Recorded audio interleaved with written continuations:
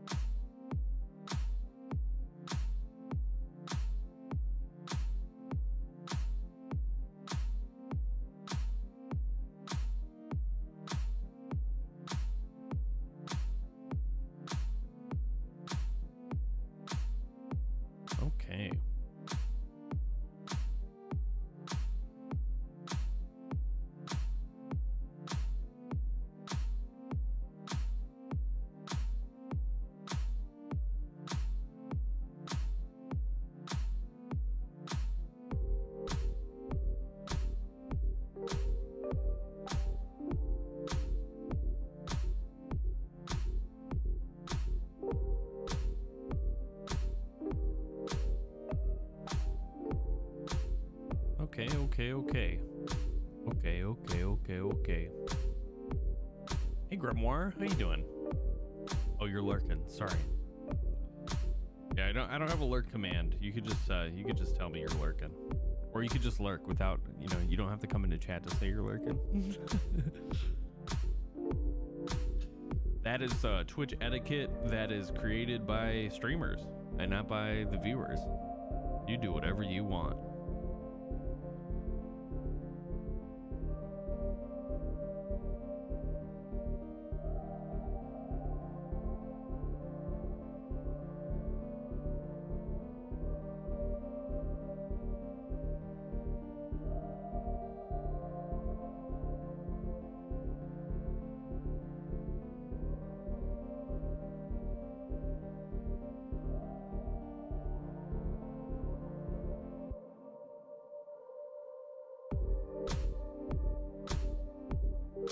What do we got going on here?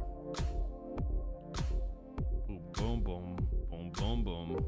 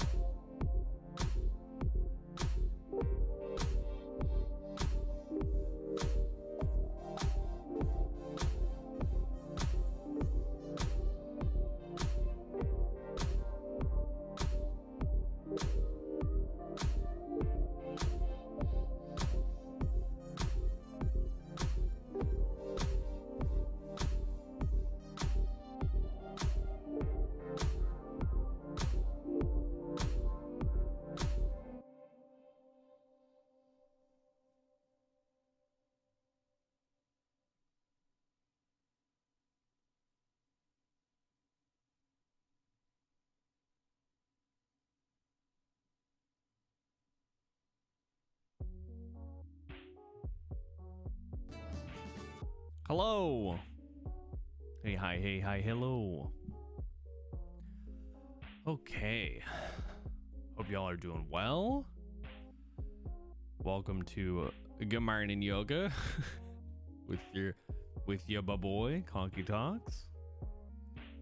How you guys doing? Hope you guys are doing well.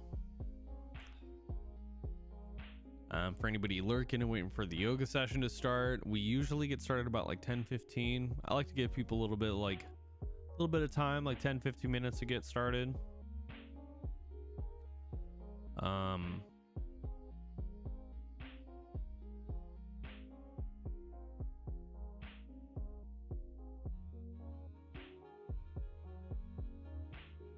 here we go.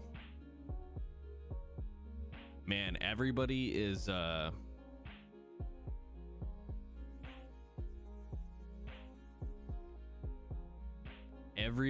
getting COVID.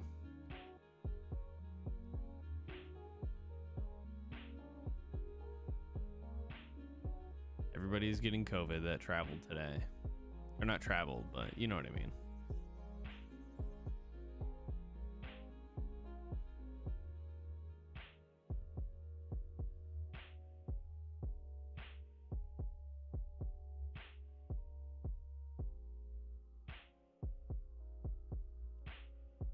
You know what's like kind of scary is like I know this is like not chill vibes, but there was everybody was like posting photos in RTX Austin, and there are people who are continuing to like travel and meet up with people and everything after they've already been possibly exposed to COVID. And that is really shitty.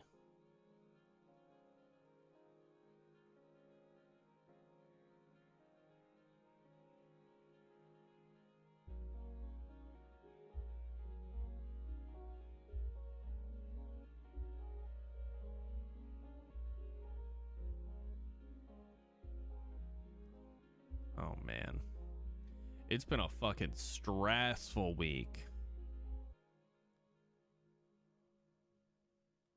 I can't wait to do yoga. I mean, I can wait to do yoga. We're going to wait to do yoga. But, man, the world is not being kind. You know what I mean?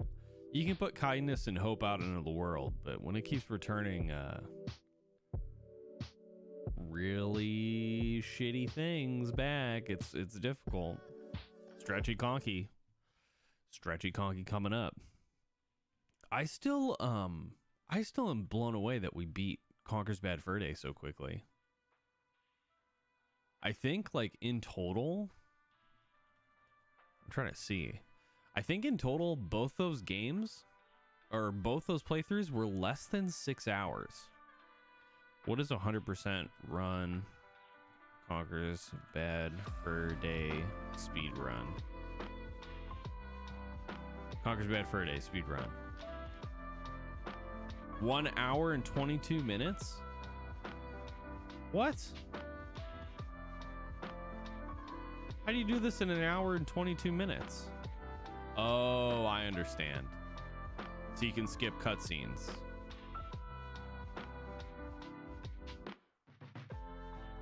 Oh, that makes sense.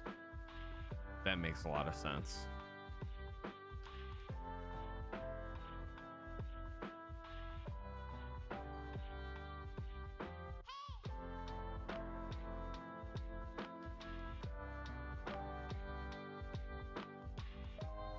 Wait, is this a valid run?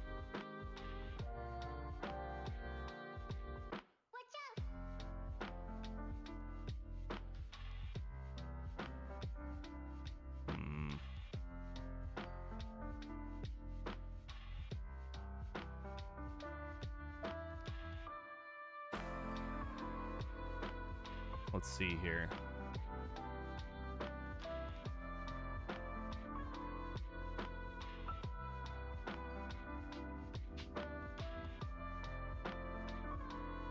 Oh man, this person's like insanely good at this game.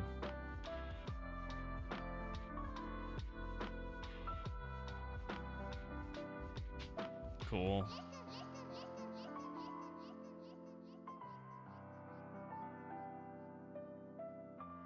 That's nuts. Okay, so they are skipping cutscenes. I really am curious how fast I can beat this game. Like, I don't know if there's any shortcuts.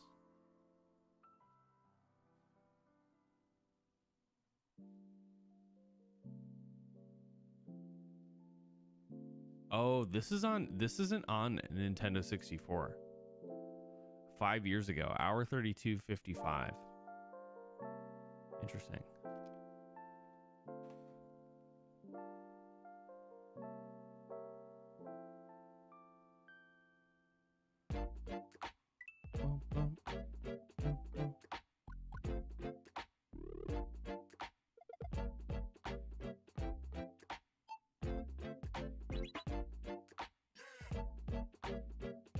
Okay, the whole time they're skipping cutscenes. Most of the game comprises of cutscenes, so I'm not surprised. Super Nintendo. Super Nintendo. Make sure you all got some water.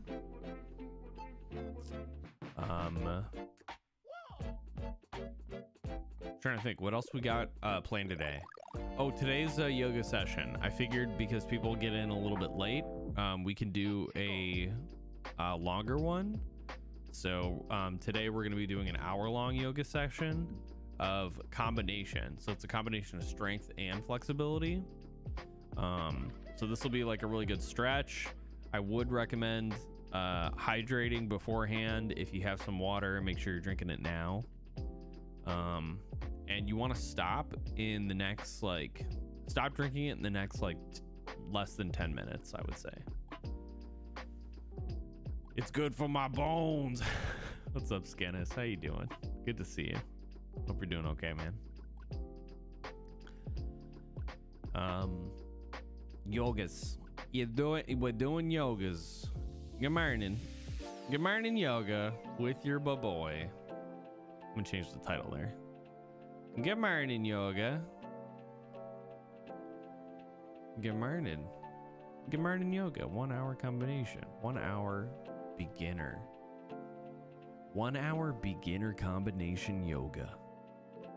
Let me soothe your mind. I am doing well. I hope you are doing well too. We're also going to continue our N64 charity marathon today. If this is your first time here, hello, my name is Steve, or Conky Talks.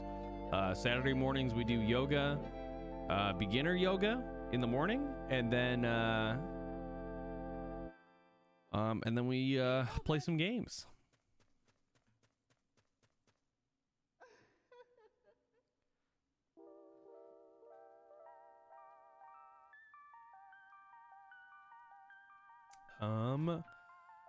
Today, since we beat Conker's Bad Fur Day, we are $64 away from our Ocarina of Time voice acting stream. All donations are going to be going to the NARAL today, Pro-Choice America Foundation, like they have been for this entire month.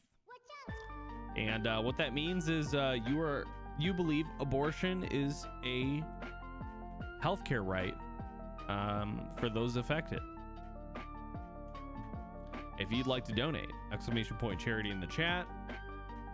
While we're doing yoga, alerts will be muted just because you can imagine doing yoga and then being like thrown into a alert frenzy. So that's where we're at. I'm doing well, Skinnis. Thanks for asking. I am doing well. We're gonna get started here shortly. Don't call me Shirley. Bee boo boo boo bee boo boo boo bee boo boo boo bee boo boo boo.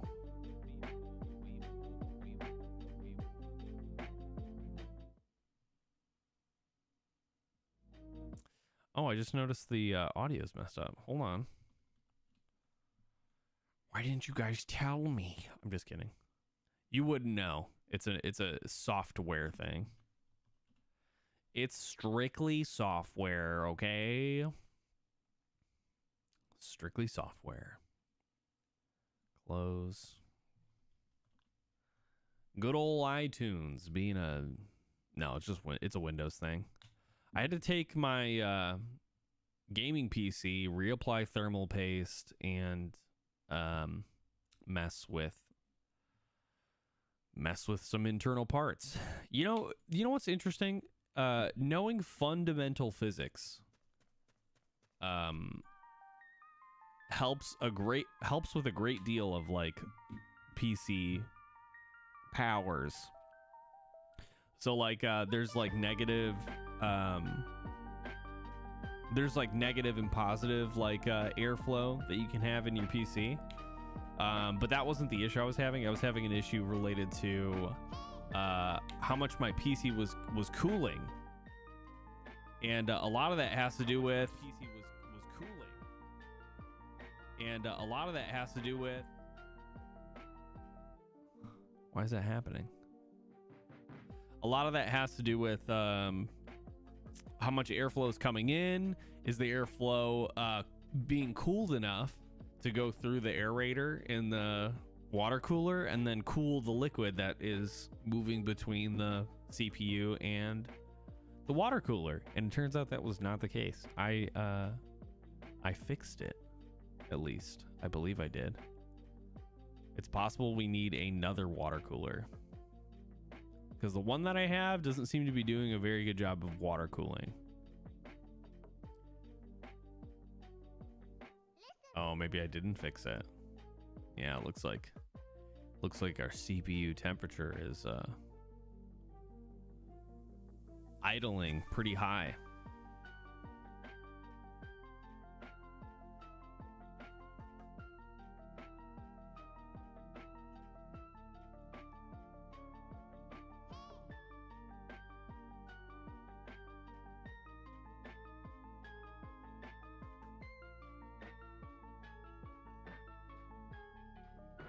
Oh no, it's not high. Idle temp, that's fine. Well, yeah, so I think my idle temp is like higher than it should be, unless it's being misread.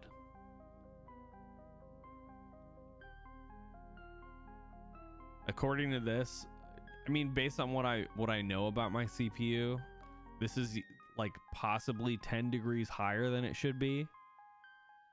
Because it should be idling at 45 and it's at like 54 right now.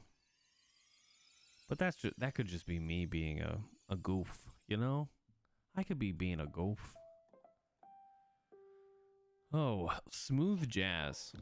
Man, this whole album is fantastic. Memory cards.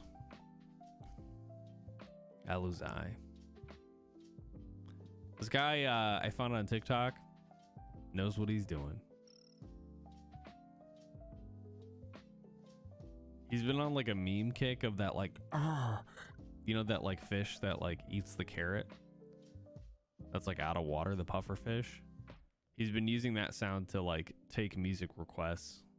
He did like the Pokemon theme song recently. It was completely ridiculous. Good morning, yoga. Ooh, the Everything Everywhere All at Once soundtrack is phenomenal, by the way. If anybody still hasn't seen that movie, this is your reminder that it is out on streaming services and you should go see it because it will make you a better person. Good morning, Jules. Good morning. How you doing today? Hope you're doing well.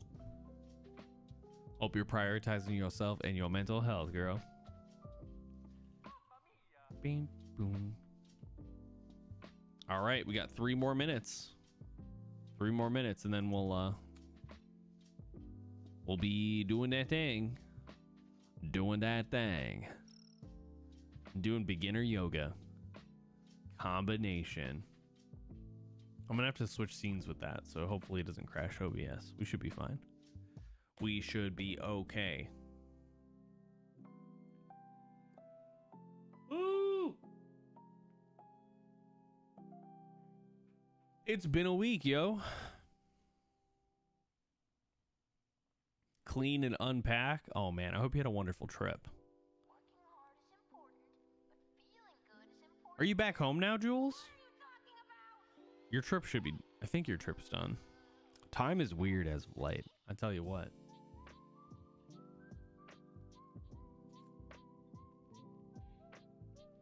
Peace and loving. Damn. Yeah, time does fly. Time does fly. I'm sorry. That sucks. That sucks.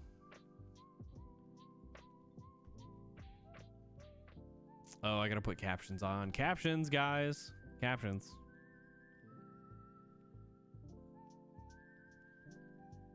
Stream closed captions. I forgot to turn that on.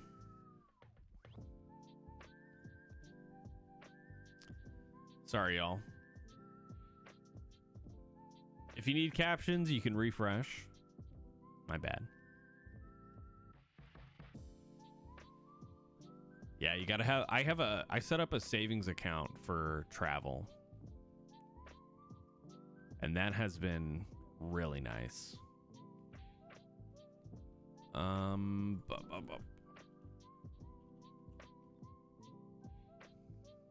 Peace and love.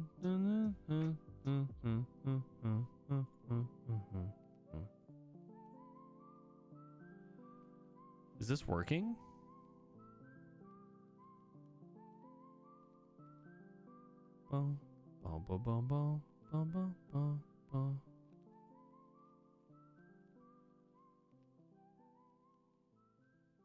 Chrome, Edge, Safari. Nice.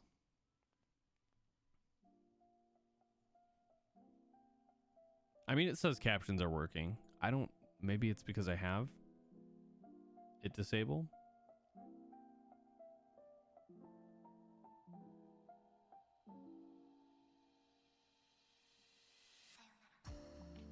Show CC text. Oh, is it possible because captions are enabled here?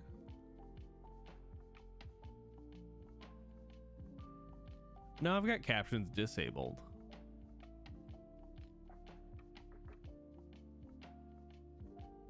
Good times. Hey Bruce, how you doing? Good to see you. I'm doing well, Jules. I am doing well. It is we're about to do some beginner yoga. Oh, one sec. Let me grab something.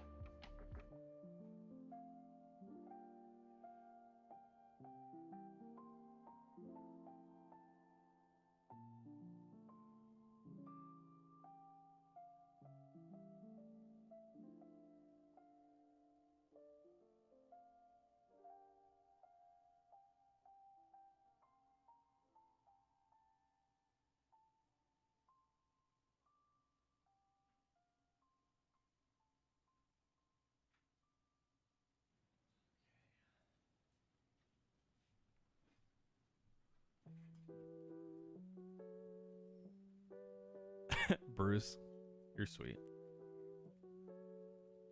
You better be grabbing my heart because you already stole it. There is? Is it a plugin that I need to download for OBS?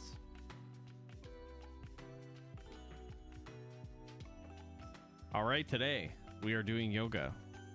Beginner yoga. Okay, I will look into that and probably forget about it because that's the kind of a boy I am. All right, today we are doing beginner yoga. Beginner yoga from Rat with a compiler. I have no idea what that means.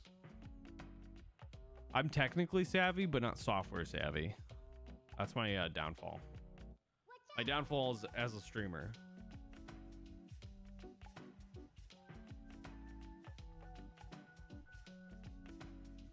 I got the link though. Thank you.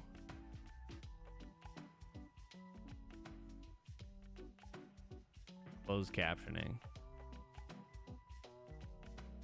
You're good. You're good. I should just have you in here as a regular, to be honest.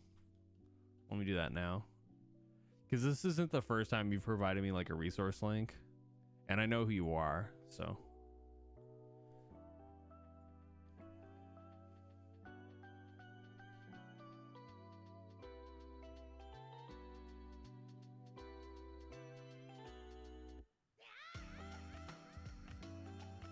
That's true.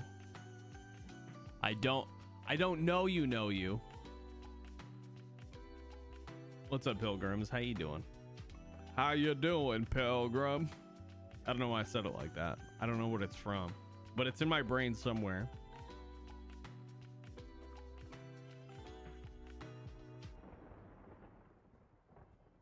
I always say that. Yeah, I guess so. Maybe it's just me. Maybe it's Maybelline. Or maybe it's because you're a little bitch. Just kidding. Oh, I didn't have any audio on that. Ready? What the fuck? Oh, my line in is gone. A Disney movie way back? Possibly. Okay, welcome to Gamarnan Yoga with your boy Conky Talks.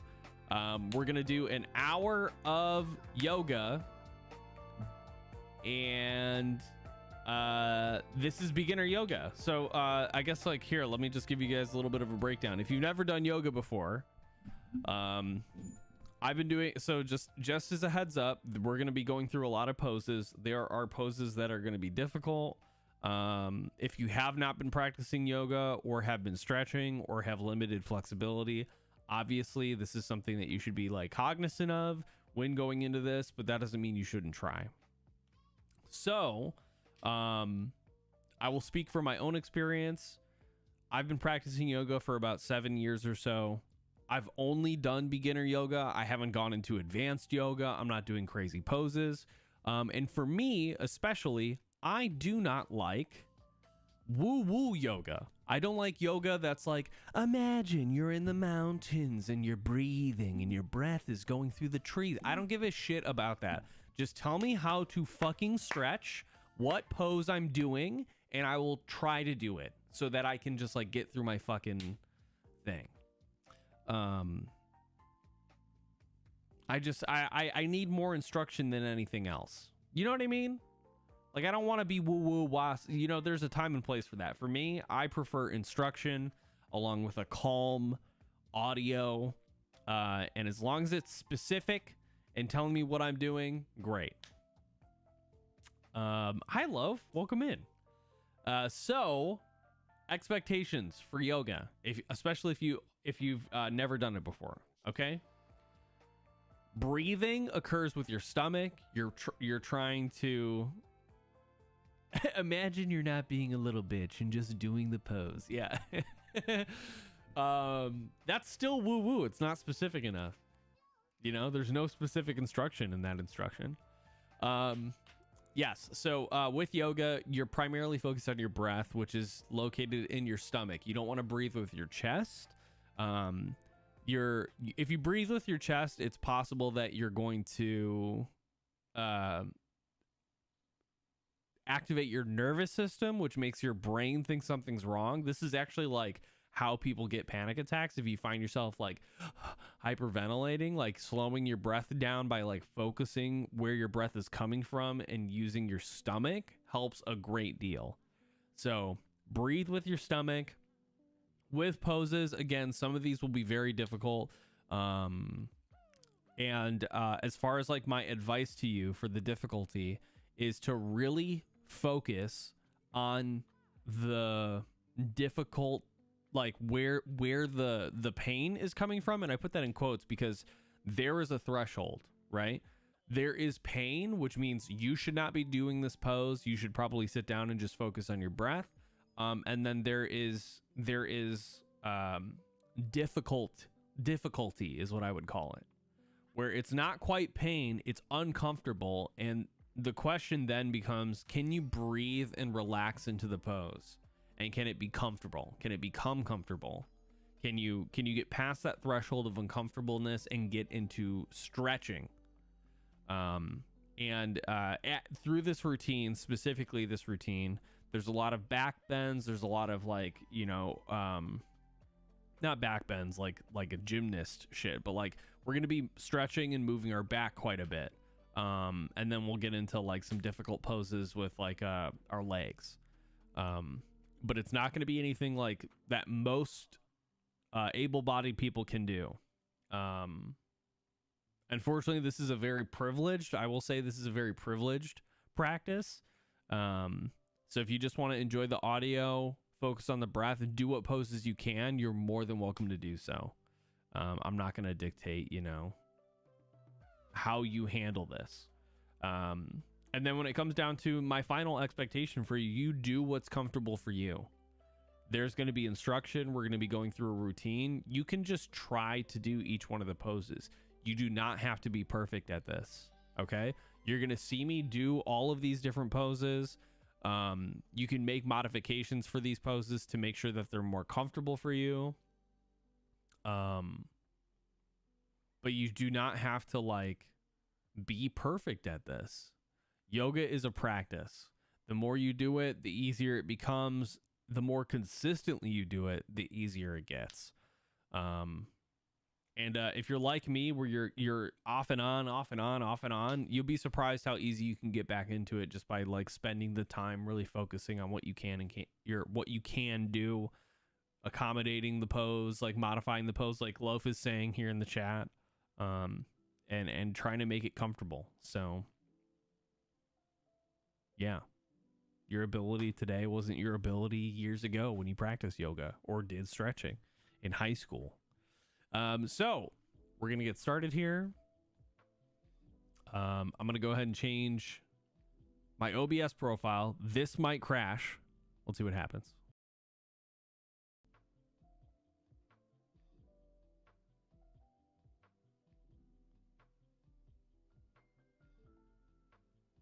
Are we back?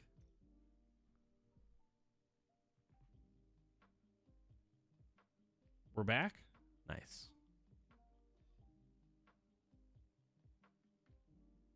Cool. It worked. It always takes like a moment. Okay. Let's bump up the lights here. Okay. Cool. This is where we're working out today. Welcome to my yoga studio, aka my fucking studio room.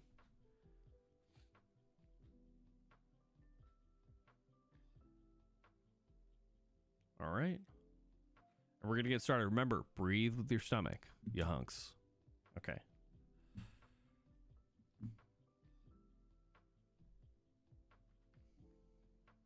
My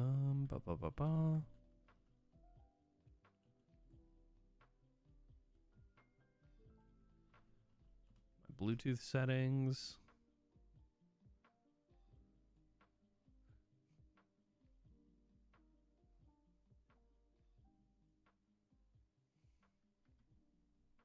Cool.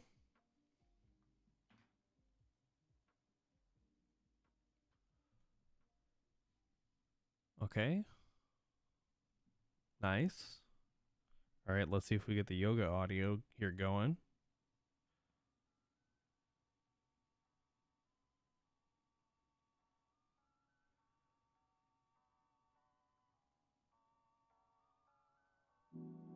Can you guys hear this? Sit in a comfortable cross-legged position.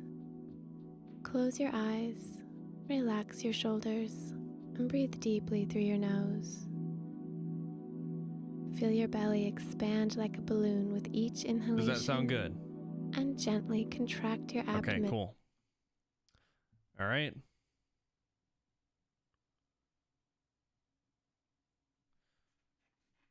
Awesome. Okay, let's take it from the top, baby.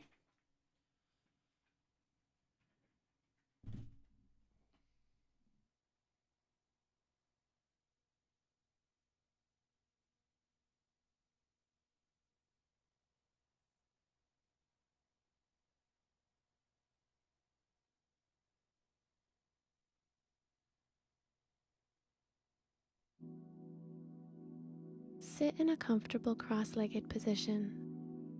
Close your eyes, relax your shoulders, and breathe deeply through your nose. Feel your belly expand like a balloon with each inhalation, and gently contract your abdomen to help empty your lungs completely as you exhale.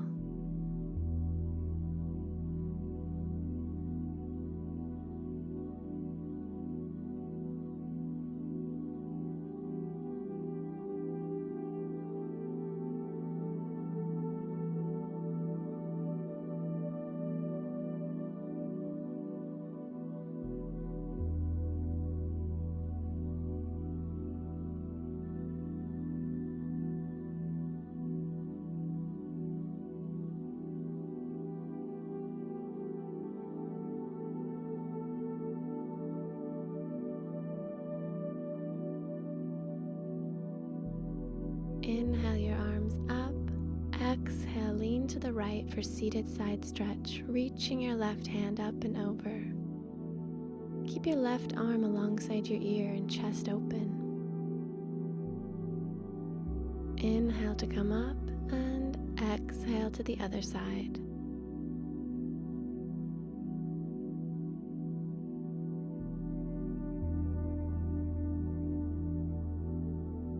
Inhale up and exhale to the right. Keep your knees and hips relaxed and both sit bones on the mat.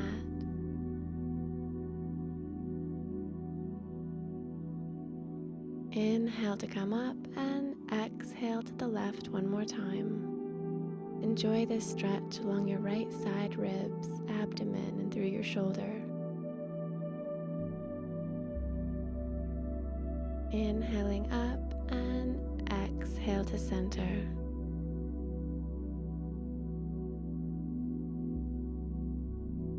Inhale, sit tall.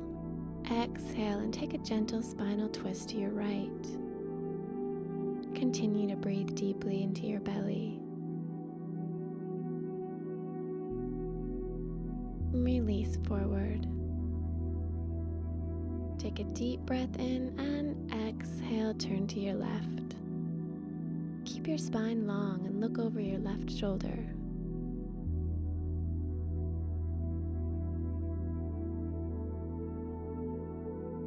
Release and turn forward.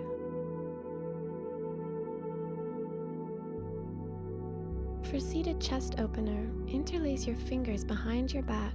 Inhale, extending your arms back, and exhale, bring both hands to the right side of your waist.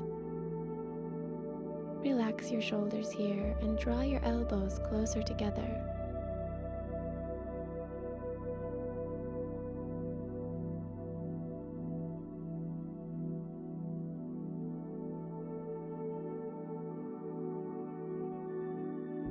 Inhale, reach your hands back, and exhale, bring them to the other side. Feel this gentle stretch throughout your chest and shoulders.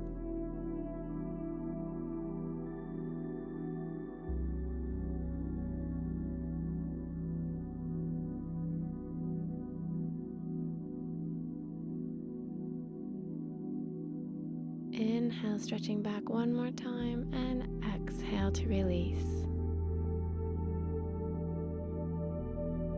Come forward onto your hands and knees into tabletop, and check that your shoulders are directly above your wrists and your hips are right above your knees. Inhale and extend your right leg back as if someone were pulling it from behind you. Keep your hips level and shoulders strong. Exhale, lower it down, and inhale your left leg up. Actively reach your left foot back.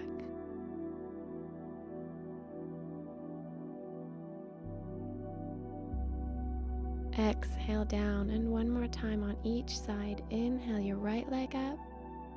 Imagine you're trying to touch the wall behind you with your right toes. Exhale it down, and inhale your left leg up one last time.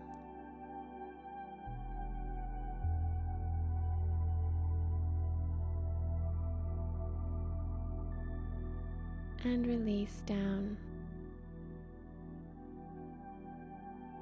Now, keeping your hips above your knees, walk your hands forward and let your chest lower down towards the mat for extended puppy. Let your chest sink low as your arms reach forward. Relax your neck and close your eyes. Rest your forehead or chin on the mat. Rest your elbows on the mat if it's more comfortable, and breathe deeply.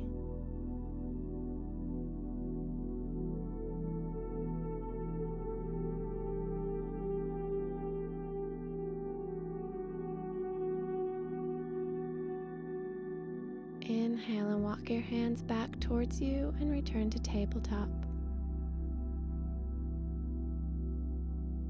For beginner side plank, step your right foot back, shift onto your left hand, inhale and extend your right arm up. Keep your shoulders broad and look up towards your top fingertips.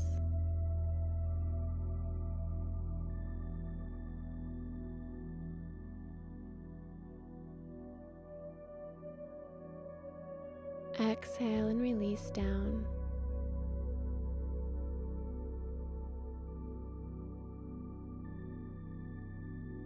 Now for the other side, step your left foot back and reach high with your left hand.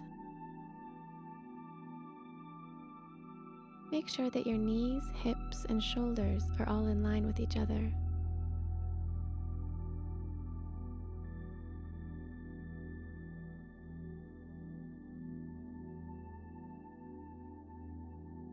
Exhale, release down. Move into threading the needle pose, sliding your left hand behind your right until your left shoulder and head are on the mat. Inhale and extend your right hand towards the ceiling. Enjoy this gentle stretch throughout your upper back, neck, and shoulders.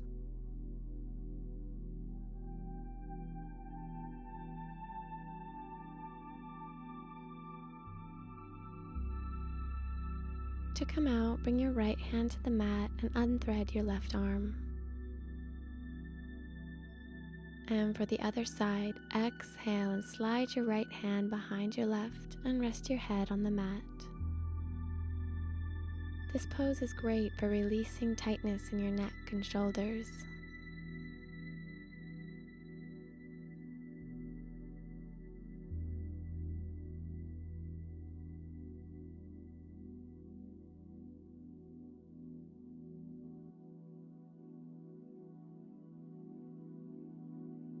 Lower your left hand down and unthread your right arm to return to tabletop. Sit back on your heels to move into a kneeling position.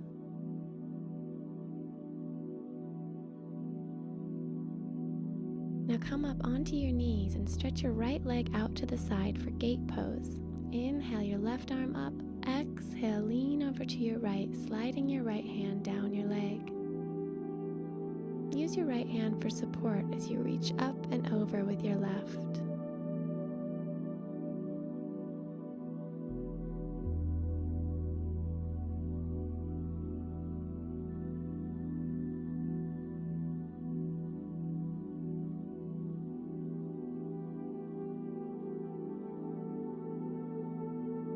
Inhale to come up and switch your legs for gate on the other side.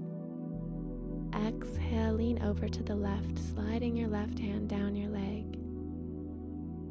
Keep your knees, hips, and shoulders in line and enjoy this stretch along your right side ribs and left inner thigh.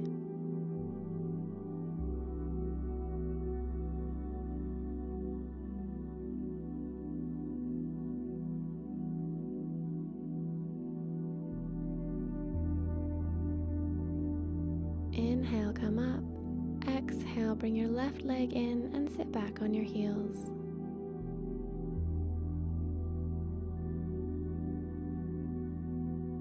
Place your hands on the mat about shoulder width apart. Tuck your toes, exhale, and press up into downward dog.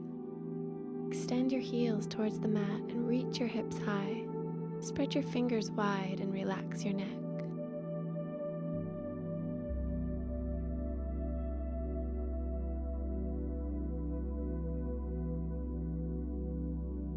Inhale, walk or step both feet forward, and exhale, draw your chest towards your thighs in standing forward bend. Bend your knees here if it's more comfortable. Now bring your left hand down or against your right shin, bend your left knee and reach towards the ceiling with your right hand. Keep your spine long and look up at your top fingertips.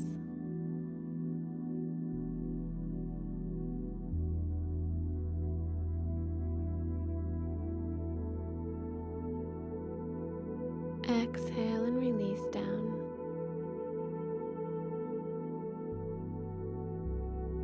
Now coming onto the other side, bring your right hand down and bending your right knee, reach all the way up with your left hand. Let your right hip sink down and feel your hamstrings opening.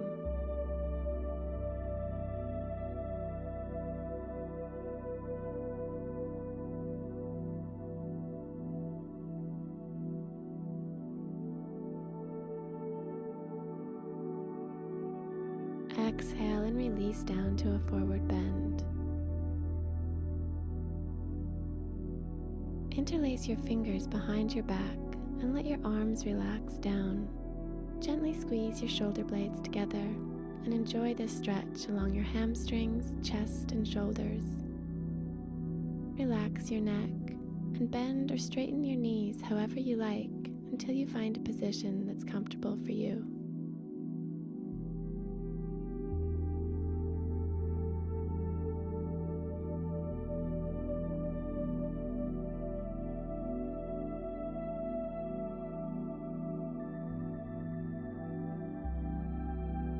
Release your hands and return to a forward bend.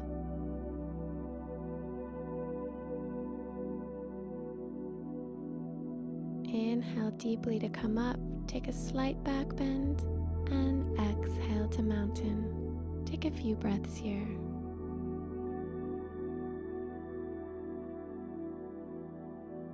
Now inhale your arms up, exhale, hinge forward to come into half forward bend. Step your right foot back into runner's lunge and inhale to come up into high lunge, reaching towards the ceiling with both hands. Make sure your left knee stays directly over the ankle and your hips facing forward.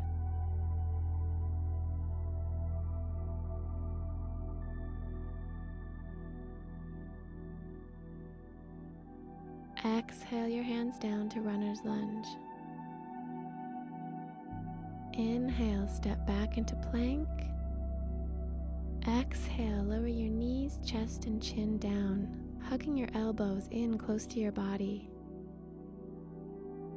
Lower down and inhale, press up into cobra. And tuck your toes, exhale, press back into downward dog. Spread your fingers wide and relax your neck here.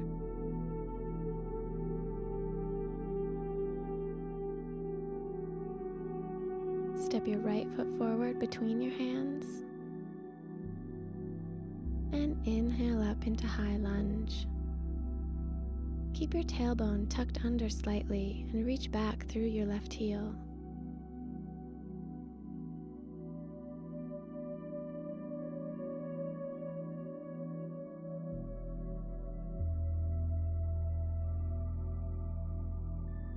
Release down to runner's lunge. Inhale, step your left foot forward and exhale into a standing forward bend.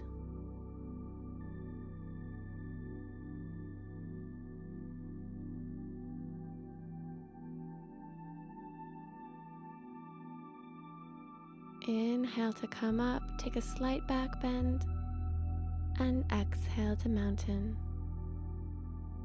Feel your weight spread evenly between both feet. Inhale your arms up, press your hips forward, and exhale, hinge forward. Use your hands to gently draw your chest towards your thighs.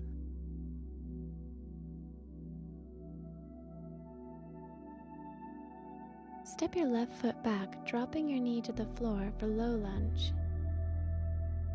Inhale to come up and reach high with both hands. Make sure your right knee stays above the ankle as your hips sink low for a deep stretch in your hips and thighs.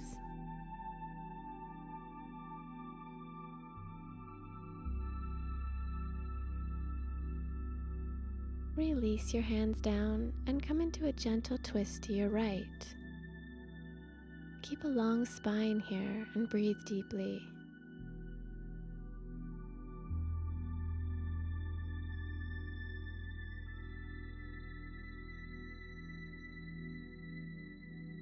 Inhale to release and turn forward. And exhale your hands down, tuck your toes, and inhale to step back into plank. Exhale to knees, chest, chin. Inhale to cobra.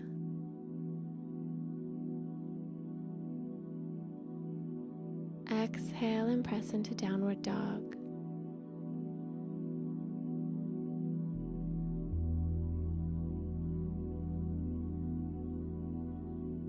Step your left foot forward, drop your right knee to the mat, and inhale up into low lunge.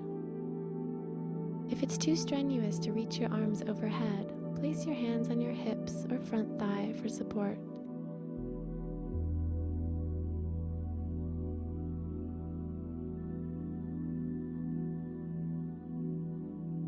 Exhale and rotate your shoulders to the left, and if comfortable, look over your left shoulder. Apply gentle pressure with your right hand against your front knee to help deepen the twist.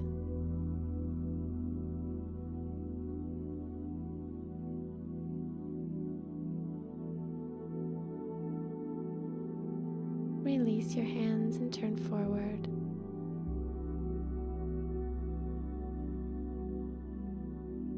Release down, stepping your right foot forward, and exhale into standing forward bend.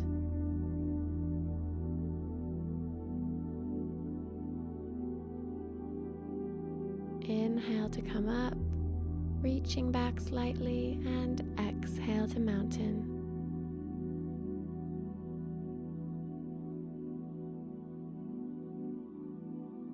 Inhale, reach up and back, and exhale, hinge forward.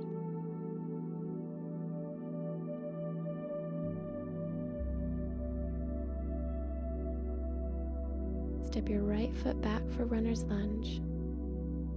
Now turn your right toes out by 90 degrees for warrior two, opening your hips to the side. Inhale to come up with both arms extended at shoulder height.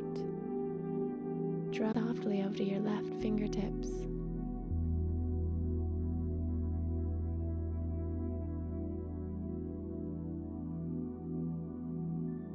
Exhale down to runner's lunge.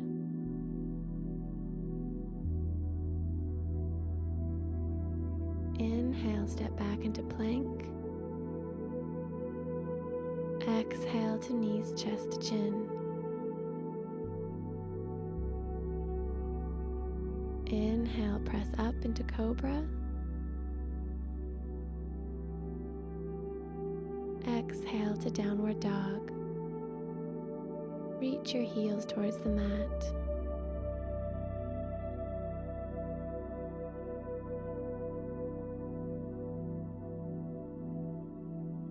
Now step your right foot forward between your hands, and turning your left foot out, inhale to come up, opening your hips and shoulders to the left. Lengthen both arms away from your torso for warrior two. Keep both legs strong and press the outside of your left foot firmly into the mat.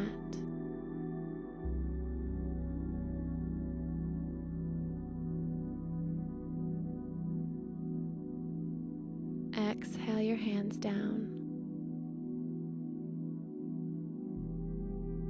Step your left foot forward to meet your right, and exhale into standing forward bend.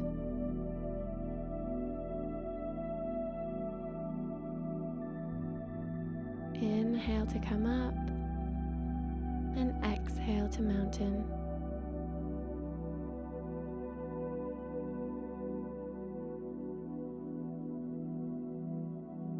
And And again, inhale through a slight back bend and exhale forward. Reach your sit bones towards the ceiling. Step your left foot back and drop the knee down for low lunge, inhaling to come up.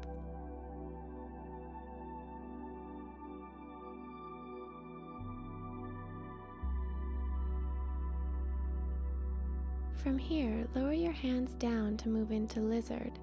Step your right foot towards the right side of your mat and let your hips relax further down. Stay here, or if comfortable, come down onto your elbows. Hug your body with your right knee and let gravity help your hips sink towards the ground in this relaxing hip opener.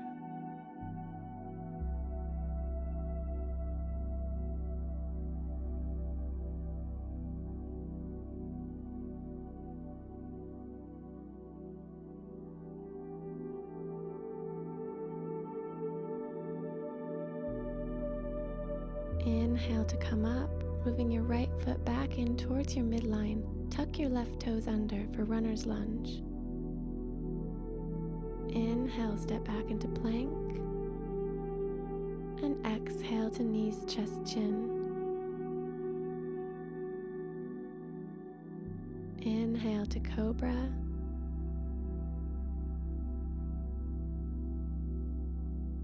And exhale to downward dog.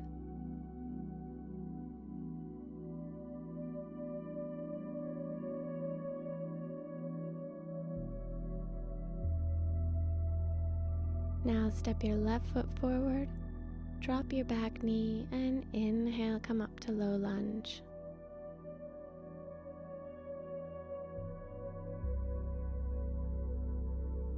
Exhale, release your hands down and move into lizard, moving your left foot towards the left side of your mat and letting your hips relax down. And again, close your eyes and relax your hips in this passive hip opener. Release any tension you feel in your hips and thighs and let your head hang heavy.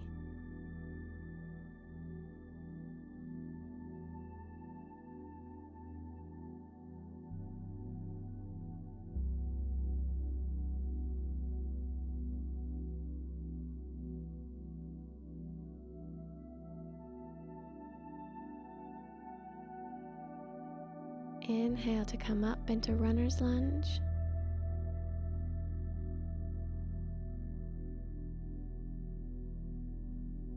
Step your right foot forward and exhale into forward bend. Remember, you can always bend your knees here if it's more comfortable. Inhale to come up and exhale to mountain.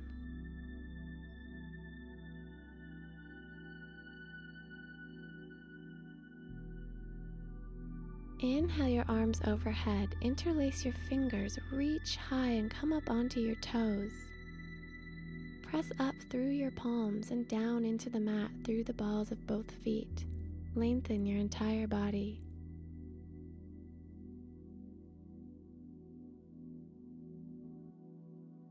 And exhale to release down.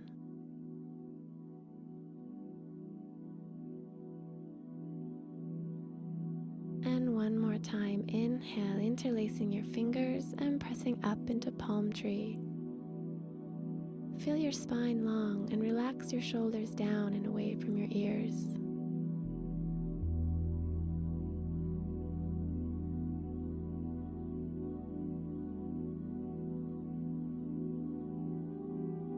Exhale to mountain. Begin to shift your weight onto your right foot for tree. Lift your left foot, turning your knee out. Place the sole of your foot against the inside of your right calf or thigh. Inhale and reach overhead. Gaze softly at a single unmoving point, and if you find it difficult to balance, keep your left foot low, with your toes touching the floor for support. And if your arms feel tired, relax them down or press your palms together at your chest.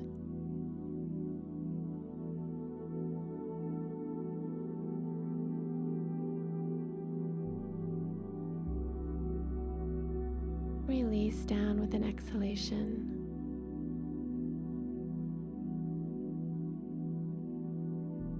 And shifting onto your left foot, lift your right foot, turning your knee out and place it in a comfortable position on your left leg, inhaling your arms up. Keep your left thigh engaged for a stable foundation. Breathe smoothly and enjoy the calming effect of tree pose.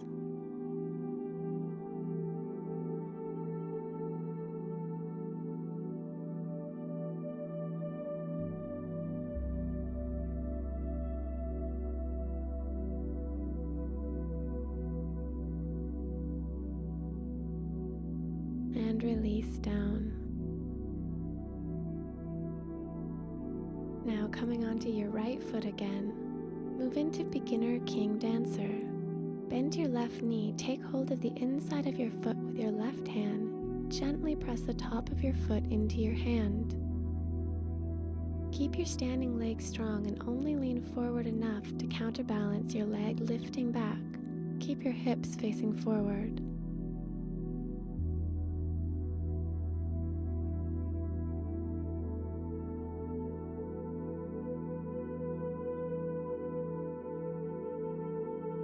Exhale and release down.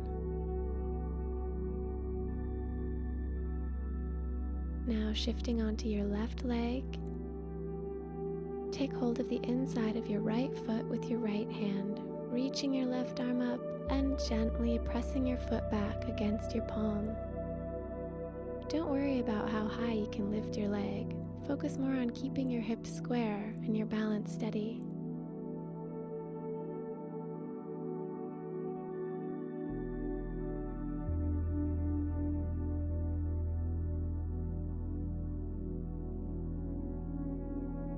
Release and return to mountain. Take a few breaths here and savor the stillness that balancing poses bring.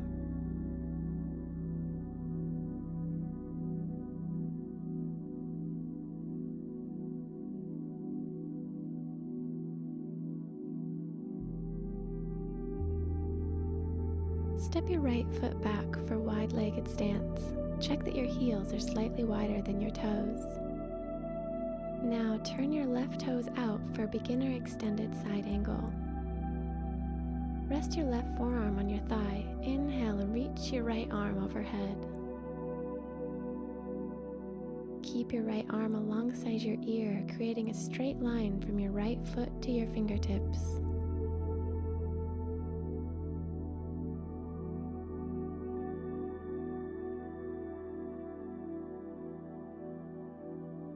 From here, straighten your left leg and move into triangle, bringing your lower hand to your left shin or down to the mat. Make sure your feet, hips, and shoulders are all in line, and if comfortable, look up at your top fingertips.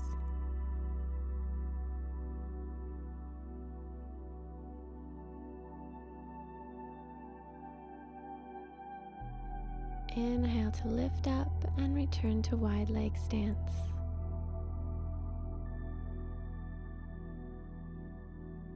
Now for the other side, turning your right toes out, move into beginner extended side angle. Press your left foot actively into the mat and keep your hips and chest open.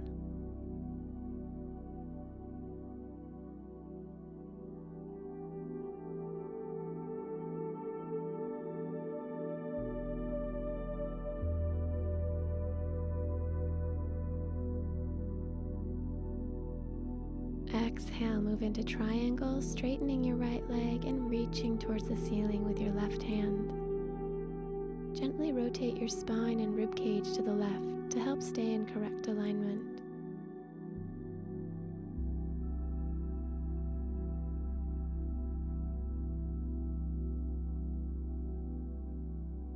Inhale, let your top arm pull you upright to standing.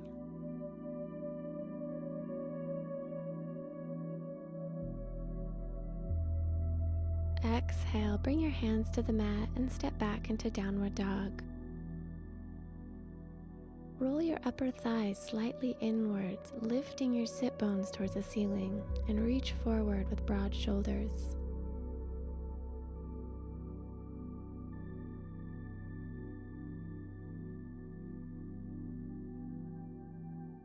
Drop your knees down and press back into child's pose. Breathe deeply here and let your shoulders melt over your knees. Relax here for as long as you like, and remember you can always rest in this pose at any time during your practice.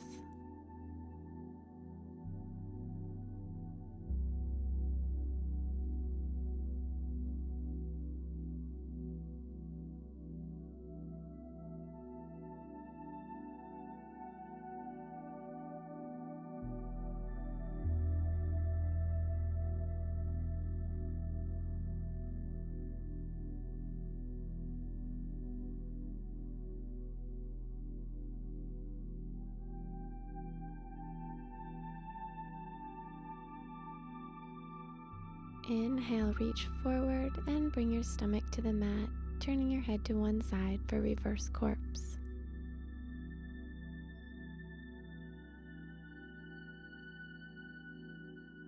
Now bring your palms to the mat just under your shoulders. Inhale, press up and lower your elbows to the mat for Sphinx. Lengthen your tailbone under and press your chest forward.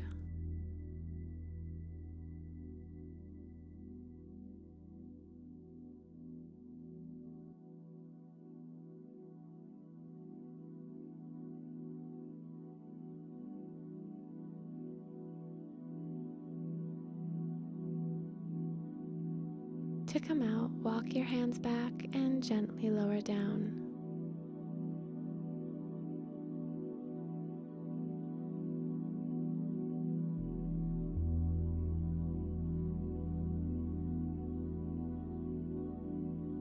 For a slightly deeper back bend, bring your palms back to the mat. Inhale, engage your upper back muscles to lift your head and chest from the floor into Cobra.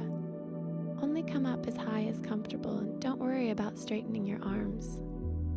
Hug your elbows in close to your body and draw your shoulder blades down your back.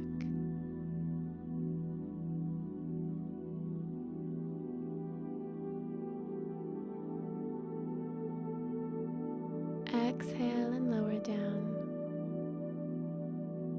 Rock your hips gently from side to side.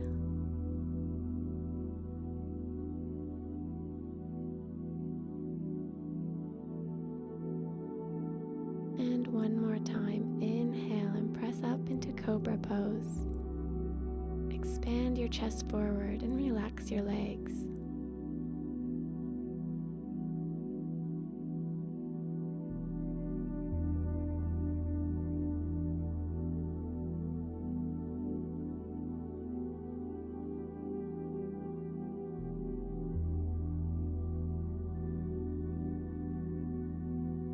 Exhale to slowly lower down.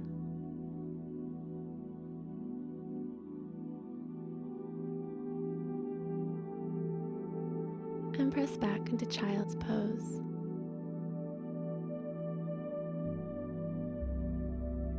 And again, close your eyes and breathe into your belly. Feel your lower back gently stretching and releasing.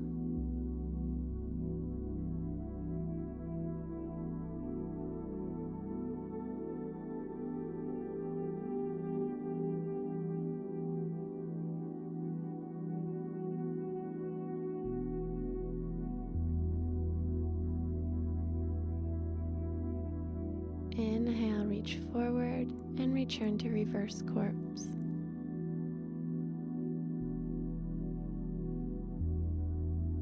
Come into beginner half locust. Work your hands underneath your body, interlacing your fingers. Inhale and raise your right leg up.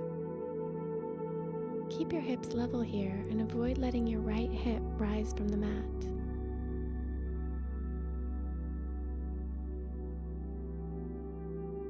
Exhale down and inhale your left leg up.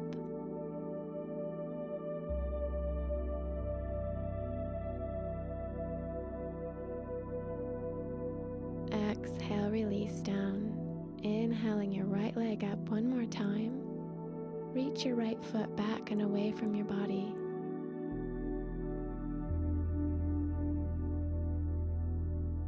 And exhale down, inhaling your left leg up.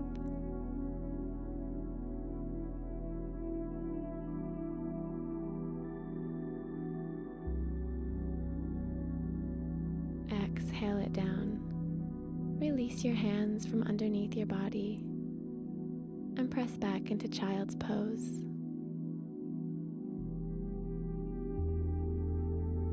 Again, closing your eyes and breathing deeply.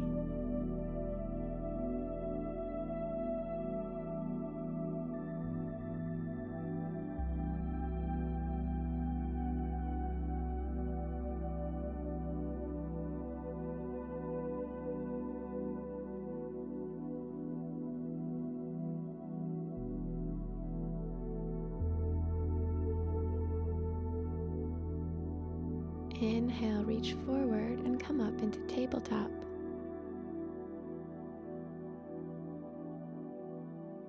Bring your left knee forward, placing it next to your left hand for one-legged king pigeon. Sit your hips down on a cushion or folded blanket if it's more comfortable. Inhale, expand your chest forward, puffed out like a pigeon, and roll your shoulders back. Exhale, slowly walk your hands forward and relax down over your left leg. Release here completely. Close your eyes and consciously soften any tightness or tension. Imagine you can breathe directly into your hips and release more with each exhalation.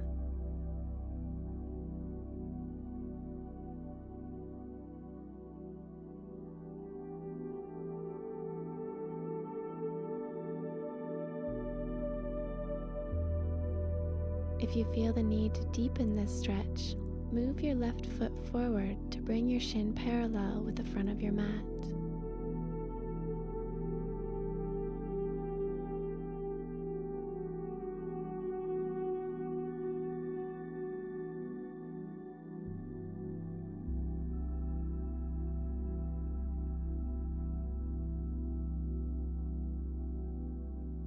To come out, slowly walk your hands back to come upright, and exhale, step back into downward dog.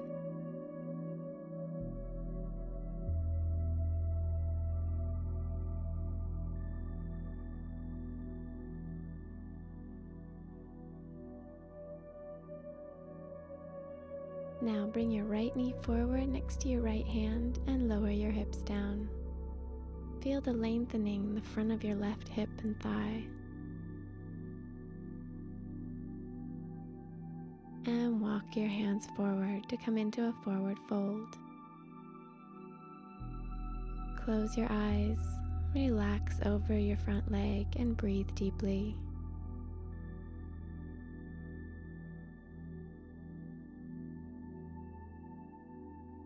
Forward bending poses are wonderful for calming and quieting the mind as your awareness naturally turns inward.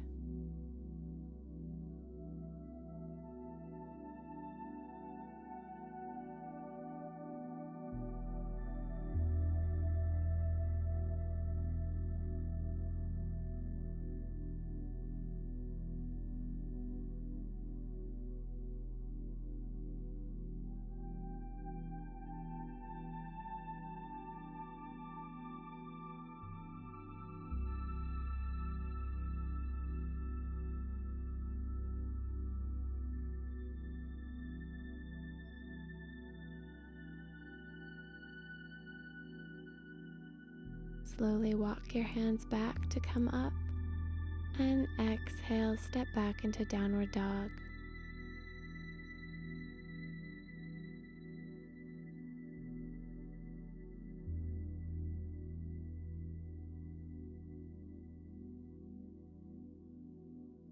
From here, lower your knees and come to sit in staff pose with both legs outstretched in front.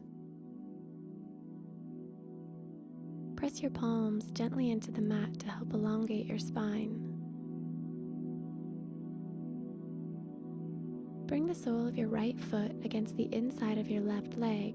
Keep your hips facing forward. Inhale your arms up and exhale, hinge forward for seated head to knee.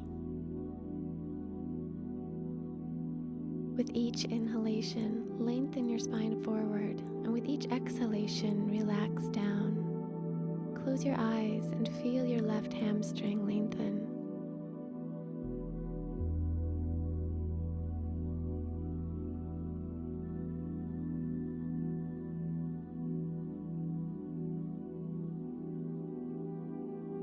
Inhale to come up, and exhale, return to staff.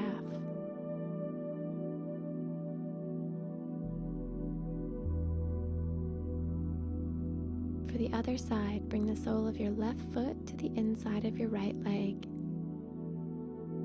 Inhale up and exhale forward.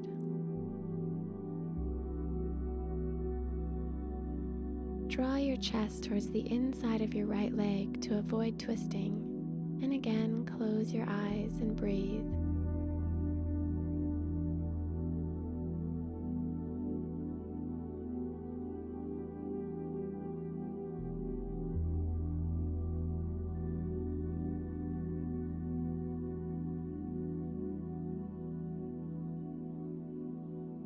Inhale to come up and exhale to staff.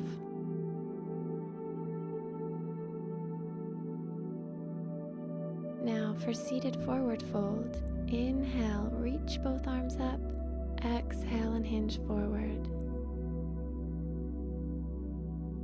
Bend your knees if it's more comfortable, and holding your shins or feet, use your arms to gently draw your chest towards your legs. Remember to only come down to a point that's comfortable for you. Don't strain or force your body to do anything painful. Find a balance between effort and relaxation.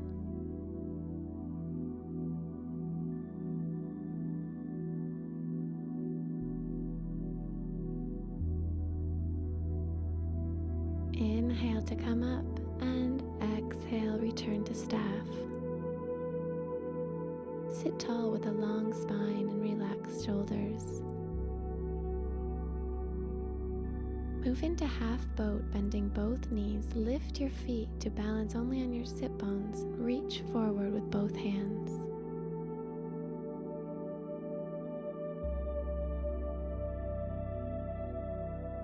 Exhale down and move straight into crab, placing your palms down behind you. Inhale, lift your hips high, keeping your thighs actively engaged.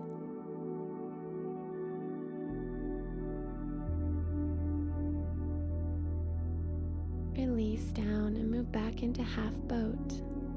Elongate your spine and relax your shoulders down and away from your ears.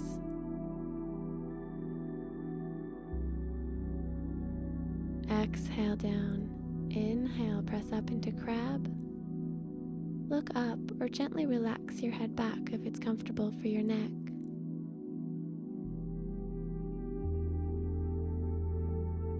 Exhale down, moving into half boat. Maintain a strong core and avoid letting your back round.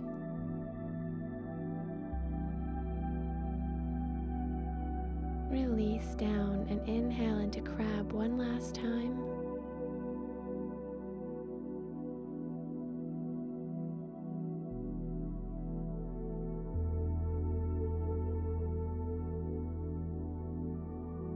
And exhale down to staff.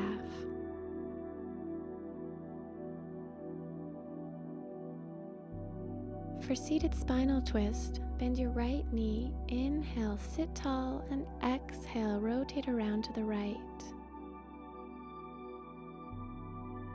With each inhalation, lengthen your spine, and with each exhalation, gently press your elbow against your top knee to deepen the twist. If this is difficult, simply hug your knee with your left arm.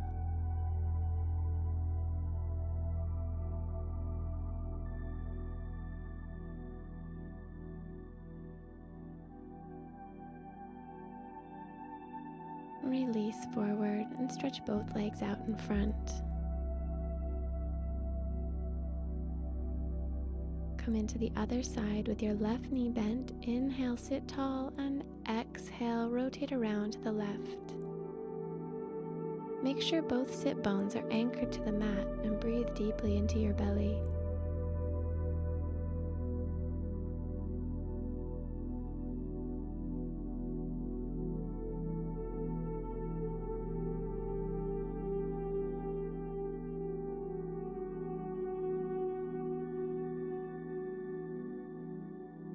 Release forward and come down to lie on your back with your knees bent and feet about hip width apart.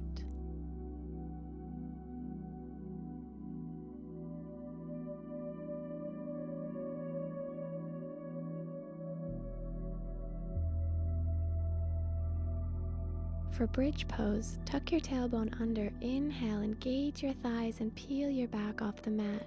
If comfortable, come up onto the top of your shoulders and interlace your fingers behind your back.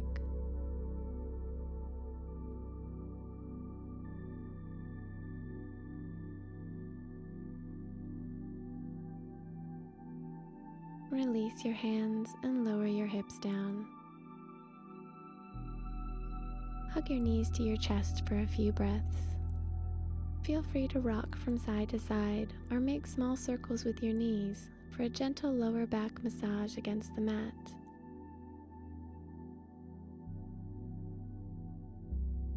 Release your feet down to the ground. And when you're ready, inhale, press up into bridge pose one more time. Press your feet firmly into the mat and make sure your knees stay about hip width apart.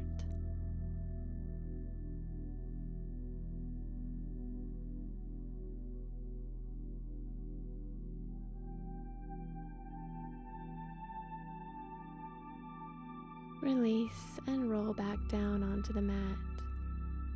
And again, hug your knees to your chest for a moment to help release any tension in your lower back.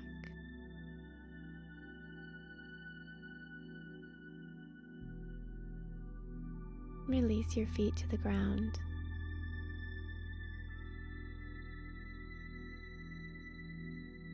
For half shoulder stand, you may want to move down your mat to stay centered.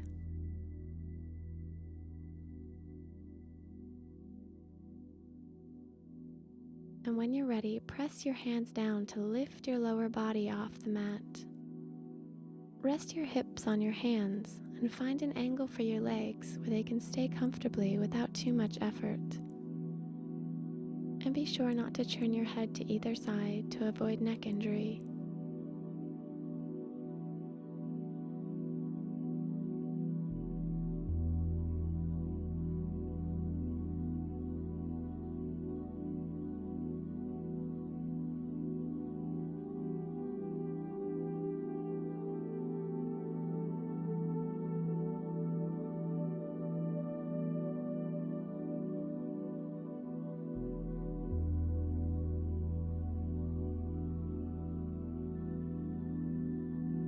To come out, relax your legs and use your core and arms to slowly roll back down and stretch both legs out into corpse, moving back on your mat if necessary.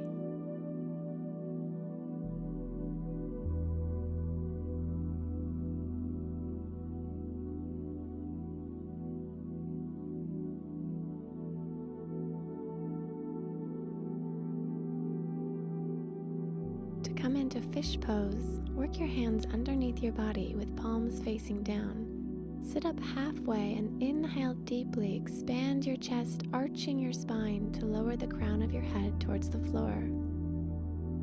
Press your elbows into the floor.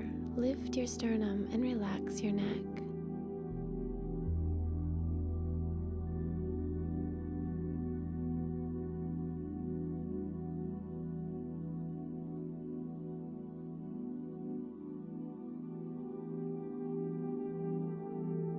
To come out, first lift your head to look at your toes, then roll back down onto the mat and release your hands.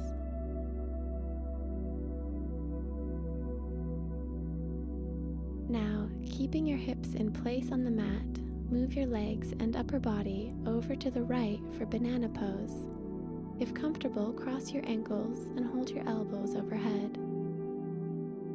Relax here and feel the stretch along the entire left side of your body.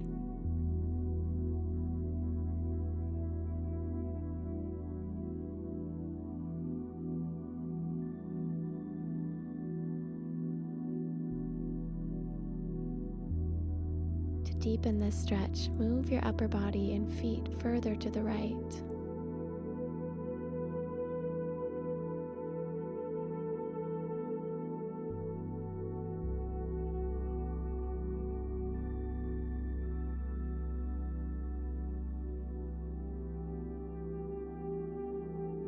Release and move back to center. And move into banana pose on the other side, keeping your hips anchored in place. Move your legs and upper body over to the left, crossing your ankles and holding your elbows overhead. Close your eyes here and enjoy this passive stretch.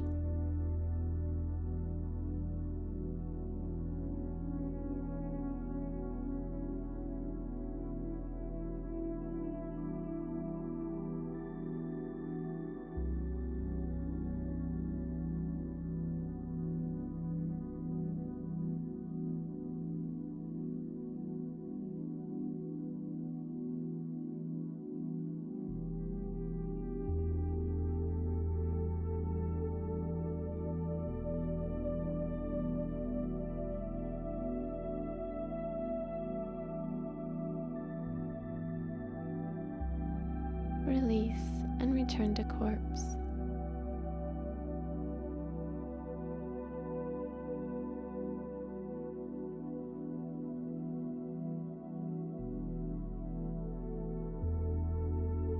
Exhale and hug both knees to your chest.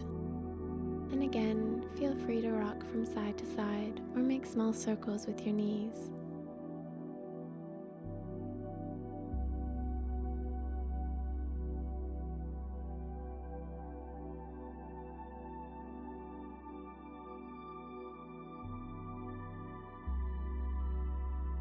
For reclined twist, extend both arms out to either side and slowly lower your knees down to the right. If comfortable, look to your left. Relax your legs completely and try to keep both shoulders in touch with the floor. Breathe deeply, close your eyes, and relax into this deep spinal twist.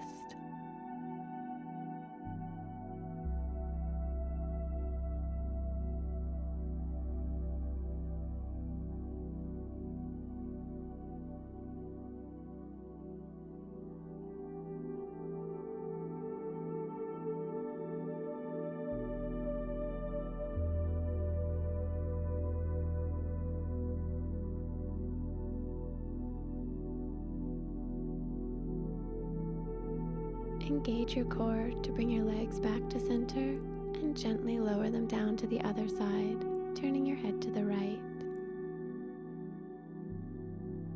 Relax your legs, stomach, shoulders, and neck. Close your eyes and breathe.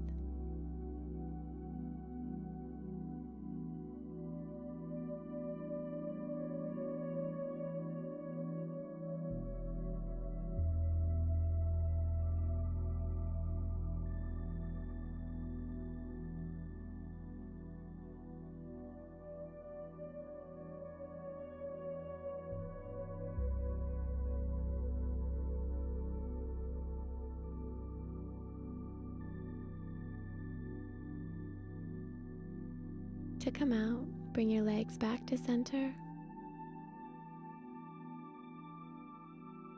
and place both feet on the mat. Now let your knees relax out to either side and hold your elbows overhead for reclined goddess. Close your eyes and consciously relax your hips, your shoulders, and anywhere else you might feel tension. Relax your arms down by your sides if it's more comfortable for your shoulders, and breathe deeply.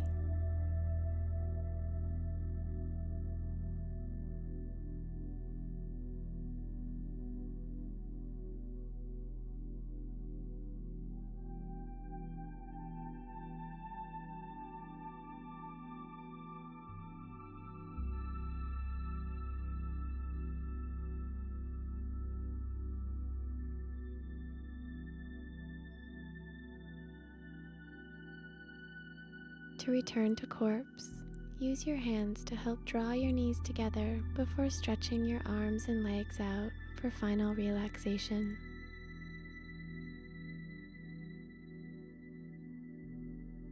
Let your legs relax open and your arms lie several inches away from the sides of your body with palms facing up. Breathe at a natural pace and allow any tension to soften and melt away as you gradually relax more with each breath.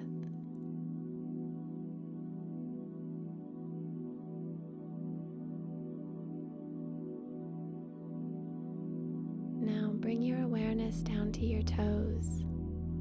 Begin to consciously relax each part of your body, beginning with your toes. Soften the soles of your feet and your ankles. Relax your calves and your knees. Let your thighs soften and your hips to completely release any tension they may hold. Feel your legs now completely relaxed and heavy. Let this feeling of relaxation move up into your belly and chest. Feel them rising and falling with each breath. And feel it move up all the way through your spine. Bring your awareness into your shoulders. Let them relax completely into the floor as you soften your upper arms, your elbows, your forearms and hands, all the way through to your fingertips. Feel your shoulders sinking down into the mat. Relax your neck and jaw and all the little muscles around your eyes. Relax your forehead and temples and feel your head, your arms, and your legs heavy like stones sinking into the ground. Take a moment here and enjoy this feeling of complete physical, emotional, and mental relaxation.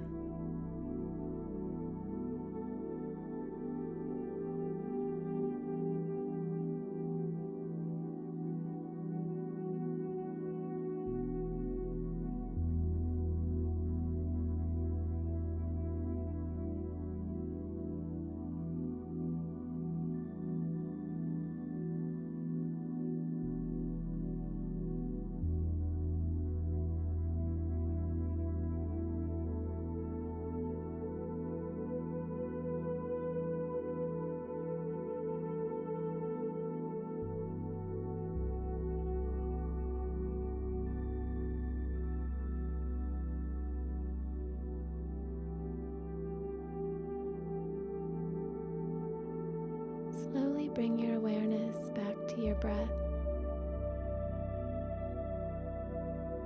Gently wiggle your fingers and toes and give your whole body a good stretch, just like you're waking up in the morning.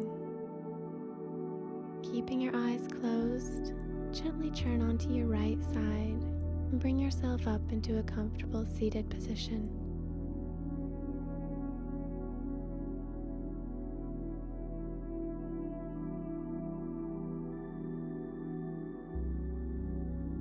When you're ready, open your eyes and bring this lovely after yoga feeling into the rest of your day.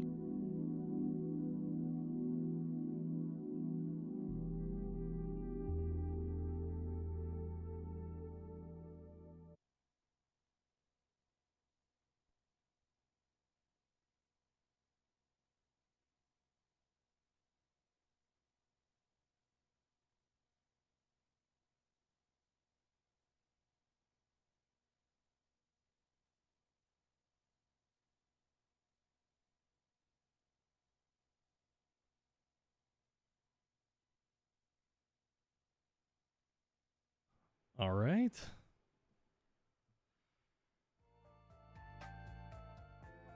How's everybody feeling? I feel great. Oh man, that was a full hour. Congratulations. Everybody who stuck through that, I'm proud of you. You did your best. My body is jelly, it's good. Yes. What's up, Clump Panda? How you doing, Kyle? We were just doing yoga.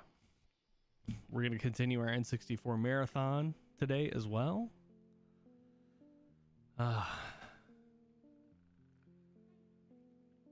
Yeah, Grimoire. That's what I really like about these yoga lessons is the vocalized steps and how to do everything. It's not like feel the light and spirit. Enter your musculature. It's like no. Tell me what to fucking do. Jules, how do you feel? You feel good?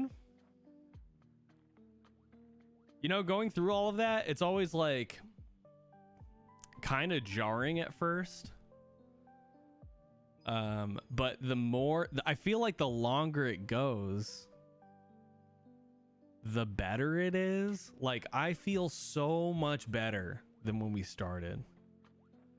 Like I like the progression of like stretching and then getting into strength and then slowly but surely getting into relaxation. Like I love all those motions, man.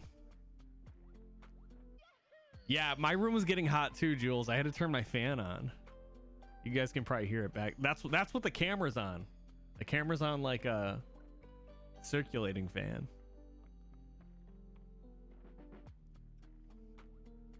Oh man.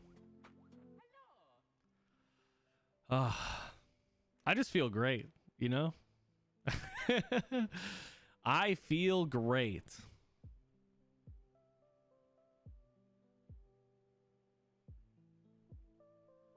I feel fantastic. Yeah, make sure you guys grab water. Yeah, one of the big things about this is like after all that stretching and strengthening, there's like a lot of knots and like muscle release that happens, and you need to replenish your body with water.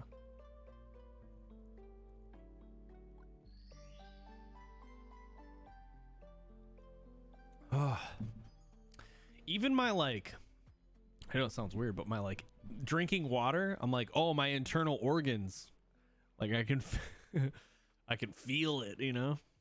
The body awareness is so great. I think like one of the hardest parts about like being in the pandemic and with all the shit going on in the world, it's hard to get swept. Like it's so easy to get swept up in the momentum of like all the bullshit happening. That you forget you can't control a whole lot of that, right? So what you end up doing is you intake a lot of that stress and you just kind of keep it in your body. And whenever I do yoga, specifically yoga, all the attention for the external shit goes away, and I'm like, oh man, I really was carrying all this with me. Right now, nothing else exists but my body, this stretching, this difficulty in the poses. It's really nice.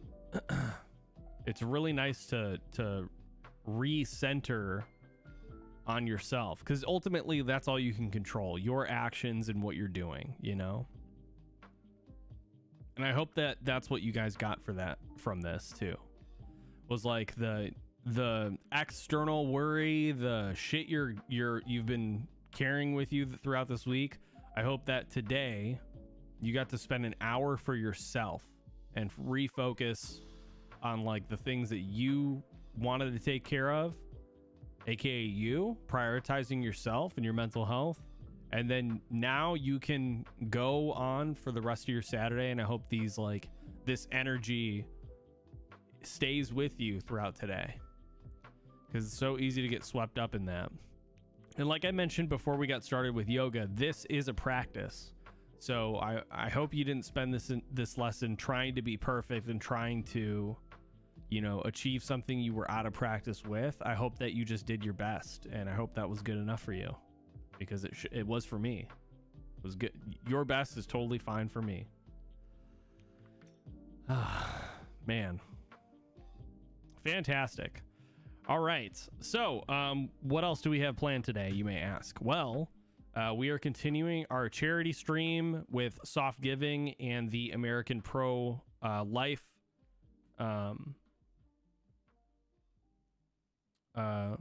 organization, NARAL. And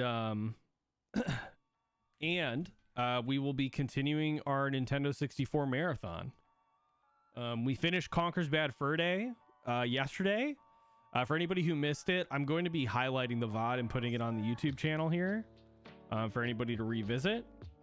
And then as far as today goes, we're going to be playing some... You know what?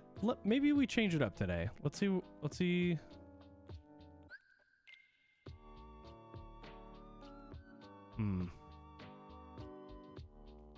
No. Yeah, let's play some Star Fox 64. What do you guys think?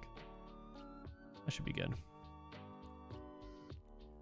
Your hamstrings? Oh my goodness. Yeah, tell me about it. Your hamstrings, like what's interesting, like something that I never, so for me, for everybody who may be joining us too, I keep saying that, but like for me, I really enjoy fundamentals, like the fundamentals of like life, how everything works. Like it helps me understand all the other variables. So like your musculature is all tied together. It's like interwoven together. It's not separate systems. I think there's like some of that. There's some of that that's the case, but your hamstrings are tied to your lower back. Your lower back is tied to your shoulders. Like there's all this like winding that's happening. And so what ends up happening is it affects your posture. It affects like how you walk. It affects how you carry yourself. You sit. There's so many, it's so tied together. It's like fascinating. And so what yoga does is essentially like puts you into these poses so that your muscles can like unwind and reset to their natural position, so you can be more flexible and be more like mobile in that regard. I don't know. I think you'll find yourself walking around a little bit more confident today because of this shit and more cognizant of like your body. I love that. I love that. That was part of the reasons why I wanted to bring this back, because like not only is it good for me because, you know, it's a healthy thing, but it's also like a sleep thing for me too. One of the goals that I wanted to do was get back into like healthy sleeping habits and being like, you know, in a good mindset. And part of that was getting sober.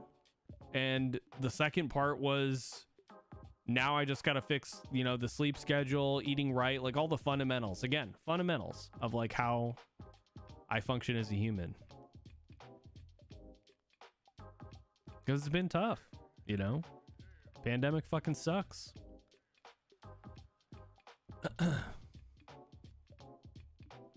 11:38. I'm so proud of you guys for doing the full hour. For anybody who just like even tried and did participation, like, and just did poses here and there, like, I'm still proud of you guys. It's not, I don't mean to exclude you.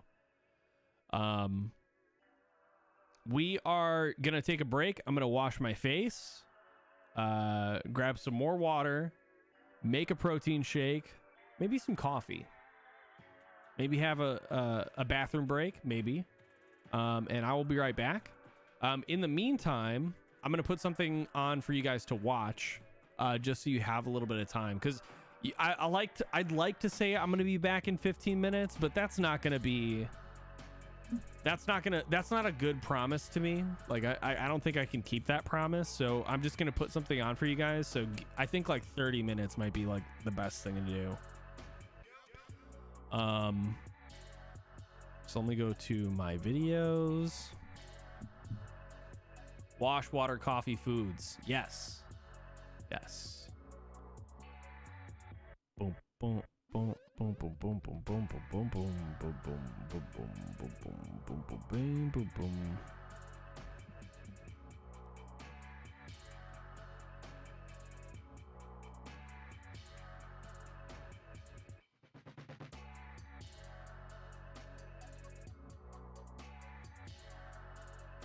Let's see what we got.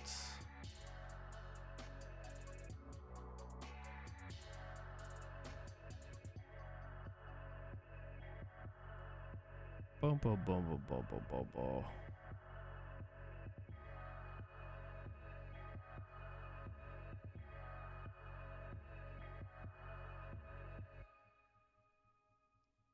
Dun, dun, dun, dun, dun, dun, dun, dun, dun, dun, dun.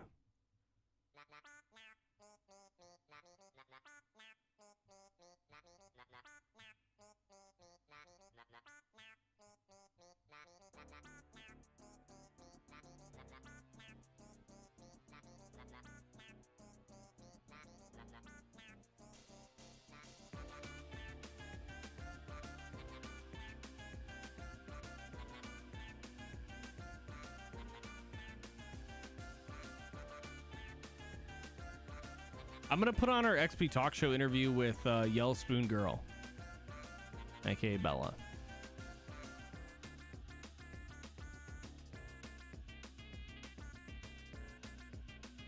All right.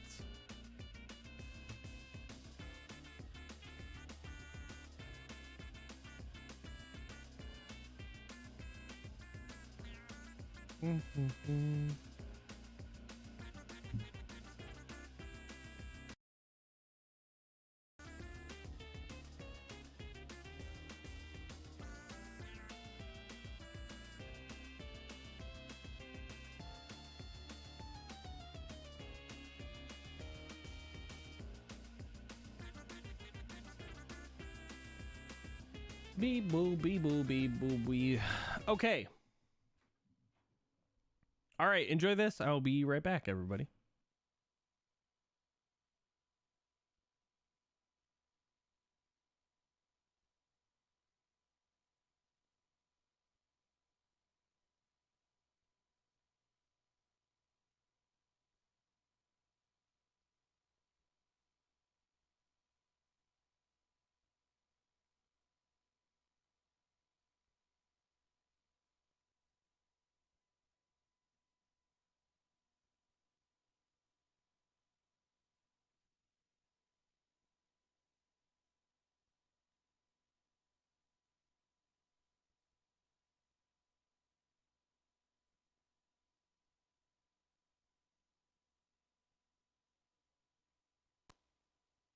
Your hands together. Give a little claps in chat for Bella. Welcome in. Welcome in, everybody. Hello, my name is Steve, or Conky Talks. We are today joined by a very awesome content creator. Her name is Bella, otherwise known as Yellow Spoon Girl. We're going to be talking quite a bit about content creation, a plethora of other things. So please give it your hands together. Give a little claps in chat for Bella. Welcome in. Hello. It is I. Hello. So thank you first of all for doing this with me. I'm always like hesitant to reach out to people that I'd like to have on the show and have a conversation with. So thank you for spending the time first of all with the pre-show conversation and also like willing to do this live. I know what it's like to be in territory that's like uncomfortable, especially like when you go from your own stream to like somebody else's, and now the controls, like you don't have any of them, so that's weird. But I'm sure a lot of people in here know you, but would you mind doing like a little brief introduction with like who you are and what you do? Yeah, my name is Bella. I am a streamer. I stream on the same website, and I like to just talk for a very long time. A lot of people describe my stream as like a stream of consciousness, which I'd say is pretty accurate. I just kind of exist amongst everybody and try to make it fun. Awesome. Yeah, I would definitely describe it as that as well. And I guess like that leads us into like the first part of the conversation, because like this is a practice thing. Like how long have you been streaming and doing your thing? Like 3.5 years, I think. So it's been a while. I'm getting up there. So I feel pretty experienced. Like an aged content creator, like getting up there. Yeah, getting up there, you know. So I guess like the stream of consciousness thing, I've always been curious, like how did you like identify that as like the thing that you like to do, and how did you embrace it so easily. I feel like, I don't know, that seems like a barrier for a lot of people, is just like the whole talking and going on tangents and sort of like not entertaining themselves, but like you're able to really just, I don't know, somebody says something in chat and you can kind of go off for like 3-4 minutes on that, and then you end up on an entirely different topic that's super interesting, based on like your own experience. Like, how did you do that? Was it just like practice, or like how would you describe it, I guess? Very good questions. I feel like I never knew what the fuck I was doing. You know, I was on Twitch by mistake. I just wanted to talk to strangers online, and I already have this like voice. You know, some people, they see words when they talk and some people don't, you know, like, does your mind imagine the words? I'm just words constantly. And I used to just play video games. Like, for the first year of streaming, I just played video games, and I realized that people weren't there for the games, you know, they were there for me. And I remember hearing about mobile streaming, and I was like, oh, I want to try that out. So I just bought a stream phone that could stream. And I was like, well, I have nowhere to go. Let me just sit in my room. And so I just got comfortable and just started talking. Everybody thought I was insane, but I realized, and my mind works very strange. Like, the way that I get by things is very not traditional. Like, in my mind, the idea of humans inside of a box, like when I stream like this, I'm imagining that all my viewers are in my phone, and it makes it so much less pressure. And so I'm like there's a different energy with Nostril streams. Like, people don't realize, some people do, but there's a different energy. But like, I feel safer, you know, because it's like you're all in my phone. When I'm streaming at a computer, it's like all these lights, the monitors, everything. It's like, you know, it's like so much. It's more like a performance, I feel like. Whereas Nostril, it's like, I'm taking you guys backstage, you know, here's my kitchen, here's my bed, like, this is where I sit, whatever. And I don't know, I just rolled with it. And I do a lot of weird, like, imagination things to make myself feel comfortable. And I try to find weird parts of my mind, because I think a thing is, people lose that when you're a kid, you know, you want to play pretend. Your dad takes home a really huge ass box and you live in it as a clubhouse for like a week or two till it gets gross, you know? I never want to lose that, you know? So sometimes I start streams and I make a weird rule for myself. Like something a lot of my viewers know is, when I stream at my desk, I pretend that I am in an igloo that has technology in it, and that I'm communicating with aliens that just learned English. So like, I imagine my viewers are the aliens, and they're talking to me, and I'm like, how would I talk to aliens? And I just give myself very bizarre scenarios before I stream, and so nothing can bother me. And even when like I get trolls or people that are really mean to me, I just think, oh, that's just a really weird alien. He's having a rough day. I don't know. I'm not sure what's going on there, and I just roll with it. No, that makes sense. I think everybody has that in their brain. They just don't access it because they're afraid to, or something, you know? I don't give a fuck about anything or how crazy I sound or whatever. You know, bizarre people are usually pretty interesting, but I have these weird things I do. No, it's not necessarily weird. Like, I think that's what you're talking about is essentially like a practice thing. Because when you're younger, right, you're easily like tapping in to these like neural pathways of behaving and you know, really looking at things in an interesting way. And as you grow up, you are judged or like, you know, told not to do certain things because it's weird. But like, really what it ends up doing is, well, I guess like the way I explain it is like a river, right? So the river starts like flowing in the normal direction, and you have it's not like you can't access that weird shit. That's how I saw the gorilla, right?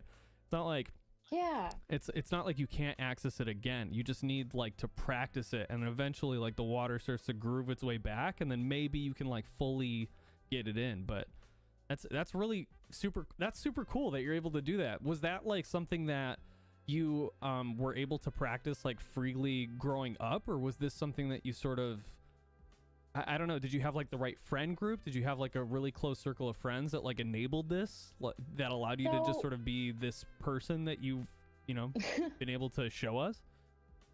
What's crazy is I never fit in anywhere. I was very relentlessly bullied. I was very dorky. I was into Yu-Gi-Oh. I was into math. I was just weird. I was obsessed with numbers. I was obsessed with memorizing pi. You know, I did all these weird things. And I just remember people not liking me unless I said, like, I remember there was like the popular girls that were like hot and pretty or whatever. Sure, and I was a yeah. dweeb. And I was like, how do I fit in with this group of people? Because I want people to like me. You know, everybody wants to be liked.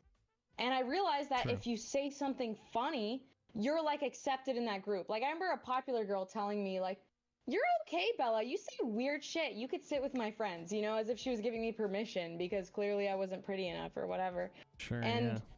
just finding myself, I would have anxiety about talking to people or whatever. And I've always been extremely imaginative. So I would tell myself, oh, you know, I'm a spy today, or I'm a this today, or I'm a this today. And I always just did that to get by. Or if I would have a crush on somebody, even in high school or college, I would think, okay, today you're going to pretend that you are like a confident, you're like Meryl Streep in Devil Wears Prada. You're like about it. And so I Yeah. just be this character to just build up my confidence, or I don't know, I'm just always playing pretend. You know, it's like when you're a kid, you have no problem playing pretend. You don't think about it Yeah. because you're just doing it. You're like, oh, I'm playing mom and dad or house or whatever, Mhm. or ninjas or whatever the fuck you do. But when you get older, it's like, oh, that's cringy. Oh, that's embarrassing. I don't want to be not cool. I don't want to make my friends think I'm a loser. So you lose that part of yourself. And you get straight stage fright and you get all these fears. And I just always played pretend to get through situations, family events, church, anything I didn't like. I was like, okay, well, at church, I'm just going to pretend that like I am like a nun and I love it here. You know, I just always feel like playing pretend is very important. No, that makes sense. It's yeah, I feel like that was like a huge part of high school in general for a lot of people. There was just sort of like this want to fit in, so you would put on a mask or try your best to like relate to other people by acting similarly or dressing similarly, and some of that like carries into adulthood, or a lot of that does. So then you sort of have this like facade of who you think you are, and you're really like cutting off the true potential or like personality that you you know, are acquainted with, your true self. It's super interesting. So that like, so all of that resulted in you being able to like flex your mind, so to speak, into these scenarios that make you feel comfortable in social settings, and that transitioned into like a streaming thing. Yeah, I mean, I guess so. I remember streaming, and like the first viewers I had, literally like the first person that ever typed in my chat was like, you are insane. You should keep doing this. And I was like, okay, you know, like I never thought that my brain was cool. You know, I've just existed. You know, I was working at restaurants and bars, and I was a teacher. You know, I was doing all this stuff, and I always felt like a behind the camera person too, because I wanted to be a screenwriter. I wanted to, and I mean, I still do want to do those things. I wanted to write for like a adult comedy cartoon show. You know, I wanted to be a writer, and I never saw myself in front of the camera because, again, I was bullied forever. I was always like, yeah, I'm good at being in the background. Got it. So being on stream, I still have days where it feels weird. You know, I don't like the idea of people thinking I am somewhere, you know, because we do that. We're like, oh my God, this person's so popular, or this person's so cool, or this. We are all the fucking same. You know, like I walk to the gas station in my slippers like everybody else. Yeah.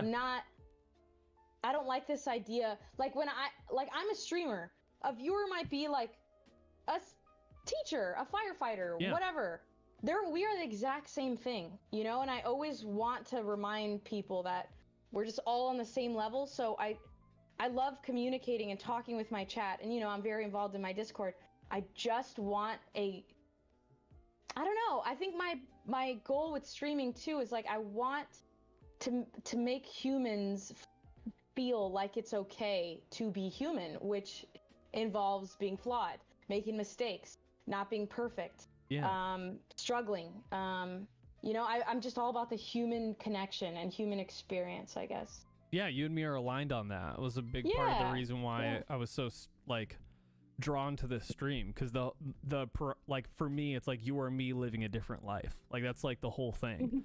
And so hearing you talk about these things, like, I mean, just going from like funny things to like really serious topics, and like just being open and honest with the people in there, it's super disarming and just human. Like it's just purely human. Like you're the most human stream that I've come across, like on Twitch. Thank you. That's yeah, like that's my goal. That's my goal. Yeah. So that means a lot. Yeah, you're doing great.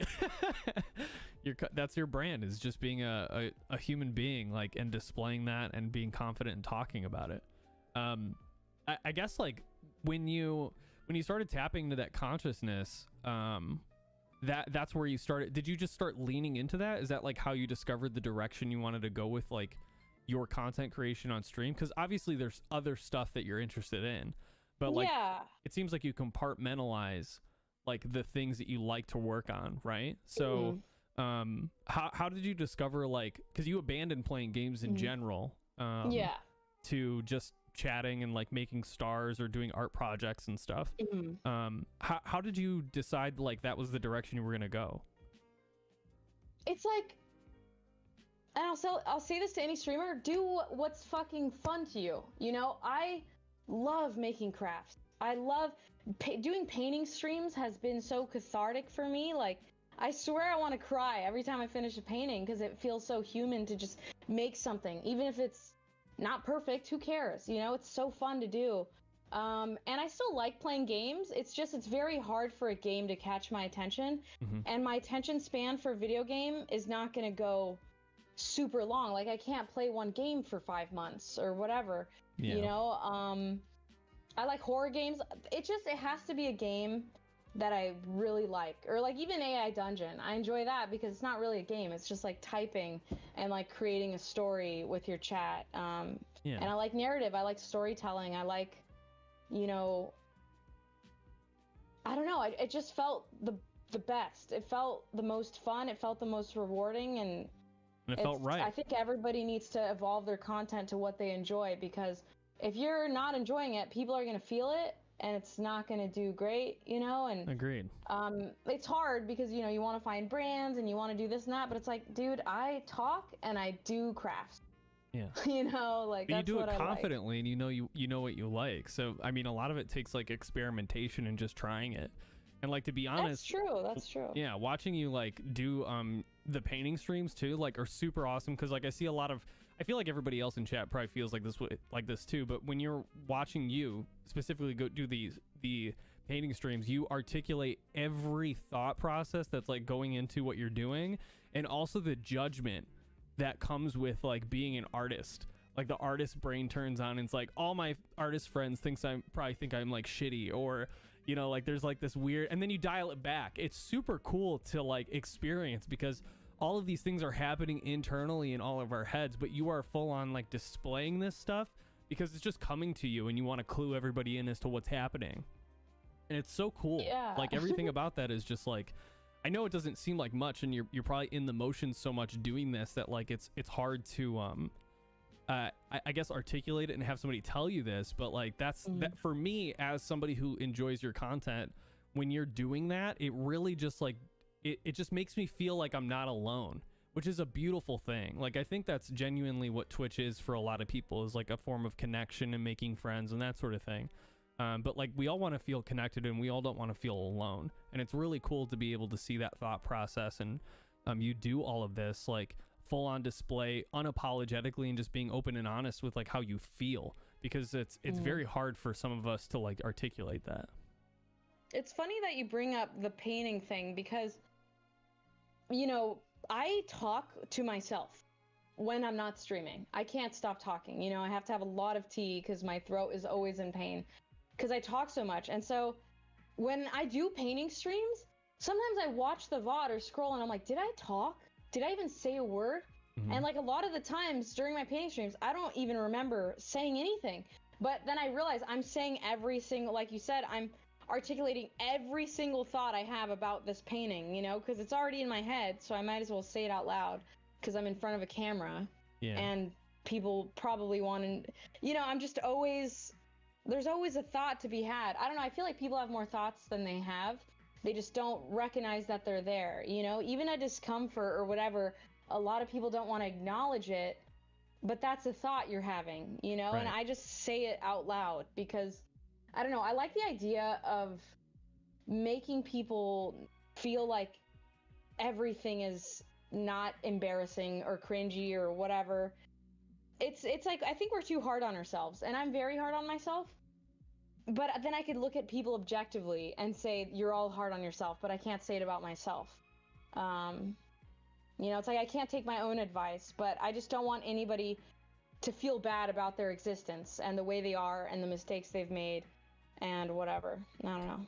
No, I agree. Like, it's I don't know. It's, again, superhuman, like or super humanizing to see, because, like you said, we all have these thoughts, and to hear them out loud, like, I don't know, everybody has to align with it, right? In some way, shape, or form. Otherwise, you don't have an audience that's like there having a conversation with you or coming in like on a regular basis to do this, you know?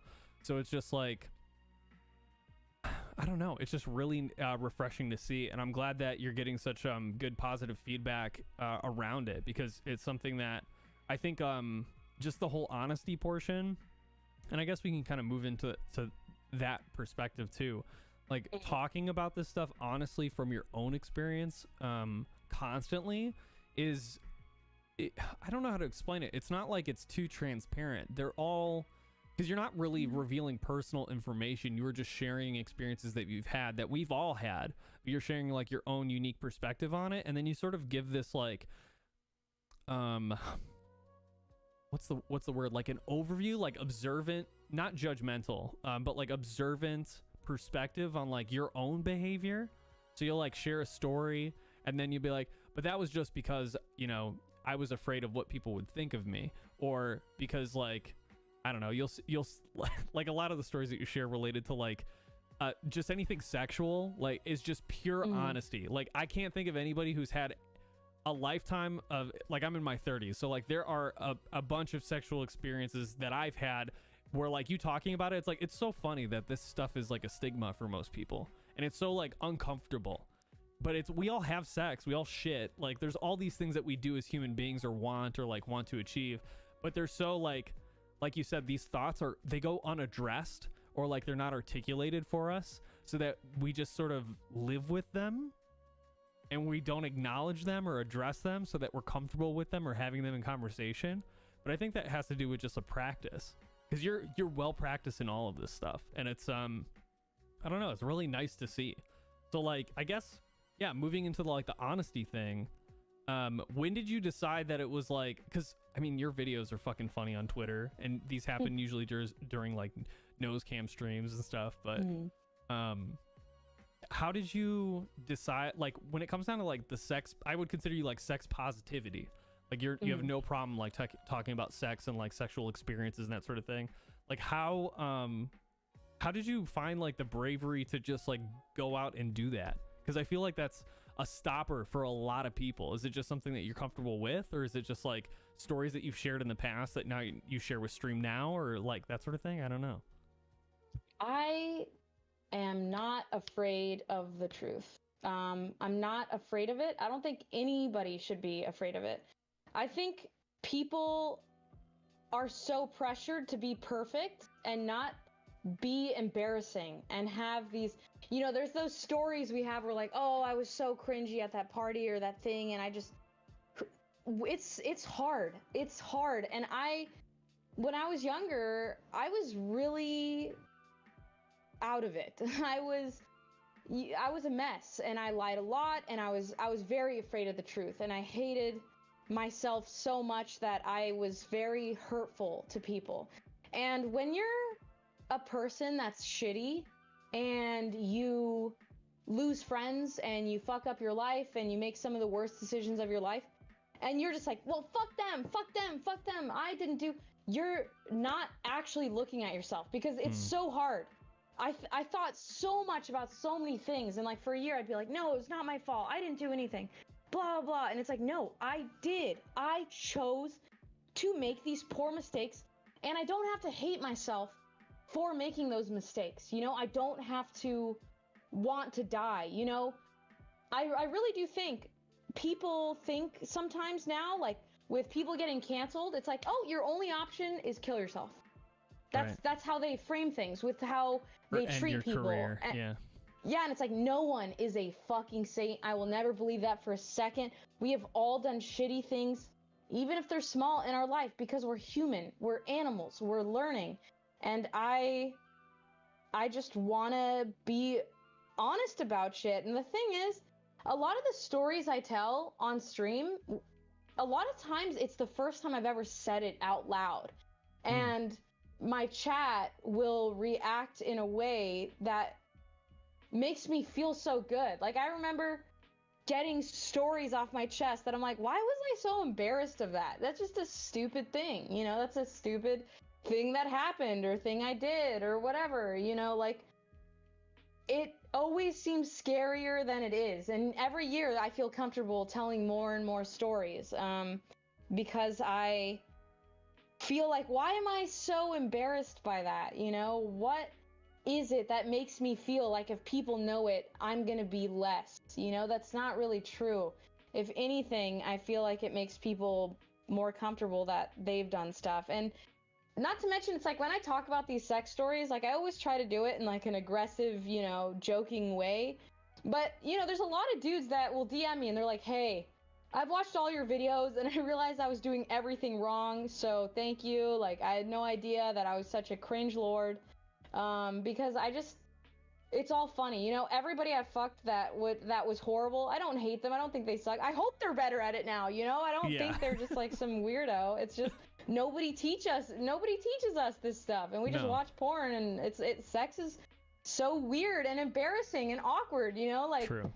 It's, I don't know. No, it's true. I mean, like we're literally just given like the overview, like the technical terms of all this stuff, and like this is what happens if you have sex unprotected, and like it's just STDs, scare tactics. Like that was when I was in school, and so like when it came down to like actually doing the deed or having sex, it was like, what the fuck do I do? Like I'm just like super nervous, and like you just kind of have to go with the ambiguity, and it's not going to be perfect the first time, right? But like the more you do it and the more you get like specific feedback like from your stream about things not to do or bad habits, like getting a towel for your significant other or whatever, like all this shit is just courtesy. Like it's just all standard stuff. But like you said, there's a whole like, I mean, porn is the most easily accessed thing related to sex that we have, and you can learn all the bad things that go along with it, when a person is way more complex than a fucking like category or like 4-minute video. You know what I mean?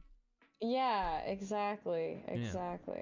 Well, that's a really big part. I think like, I mean, when it comes down to it, you're just talking about truth and honesty with how you're talking about the human experience, and that's super important. I think as a fellow former asshole who has still asshole tendencies, that sort of self-recognition and all that stuff, like there's a lot of work that's involved with that.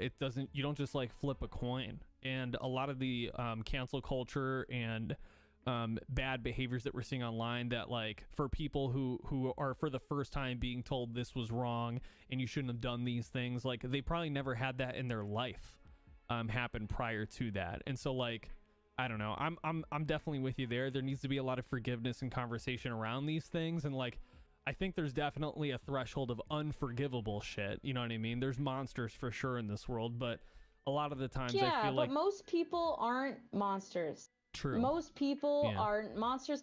Most people, even some people I know that are super fucking shitty, I still see them as a person. I'm like, they had a really fucked up childhood. Their parents treated them like shit. They never got the validation they want. Now they're narcissists. Now they talk like this because they feel like this. You know, it's like, we're not just that simple. It's not like we're a monster or not. And one big thing that really changed my perspective on everything, and I've talked about this before on stream, is I realized that it feels good to say sorry. I remember just being one of those teenagers, you know, that was like, no, I can't say sorry. I'm never wrong. I'm always right. And not being able to just see somebody else's perspective. And I remember like fucking something up, and I was like, and I just hated saying sorry, because once you say sorry, you admit that you were wrong. But that's not a bad thing. Like, I remember saying sorry to somebody and be like, hey, this was really fucked up, and I'm so sorry. Like, that's it, you know? Like, I messed up, and them saying, oh, that's okay, you know? I really appreciate the apology. And just feeling that relief, like, oh my God, it was that simple. It was that simple. I didn't have to just be a cunt, you know? I didn't have to be like, oh, and I remember it was over something so stupid. Like, I was just always saying edgy things, like, just for no reason, like just making people feel like shit because I thought it was funny. And one of my friends posted on Instagram, she was like, I love my new shorts I bought. And I responded with, I don't. Like, I don't know why. There's nothing wrong with her shorts. I was just trying to be funny by being mean for some reason.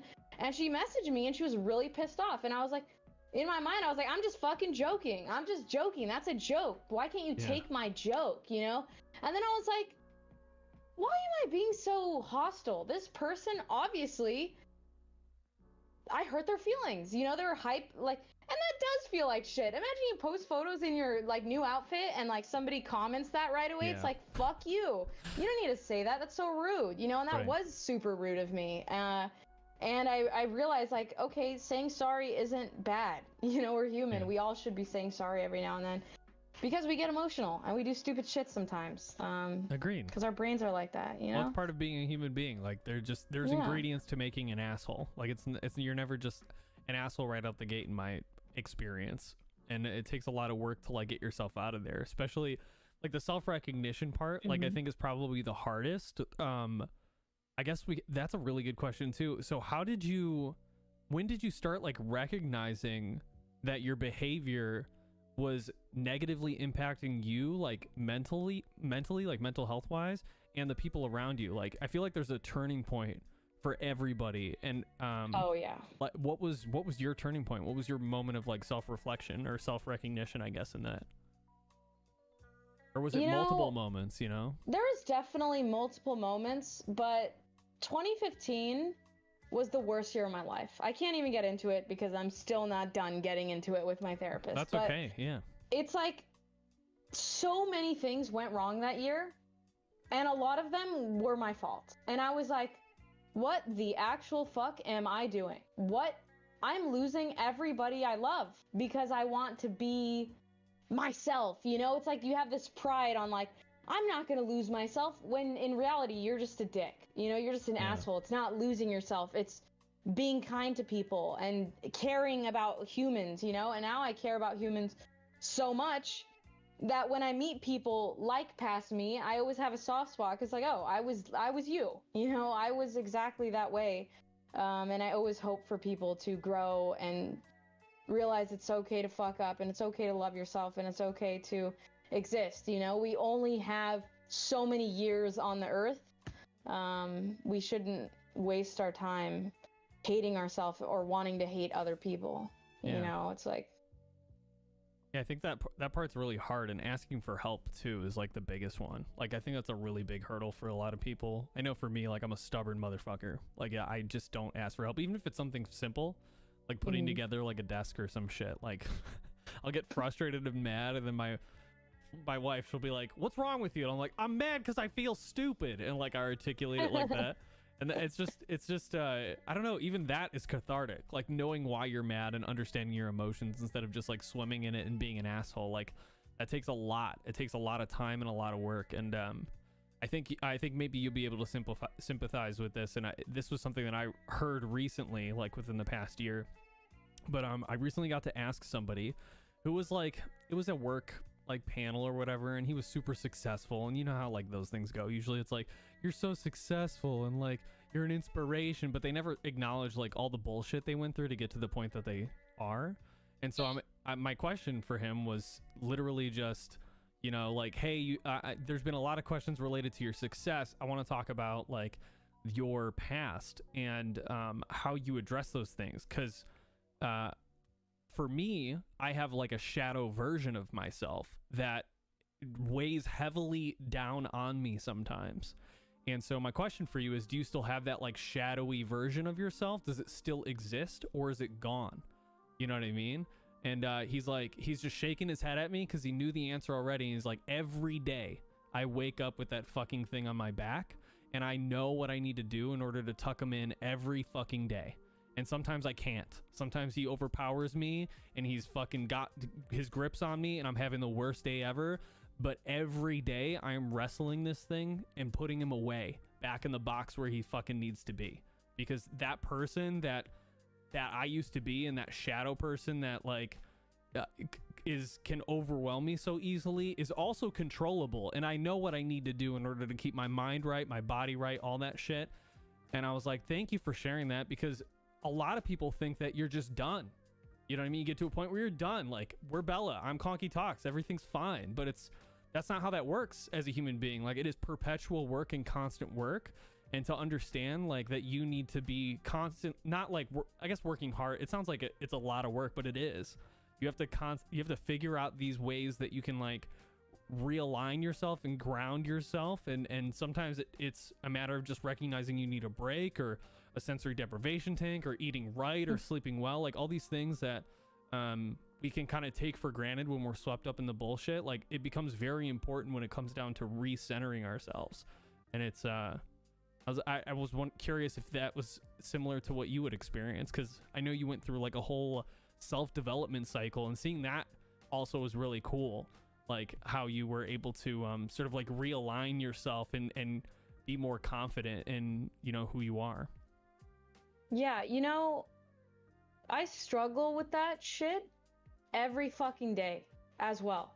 Like, even this week, like, I haven't streamed in several days because on Saturday I had a mental episode, and then the next day I had a super huge panic attack, and then I had an even bigger one the next day. And I literally just drained my brain of serotonin that existed. And I'm barely getting out of it. And that's why I was actually really glad to do this podcast, because I'm like, maybe this will make me feel better so that tomorrow I could stream and feel normal again. It never goes away. You know, I always feel like, oh, am I done being funny? Did I tell the last funny joke I'm ever going to tell?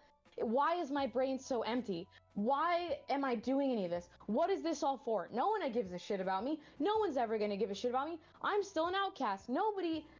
There's these thoughts that I have that just ruin me, you know? And it's so exhausting. It's like, just fuck off and let me enjoy my day. But my brain's just like, no, Bella, you're not good enough. You're not funny enough. You're not pretty enough. You're not skinny enough. You're not anything, you know? Every single day I feel those things, and sometimes I just can't handle it. And the past few days I was legitimately losing my shit, and I was like, I am just nothing, you know? I laid down. I couldn't focus on even a show or anything. I just laid. I couldn't read. I couldn't exercise. I did nothing, you know? I just laid here, just in my little depression room, and just sat, because it doesn't ever go away. And I realized the people that care about what they do feel this all the time, you know? Mm-hmm. One of my biggest inspirations is Sydney Rachel, if you know who she is. No. She's this comedian she's also on the Everything Now show. She is awesome. I watched her videos so long ago. I think she's so funny. I think she's so cool. And it's funny because I ended up being invited to be on their stream, and I met her, and it was the first time that I felt like, oh my God, I'm meeting like one of my idols. And I remember talking to her about like comedy and like how whatever, and she was complimenting me so much. She was like, yeah, I just don't feel like I'm, you know, doing this or that enough right now, you know? And I was like, how the fuck does Sydney Rachel ever have a day where she thinks that?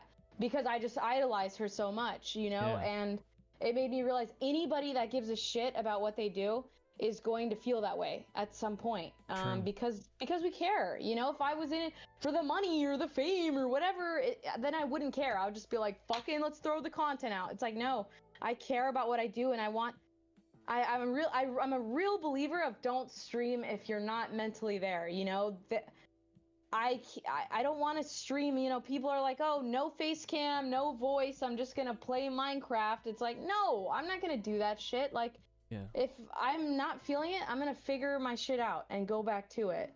You know, and sometimes you literally need like a week of just self-reflection, and existing to figure out what's wrong with you. Because I do feel that shadowy feeling every single day. There's not a day where I just feel on top of the moon. Yeah. Yeah, see, that's super important. I think like meeting an idol like that and having them just be real with you really like allows you to see them, you know, beyond the idolization, and really like brings you back to like the sort of earth thing. Like, we're all fucking struggling and doing as best as we can, you know? And I think you're totally right about the whole like needing to take a break and giving you the time to assess like where you need to be and realign yourself. I totally sympathize with that. It was something that I was struggling with like building the new PC setup and all this stuff, and like I was just so, and you're right, it is because we care so much. Like, I was so worried about, you know, coming back and not having everything quality wise working properly, and having people disappointed in like the content I was making and feeling like I was wasting people's time, you know? And so, yeah, like, it's because you care. Yeah. You know, it's because you really care. Yeah, that's good. That's super important to recognize. I think like having that as an extra dose, and thank you for sharing that, having that as like an extra dose of like the me being sad about it is important perspective too, because it's so easy to just like have that on loop, like that repeated song we were talking about that's easy to listen to. We've been hearing it for so long that it just easily slips in without any sort of like a announcement or whatever. It's just present. It's like, why are you here now? And you're just like swimming in the bullshit again, you know? Man. Yeah. I think we all are, you know, swimming in the bullshit, like, because we just want things to be good, and I respect anybody that feels that way, because it means that they care about their craft, you know? It's like, I want my streams to be good. You want your streams to be good because it matters to us, you know? And it's why I get so in my head about everything, because I want my stream to be good. I want every stream to be special and fun and nice, and I don't want to blow it. And so I end up hating myself too much, and it's like a very exhausting cycle that, you know, we torture ourselves with. So has like anything, have you developed any sort of tools for you to realign yourself, like, and kind of get back into a better mental state? Is there anything that you learned like after dealing with this shadow Bella for so long that there's anything that you can share, like with well, maybe it was like the identification of like how you started doing it. Okay, that was our interview with Bella, Yellow Spoon Girl. Make sure you guys check her out. She's fucking awesome. So, I mean, it's always gonna happen, you know. There are gonna be days where I just can't deal with it. You don't always figure it out, but Gonna get the green screen set up. We'll be right back. So effective. When I am going insane like that, I call or message one of my good friends, you know, and I'm very big on friendship. It is so nice to be able to message, you know, Wrath or Sunny or my friends and say, hey, like, I am losing it, you know, like, because I've been messaging them all weekend, like, hey, I'm losing it. Like, I don't know what's going on. And they're like, you're so funny and you're so great. You know, it's so important to have those people in your life that remind you of who you are, because sometimes you look in the mirror and you cannot see yourself no matter what. You're just trying and trying and trying and you just can't do it. But then your friends always see you like that because they're not in your body. You know, it's like when one of my friends is down about something, I'm like, I know them. So it's easy for me to say, no, okay, you're fucking awesome. You're fucking strong. You're an incredible person. You're going to get through this. You deserve better. You know, it's so easy for me to tell that to my friends instead of tell that to myself. So really, when I'm losing my shit, I talk to my friends, and it really does make everything great. Bella, Yellow Spoon Girl. Give it up. Give it up. What a wonderful Wonderful human. I should reschedule interviews, like touch bases with everybody that we've interviewed before. That'd be kind of cool. That'd be pretty neat. All right. So we're going to continue our N64 marathon. I know I talked about playing Star Fox 64. I realized we didn't finish Banjo-Kazooie. So instead of doing that, we're going to go Banjo-Kazooie.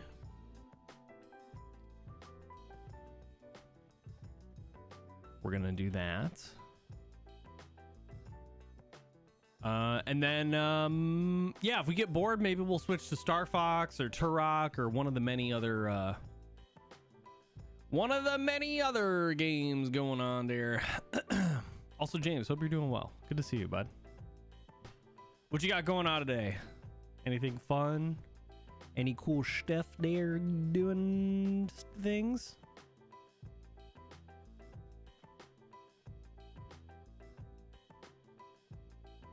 Hopefully we don't have to restart.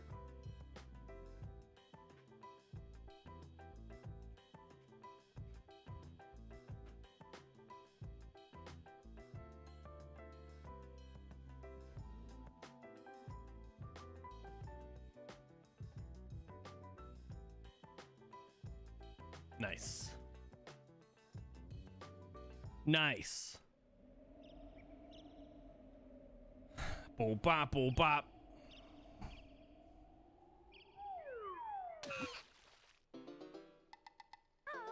Uh-huh.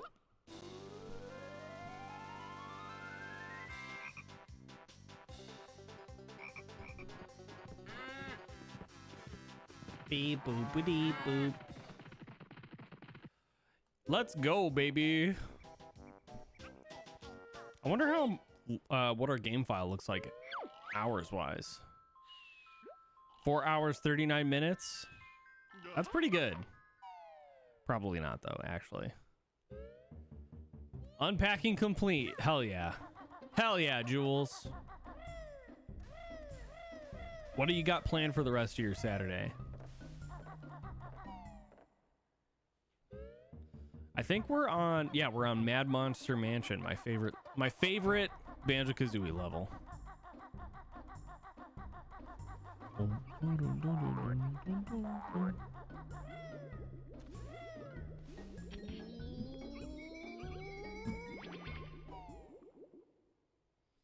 Thank you again for everybody who was patiently waiting for us to come back and who joined us for yoga this morning. I hope that gave you the energy and vibes you needed to get you through the rest of the Saturday in a good spot. No, you do not have to do it all at once. That's the beautiful thing about being an adult. You get to choose how you want to do it, how much you want to do it.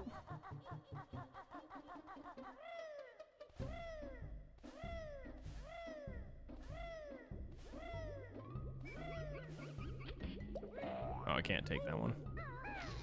Where do I go for Mad Monster Mansion? Is it Gruntilda's face? Might be. Might be Gruntilda's face.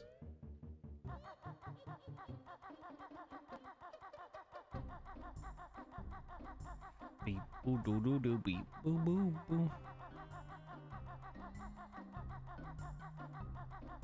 I think this is this where Mad Monster Mansion is? Yes. I still got it, folks.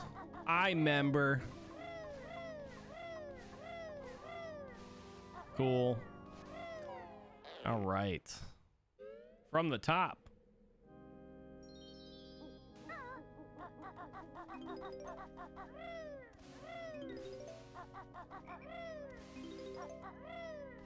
I really should just play this on 64 or on Xbox, but that would be cheating. I can't do that on our N64 run. You know what I mean? Can't be an N64 run without using the N64. Jinjo.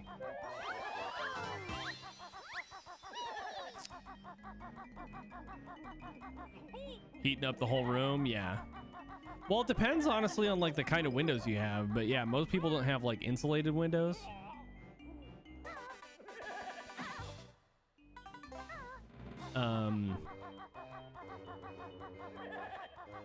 There are certain windows people have that like block a huge percentage of incoming heat, which I'm a fan of. As a sweaty boy, I tell you what, those are the best windows. I think the Xbox version of this game too also respawns health, but I could be wrong.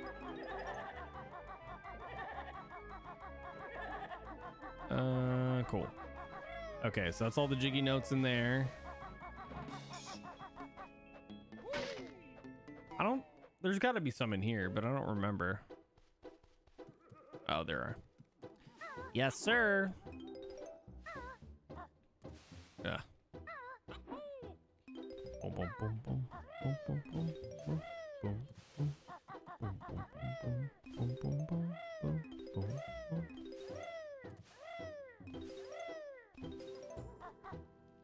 Cool.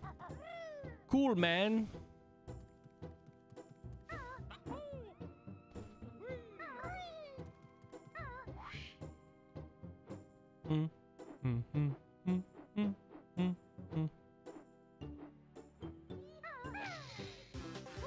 Uh-huh. Cool.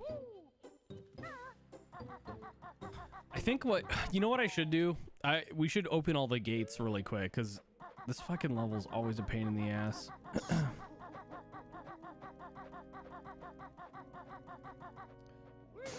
Let's open up the gates right quick, and then we'll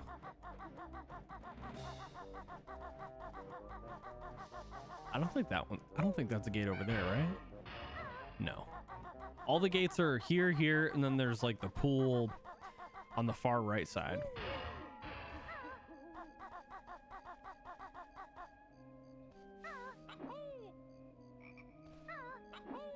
What? Oh, that's right. Tombstone. Tombstone.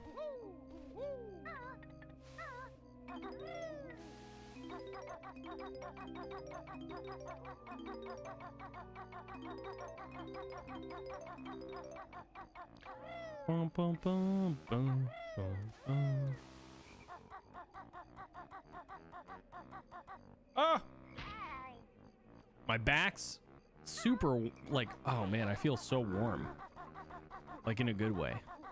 Pleasant way. Isn't one of these...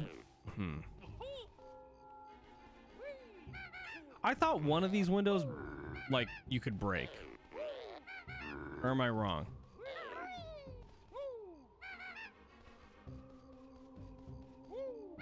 I may be misremembering. I know you can just jump straight through this one.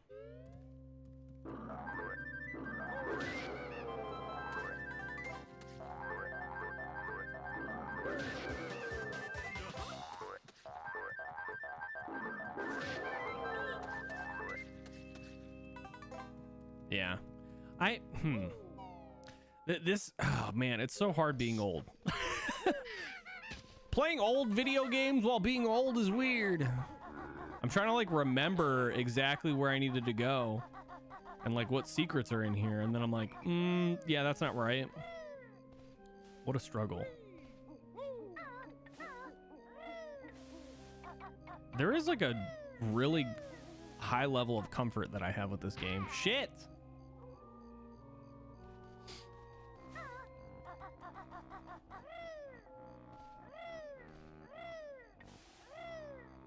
Imagine if they make a new Banjo-Kazooie, man.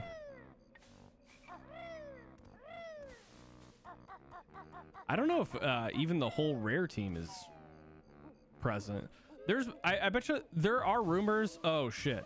There are rumors on Twitter of Rare making a new Banjo-Kazooie. But I'm fairly certain Grant Kirkhope shot that down like immediately. A huge part of Banjo-Kazooie is the music. I'm wondering if they, I mean, he could just be being a cheeky boy, because that Grant Kirkhope is cheeky.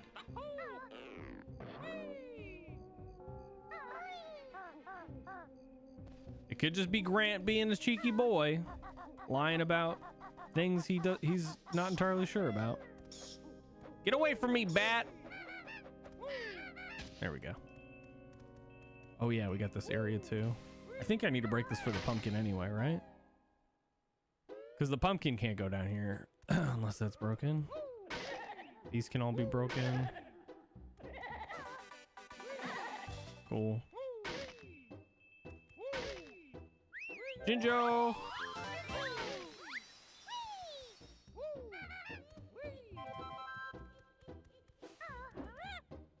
Beak Buster doesn't work.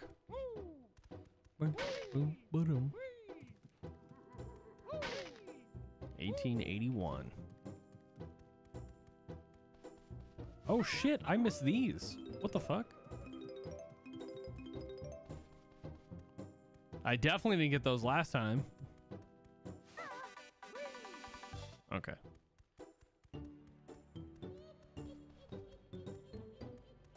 Okay. I'm trying to think of what the remaining. So we got the second floor of the mansion and then the pool area. The poison pool, or the well. Not a pool. The well.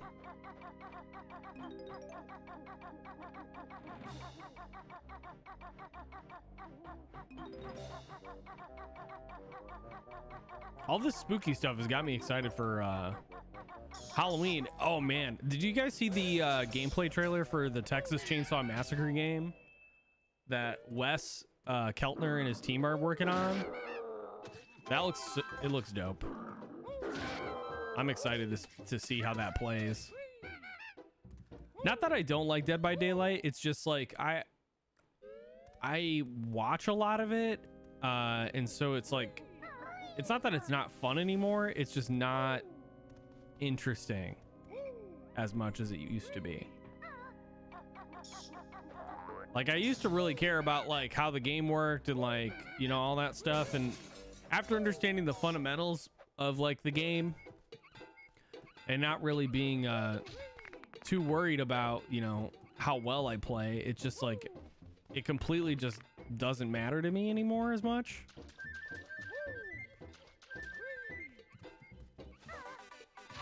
Nice. Okay, we gotta go in that toilet as the pumpkin.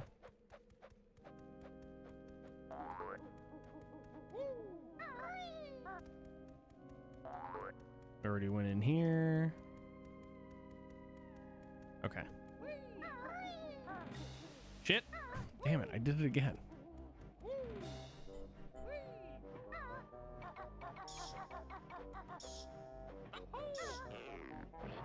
Really? Look out of here.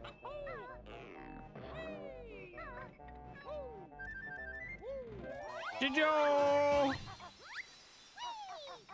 My sister got me a purple Jinjo figure. And it's cool. I don't have, oh, actually, no, I take that back. I do have some Banjo-Kazooie merch. I got a Banjo-Kazooie hoodie. I got a Banjo-Kazooie pin set. Like both, I have Jiggies and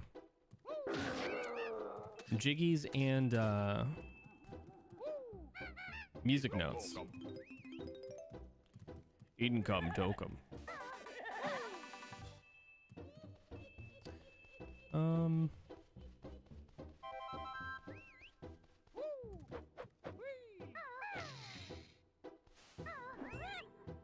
Okay. Jinjo, what are you doing up there? Were you getting into some frisky business? That's a yes. Jinjo means yes in this context. A Jinjo.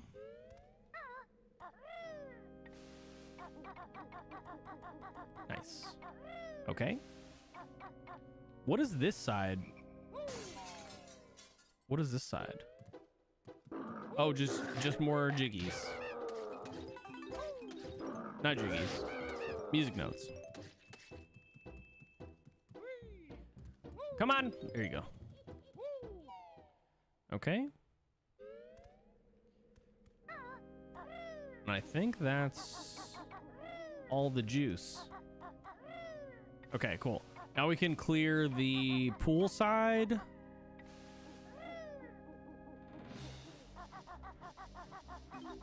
Oh, we have to open the gate first too with the switch. That's right. I think there's notes in here. Always go to check, you know? Yeah. This level's kind of weird. I feel like music notes are so spread out that remembering all of them is like pretty difficult. That's my mood.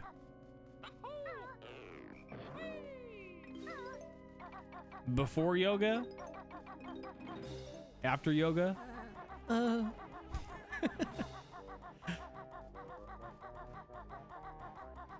There we go. There's the gate. Cool. All right, so that's all the barriers between everything now. Ooh, last Jinjo. Gotta get all the Jinjos. Shit. Oh, I thought the water was poisoned for some reason. I guess not. Jinjo. Womp womp. Game boom. Guh. Boom, boom, boom, boom. Okay. Slam.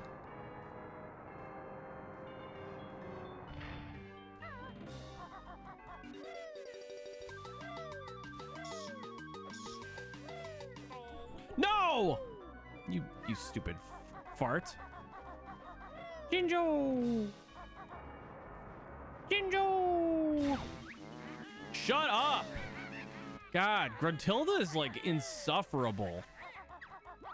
Every time you like fuck up something, she's like, Bear, you're square, your stupid bird is a turd. I'm like, thanks, Gruntilda. You know, how about you just like relax a little bit? She just observes you the whole time, talks mad shit. And she doesn't come out when you foil her plans either. This stupid idiot. Stop. Oh, God. Nerds.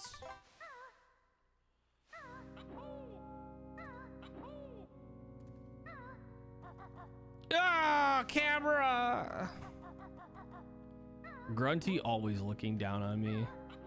Grunty's like my internal monologue with less rhyming, with more rhyming.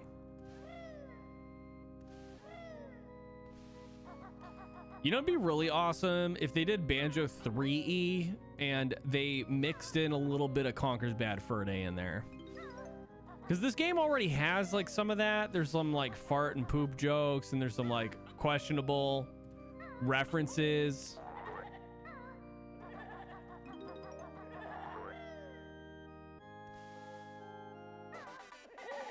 Come here. There you go. I would honestly, I think the community collectively would love to see a Banjo-Kazooie Conker's Bad Fur Day sort of mashup.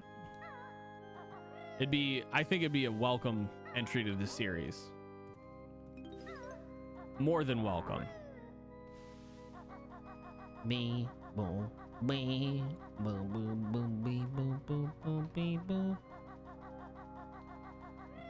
Gotta check the corners. Really? Okay. Some jumping is easier with Banjo. Bahoo!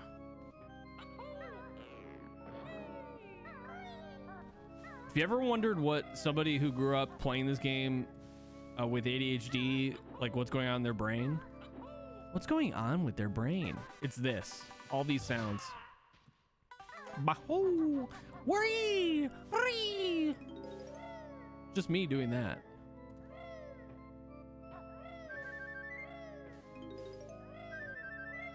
Yeah, they got all hands on deck for Sea of Thieves.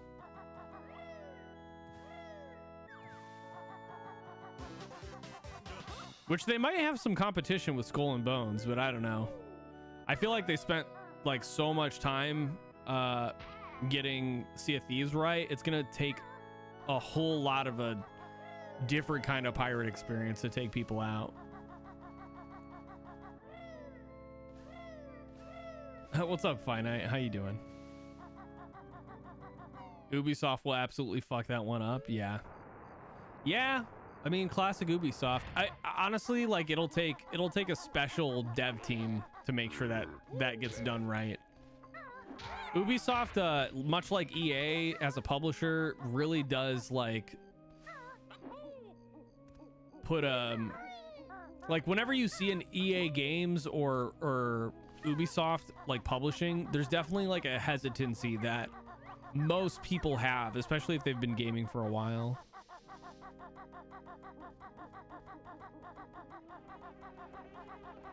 James, I'm sure you're probably like being busy or whatever. You got anything going on today? Boobysoft. No, that's a better name.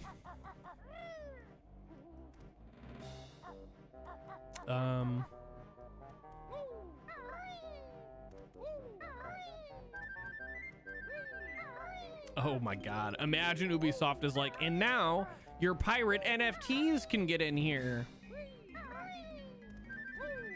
I don't know if anybody saw that. Like, there's a lot of controversy right now with like the Bored Ape Yacht Club and like their symbolism and use of like apes as like a super racist Nazi like thing.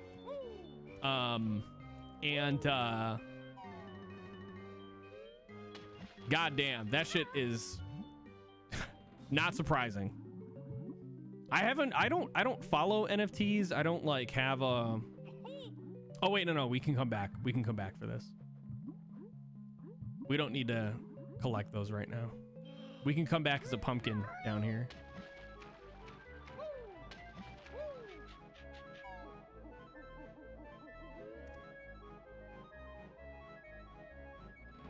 Liquid Death does NFTs? Really? I mean, the CEO is a white dude, so I'm not like super surprised. I feel like anybody who believes in NFTs is like mostly a white person. Like the demographic is a white dude who likes to be edgy from like the year 2000s. You know what I mean? I like Liquid Death. That's kind of disappointing. Bet you didn't know this. You can kill the bees. Although you shouldn't. Don't kill the bees. It's a waste of gold feathers. Or an actor that doesn't know what they are, like Matt Damon. Matt Damon! Bahoo! Oh, what did Finite say? He said something about waking up his friends. I walk up to my friends and hit them with the guh. Oh yeah, no worries. Thanks for coming by. Yeah, we're doing the N64 marathon for the entire month. I think the next game we're gonna play is either Star Fox or Turok, one of the two. We finished Conker's Bad Fur Day yesterday, 100% run as part of the charity incentive, and we are $64 away. Huh? $64 away from our Ocarina of Time voice acted playthrough.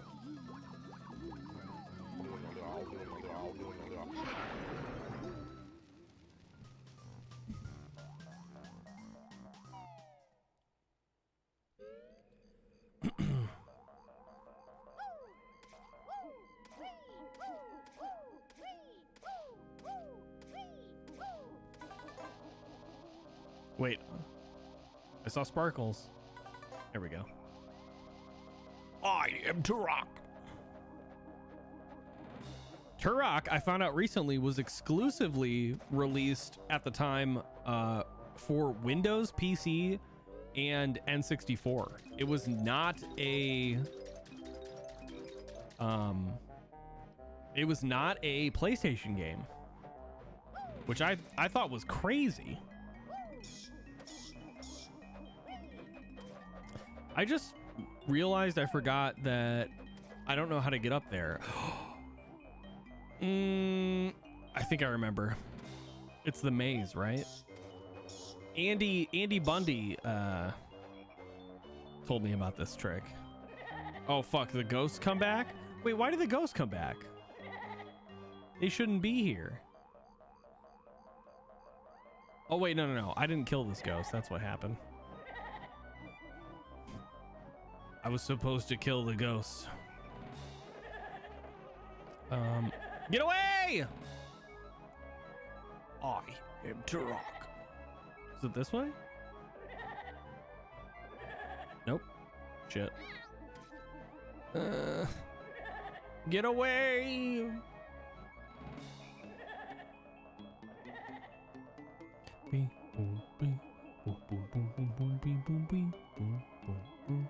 Can you not get up onto the maze from over here? I thought you could.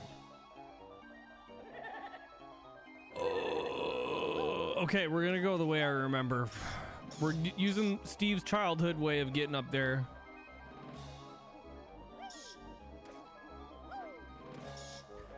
Ooh.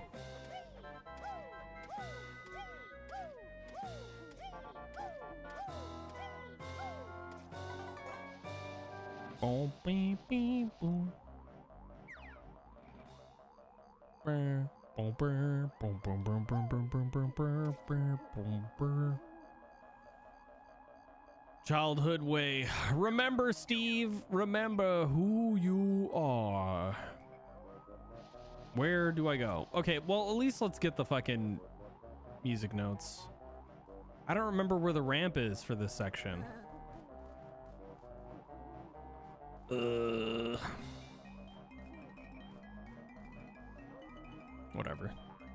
Whatever, we can at least get the stuff in the well.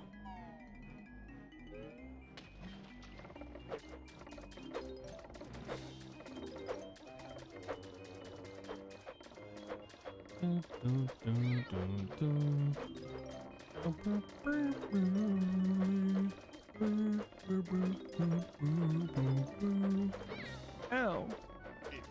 Income token. 100 jiggies, baby. Come on. There we go. Hello?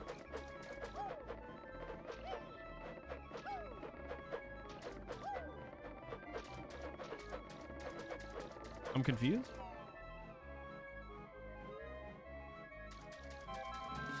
Oh, was there a jiggy in the bucket?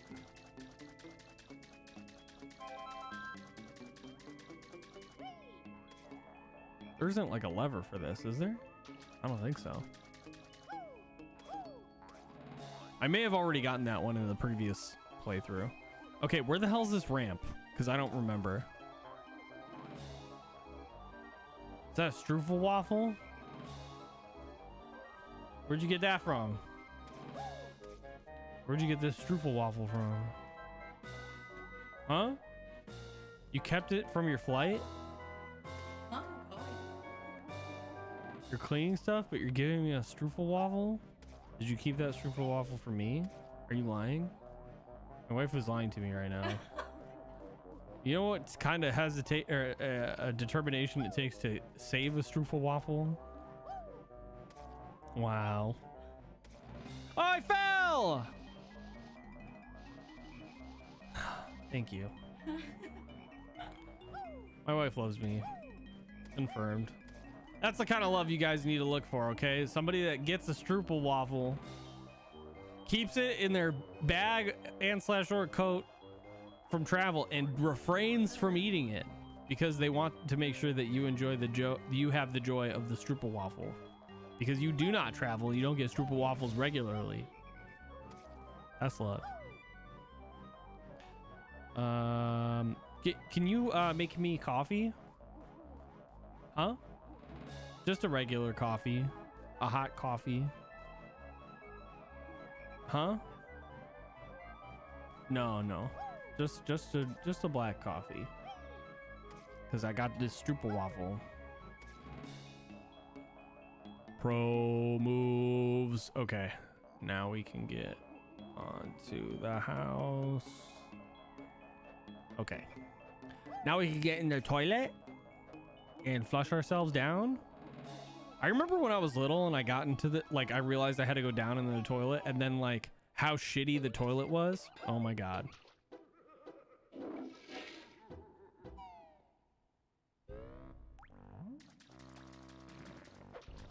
Jesus Christ. What? What?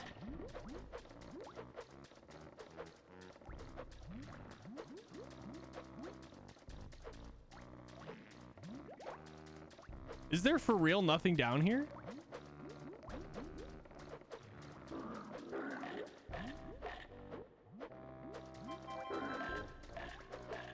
I thought there was a Jiggy down here. What the fuck?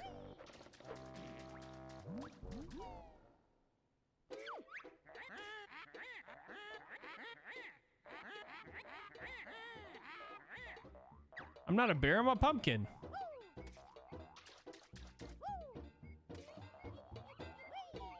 I thought for sure there was a Jiggy in there.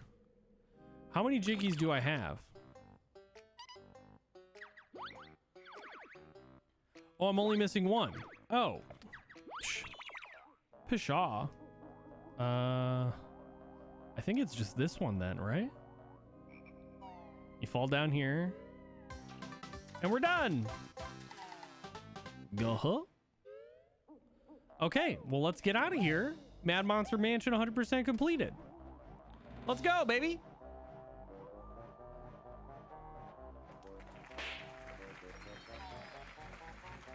Beautifully done.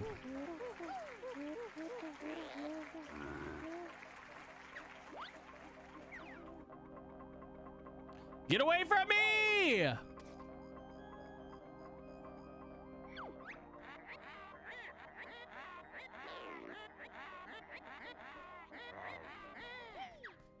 Rawr.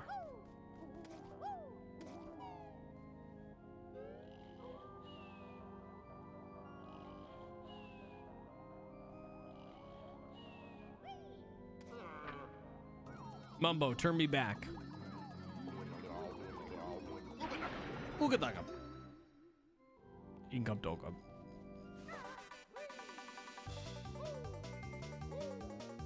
Haha. I ain't afraid of no ghosts. I thought I'd break these. Or am I wrong? Nope, I guess not. Dan Fox, how you doing, sir? Nice. Okay, cool. We got the water level raised. Some rough back spasm, so he's on some gabapentin and then doing some trail with Ray. Might end up at Church Street after that. Oh, sure. Yeah, I don't think I have any plans today. Let me check the calendar.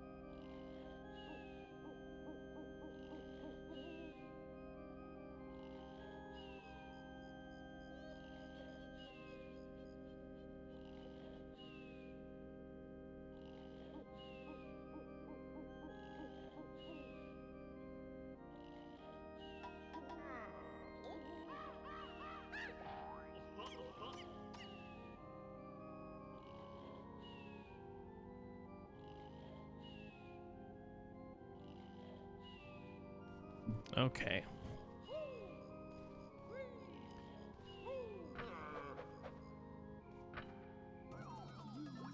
Ooh, Dan, how you doing?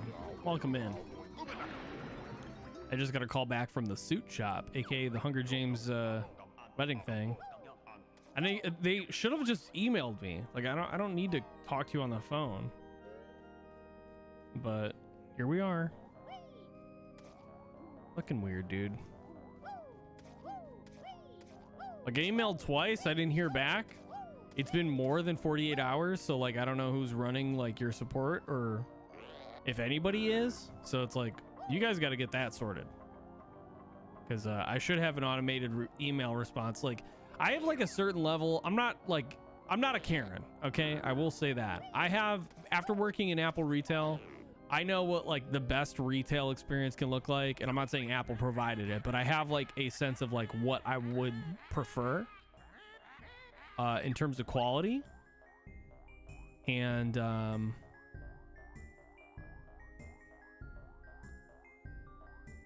oh, shit. Welp. And I just have, I don't know, I have an expectation of a certain level of customer service, stuff that's like kind of no-brainer.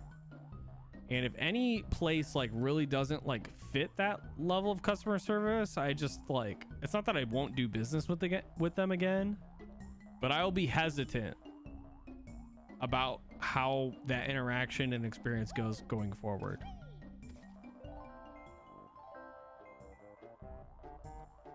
Boom, boom, boom, boom, boom, boom, boom, boom, boom, boom, boom, boom, boom, boom, boom. It's the cheat book.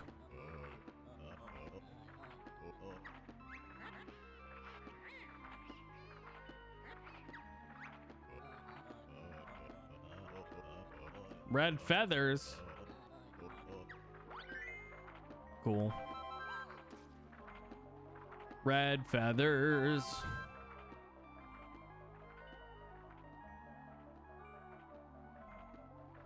They should have put gold feathers throughout this entire area, man. Boom, boom, boom, boom, boom, boom, boom, boom, boom, boom.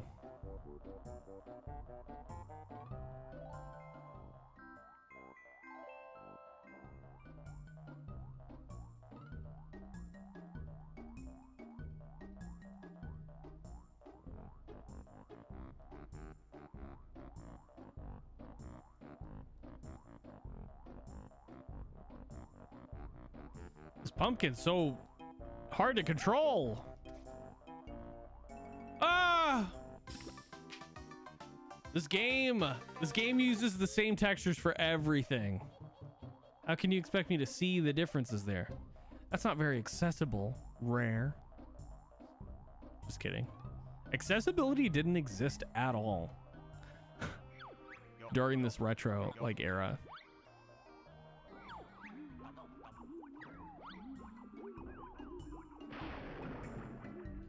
Cool. All right, and then what's the next spot? Caverns? Rusty Bucket Bay? I can't remember. Coffee's hot? Okay. Boom, boom, boom. Oh, I went the wrong way. I went the wrong way. Did that music note? No. I'm missing a jiggy.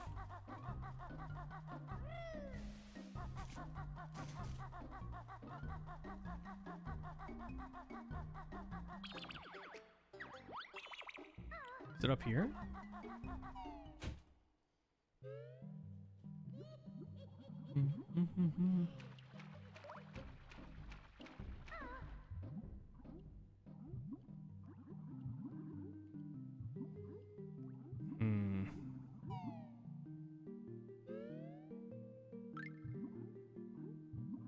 I can't remember if there was a Gruntilda button in Monster Mansion.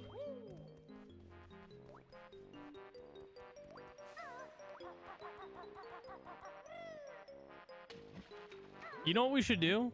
We should go back and do the cheat codes so we don't have to worry about eggs or feathers anymore.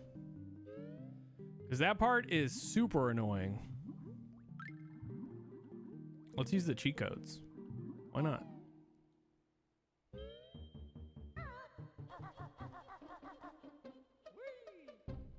It's part of the game. It's not cheating.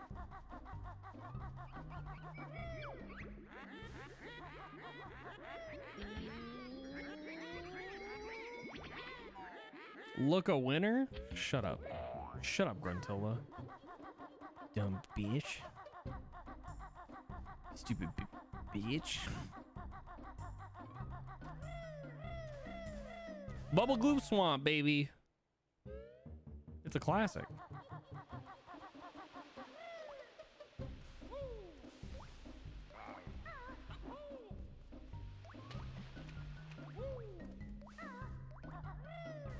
I'm a little lost on where I need to go now that I'm like actually thinking about this.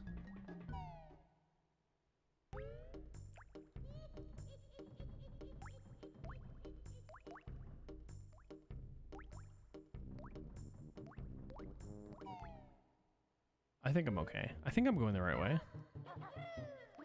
It's this area. Or was it down? Was it down?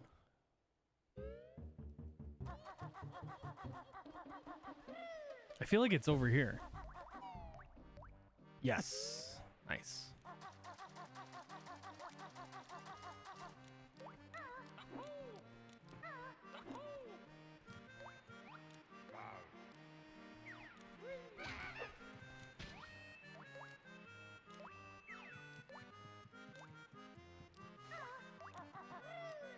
Okay. Treasure Trove Cove, and then we have to do the castle. Sandcastle.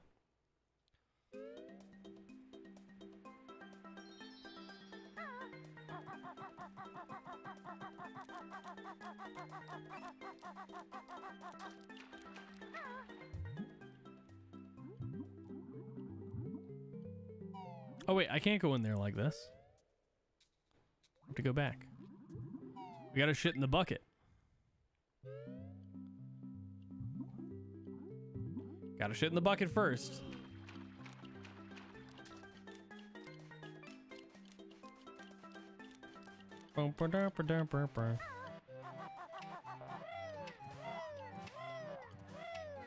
Where's this bucket? There he is.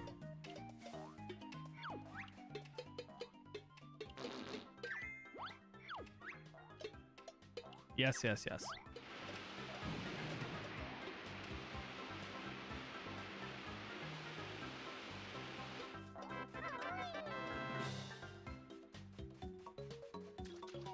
Cool. And we just gotta kill this thing.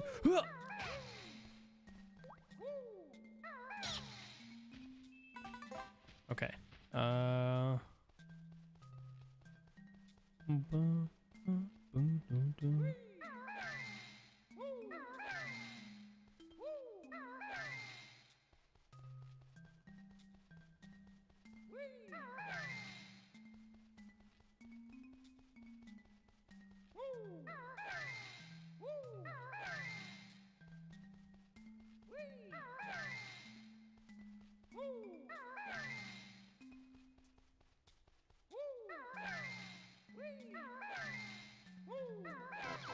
Nice.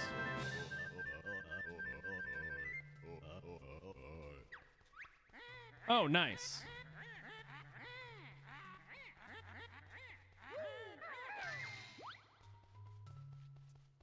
Okay, so it's just a maximum red feathers.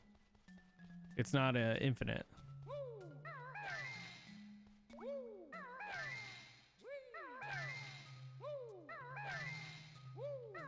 I'm guessing this one's 200?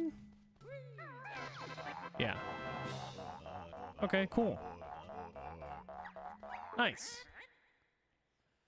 So it's just a greater quantity. That's not a cheat code. That's fucking, that's good juice. That's part of the game.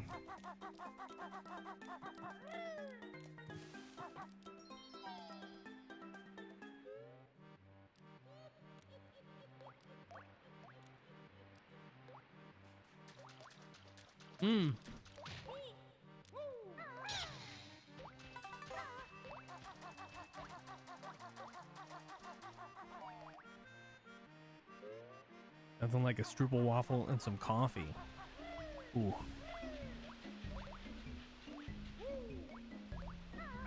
Oops. Up here?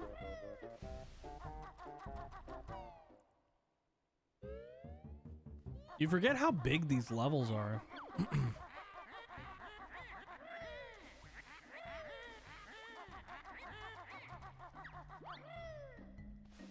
What'd you say about an ass?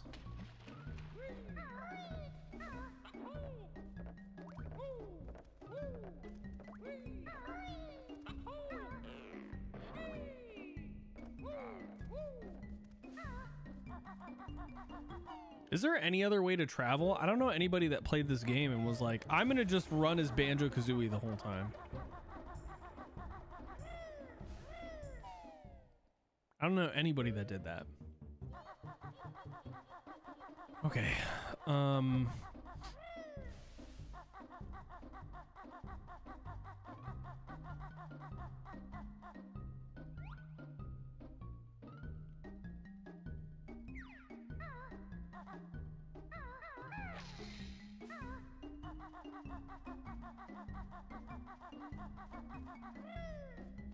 Oh, next area is up above. I am missing a Jiggy though. I don't know what the switch looks like for that one. I don't know if it's in Mad Monster Mansion or not. I don't think it is.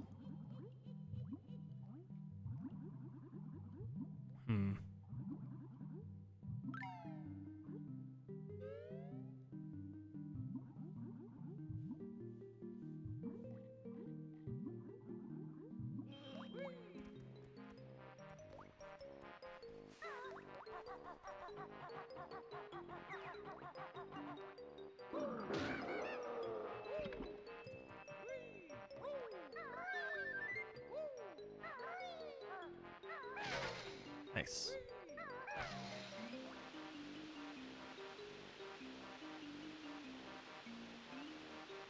Nice.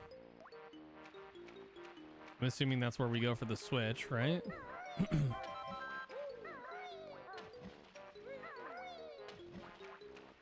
Ooh.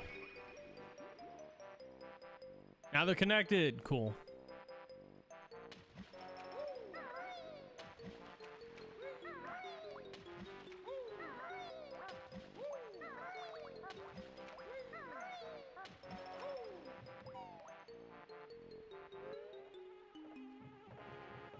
Okay.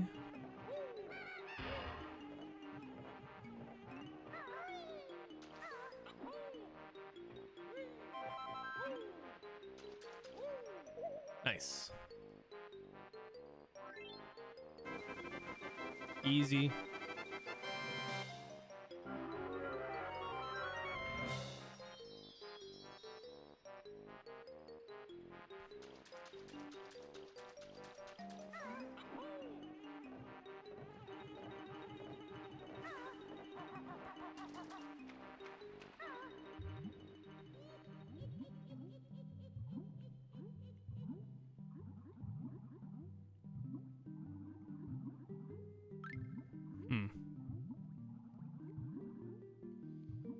I think that's TikTok or Click Clock Woods.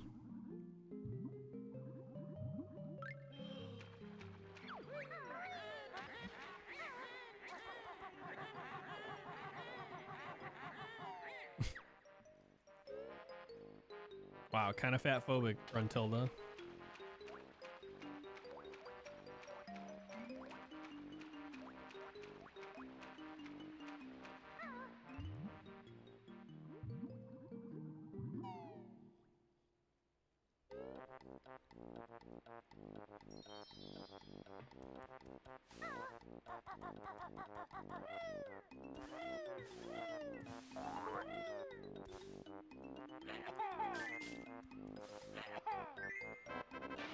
Yo! Hey, Blue, how you doing? Hope you're having a good Saturday, man. Welcome in. We did an hour of yoga today. After you mentioned me doing yoga like offhandedly while you were streaming like a couple days ago, I was like, I need to bring that back because it was good for me. So we started doing it on Saturday mornings again. We did an hour today. So I'm feeling great. I feel really good. What about you, Blue? How you feeling? Just chilling? Yeah, it was much needed. It's helped a lot with my sleep. We started doing it at the end of streams, like during the week. Instead of doing like a half hour, hour-long session, I started doing like 15 minutes at the end of stream. It's helped tremendously with like me winding down for bed and all of that. So thank you for that positive feedback related to it, and then like inspiring me to get back into it, because I would not have done it without like somebody mentioning it.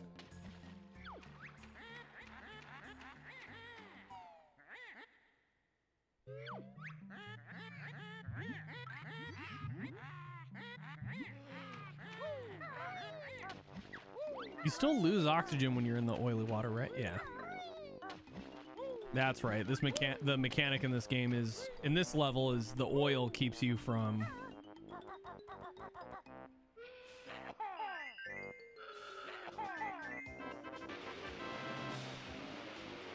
Here we go. I was wondering what the fuck we needed to do to get that going.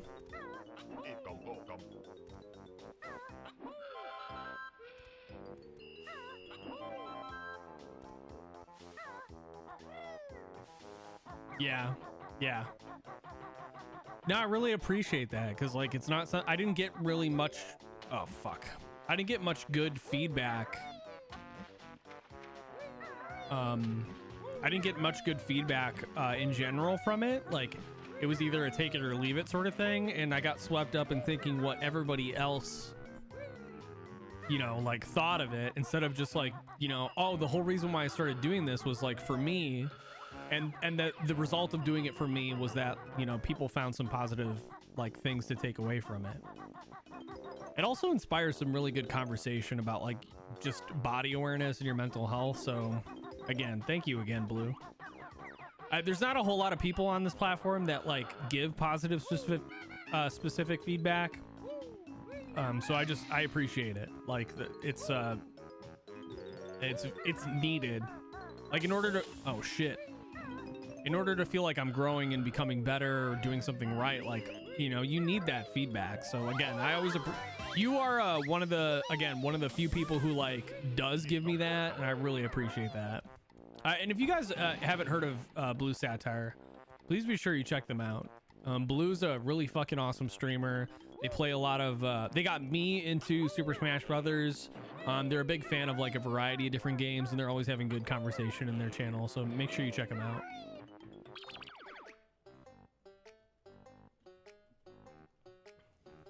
Here you go.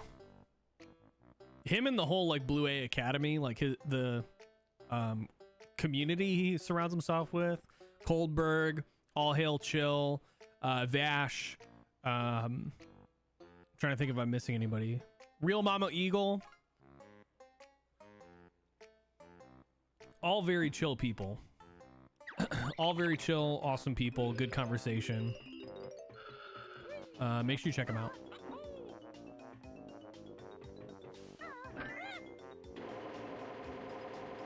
Oh, this is time limited, isn't it?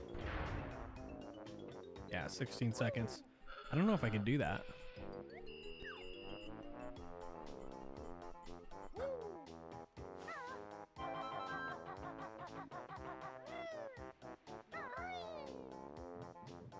Shit. Got it.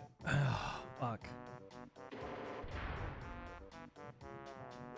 Yeah, agreed. Yeah, no, that's a huge part of it too. Like, you got to keep it fun. You got to keep it fresh for yourself. Otherwise, it doesn't fucking work, you know? That's a huge part of it.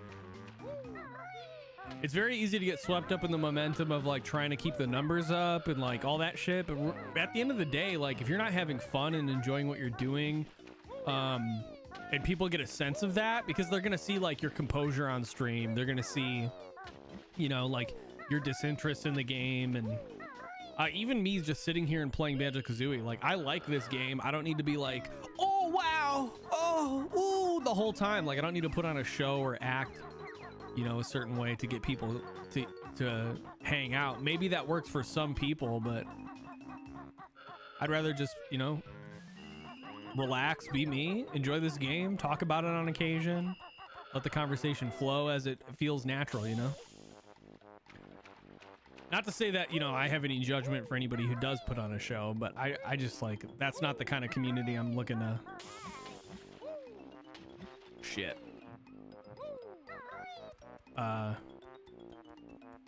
Gather. I want like authentic, down to earth people.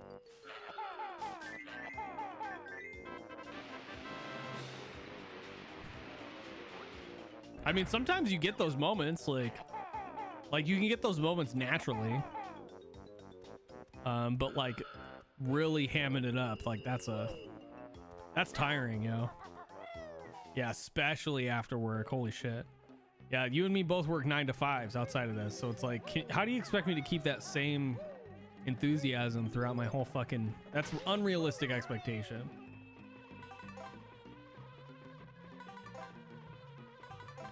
The bees don't chase me the whole time, do they? Get the fuck out of here.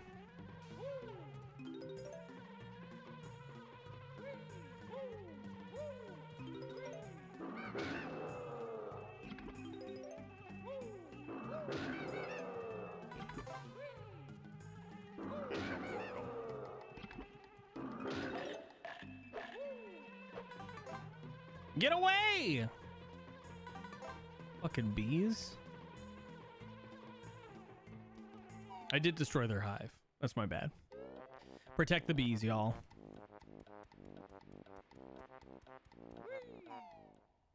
Okay. One thing I am curious about is if me doing the codes, me doing the codes and getting all of the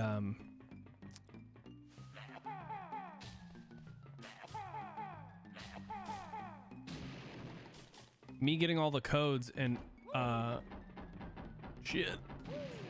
me getting the codes and getting double the feathers and double the eggs, I wonder if that stays after you save and quit. It should. That'd be nice. 3+ hours, yeah. Yeah, imagine if I did yoga for an hour and like came back and was like, like, can you relax, bro? Jesus Christ. In the mental health game, we call that masking, and it's fucking tiring. Wait, what is that?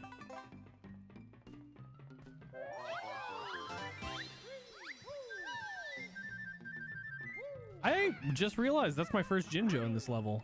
That's not good.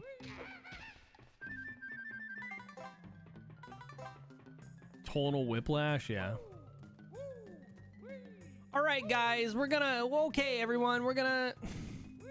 God. Did yoga for an hour, come back, like, oh my God. Oh.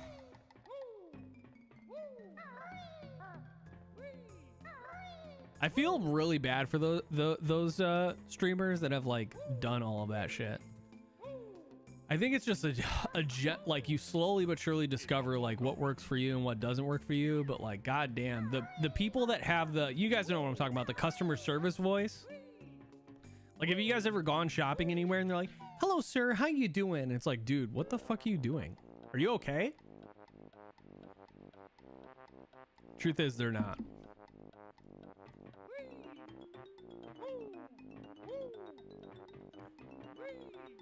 They're not doing okay. They're not fine. That is a customer service voice. We call that above the pencil. If anybody's ever talking like that on a consistent basis, they're asking for help or so deeply swimming in bullshit that they like are unaware. Like they are bullshit. You know what I mean? They've become the bullshit. All right, guys, lean into that Cobra. This is a stretch. This stretch is sponsored by Lord VPN. Yes. Oh, fucking sharks. I remember the shark used to stress me out until you can literally use your eggs and shit on this guy. It doesn't come out, right? Yeah. Pardon me. Okay, now we gotta get on the boat, I think.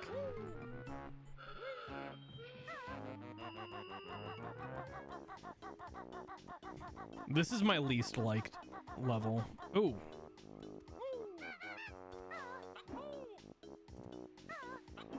Can you do something with this rare crate?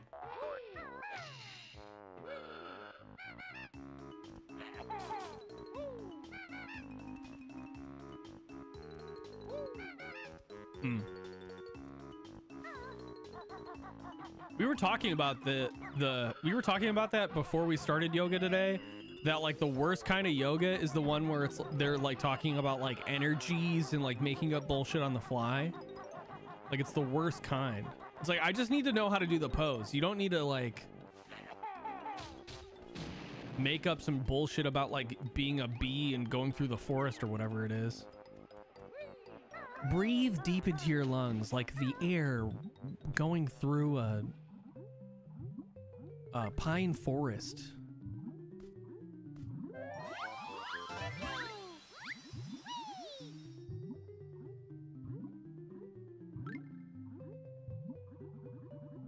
Think back to your grandmother's cooking. Remember that comfort? Now breathe in, feel that warm that warm cookie of feeling. Go deep into your stomach. Let go. Shit your pants.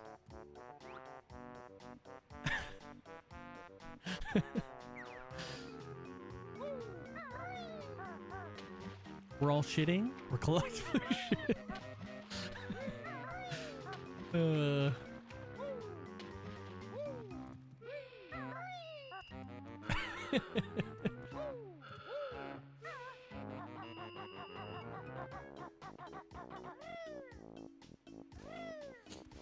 Okay, I think that takes care of most of what's going on here.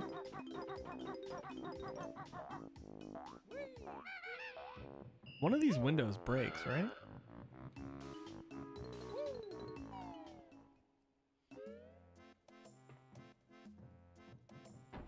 Oh shit.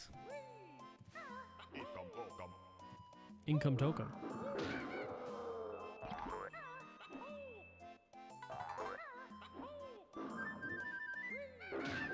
Remember, y'all, we're still raising money for the NARAL because abortion is healthcare. If you'd like to donate, exclamation point charity in the chat. It's also in the info panels.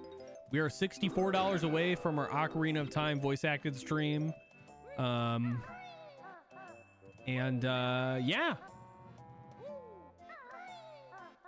You want to support women's rights to an abortion, to healthcare, feel free to donate. And if you do not have the means to do so, that's totally fine.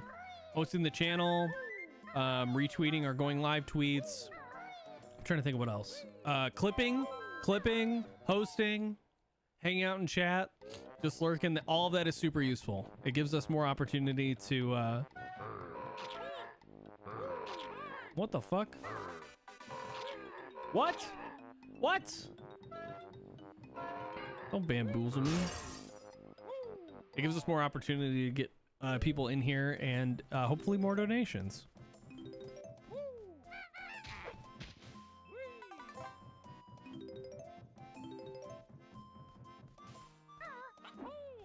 I want the top bunk.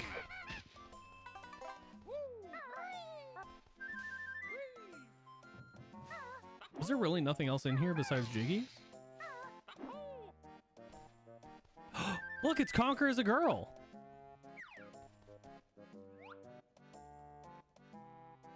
That's probably what Barry used to look like.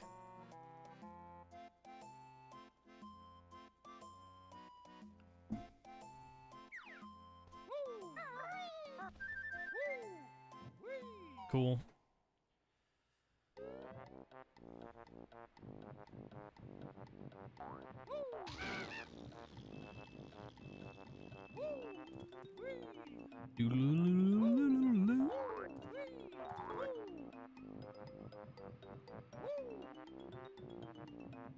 Income token.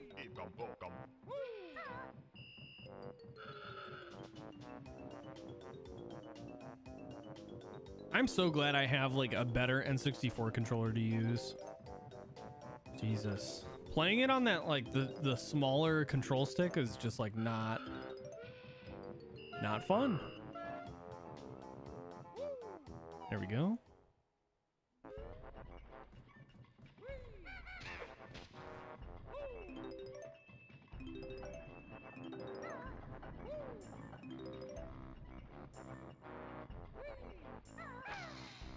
That shuts the engines off outside, right? Oh, that's not even timed. Nice. This is probably my like least familiar level. I didn't really enjoy this level a whole lot, and I feel like I stopped playing the game around this like portion of the game semi-regularly, unless I was like planning to beat it entirely.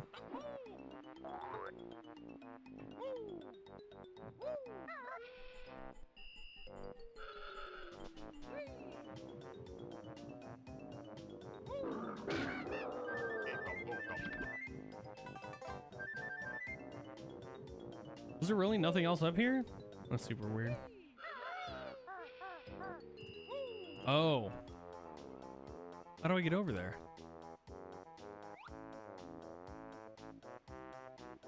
Oh, from those boxes. Okay.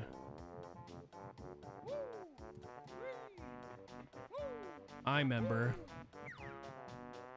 312111? What is that? 312111. I almost missed that door.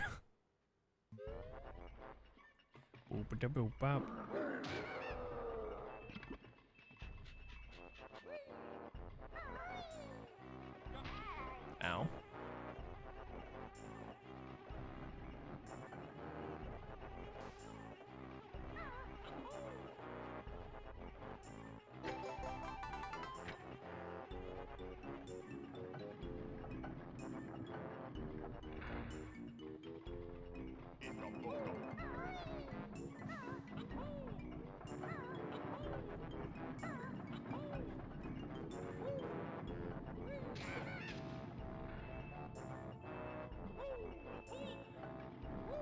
Shit.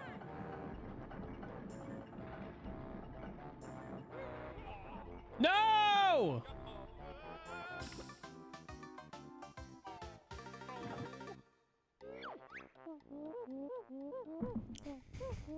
Okay. Now that I know that I die and I lose all my fucking notes, we're gonna spend less time collecting them and doing that part first. God, that's annoying. That guy glitched out. That sucks. Yeah, on the N64, all your music notes reset when you die. That's good. That's what we got going for us. Oops.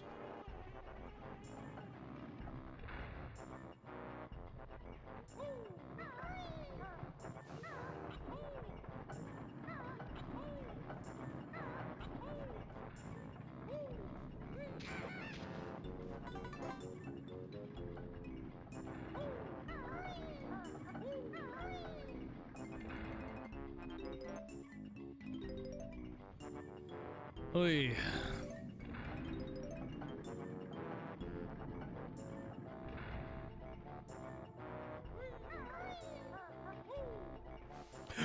What the fuck?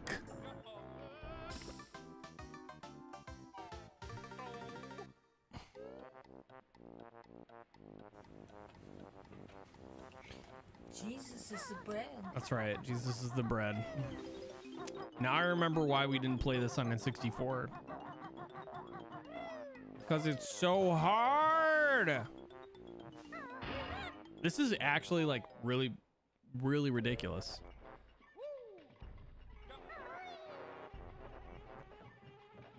Yeah, it's just a retro game. It's fine. It's fine. It is supposed to be in the game. It's a feature. It adds to the difficulty. This is what the Dark Souls players talk about when they say just get good. No quality of life improvements, just pain.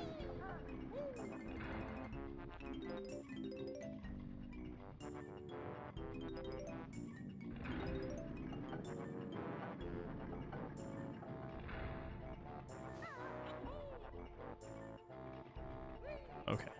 What does this do? I'm assuming this stops.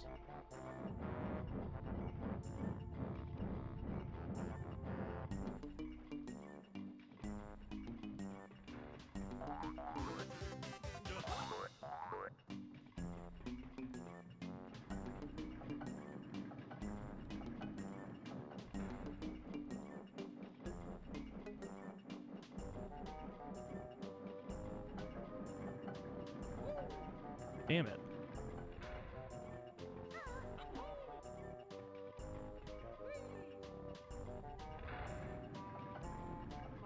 Is it only the center fan that slows down?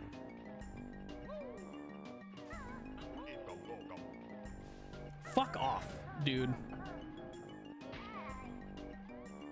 Do they expect you to die to get like a single token?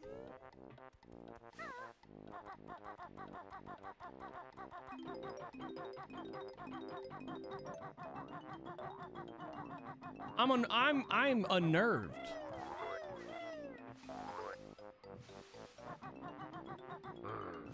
Ugh, it's fine. Okay.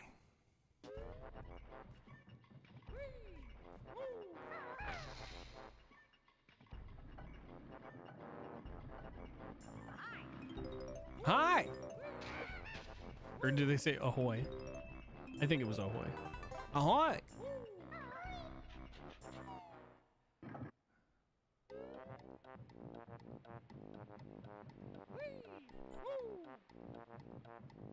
Now that I'm thinking about it, I probably should have hit the other switch first. Because I think when you hit the second switch, it stops the propellers in the back. And when that happens, the timer starts, but I don't know how long the timer is. I think it's like a minute, maybe. It might be more than enough time. Who knows?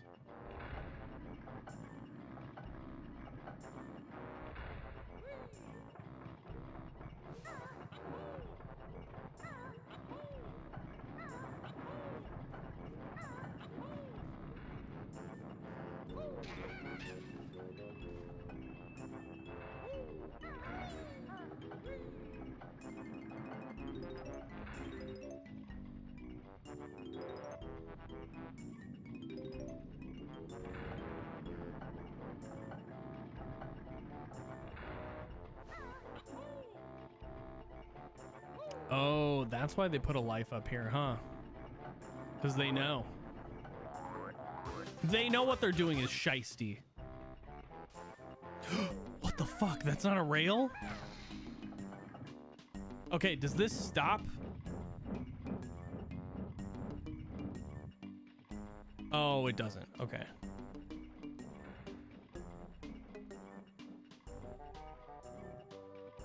Okay, all of these slow down. It looks like the one in the middle is the slowest. Or am I wrong?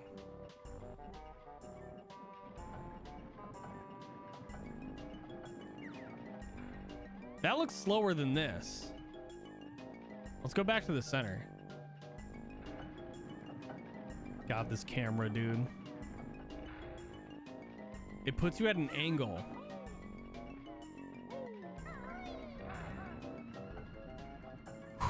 Stressful.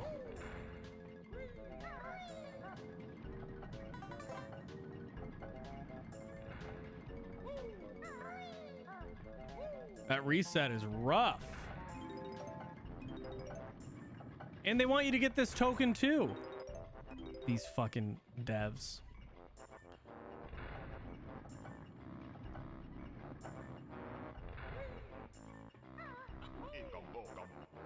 Fuck off! That is done purposefully. It's done purposefully. They want you to spend a life. They want you to spend a life per token. Ridiculous. I am appalled, Rare. Why would you do this?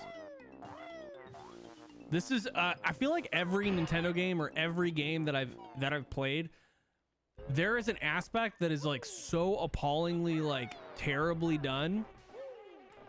And it has to do with like during QA, where like, you know, Jim or Craig or whoever the fuck is like responsible for like hearing the ideas at the table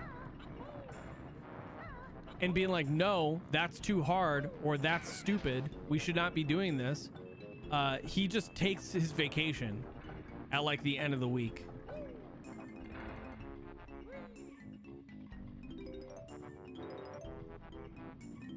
Instead of doing his fucking job.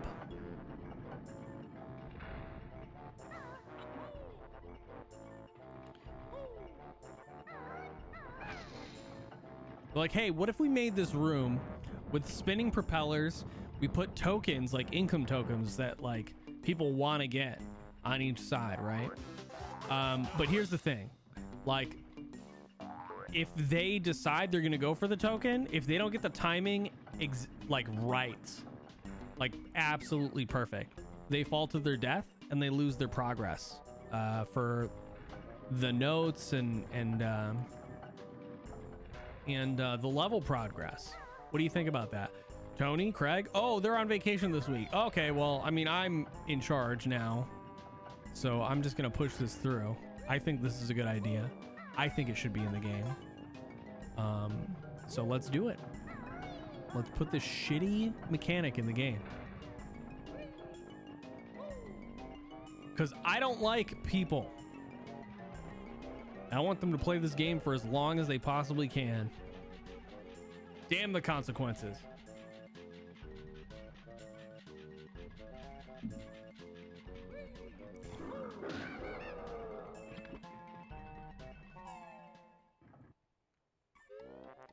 Almost forgot we had to hit that stupid switch on the back.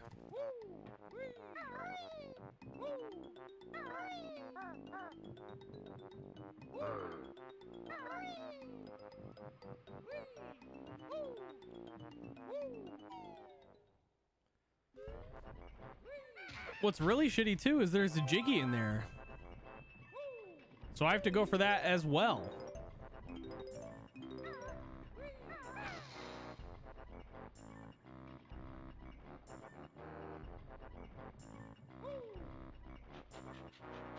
Something tells me I'm missing something.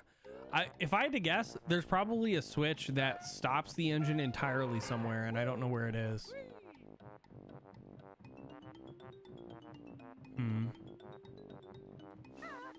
There wasn't any windows on this side, right? No. There's got to be another area.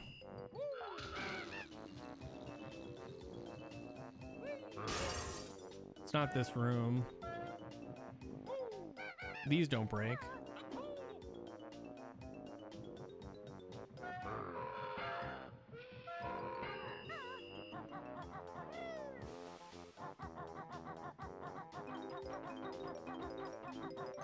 Gotta be over here somewhere.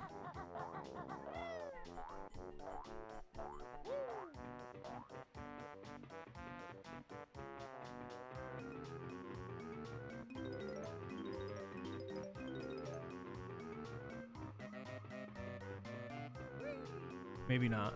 Shit.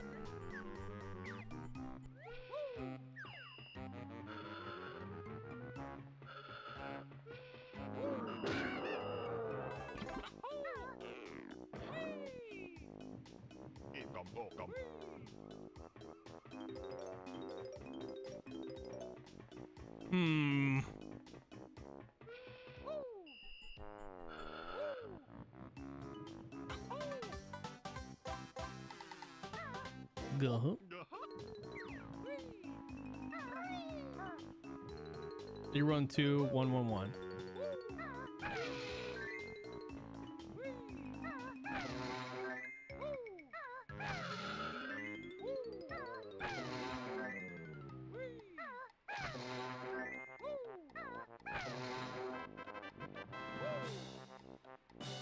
Nice.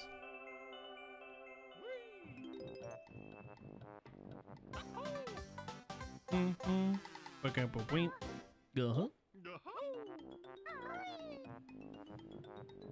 Maybe it's the captain's quarters. Might be this area. Let's see.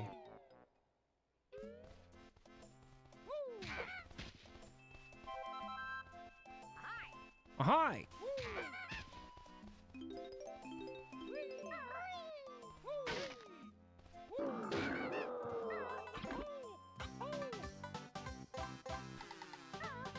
Guh.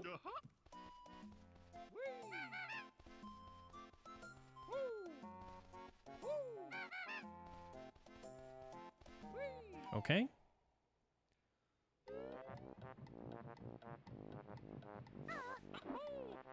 I don't think I'm misremembering this, but I feel like I am.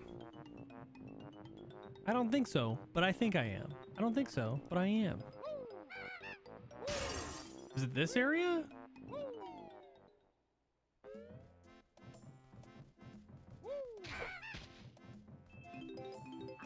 Hi.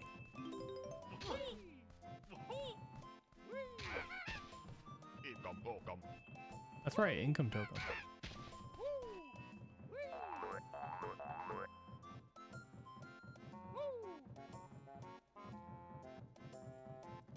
Damn it.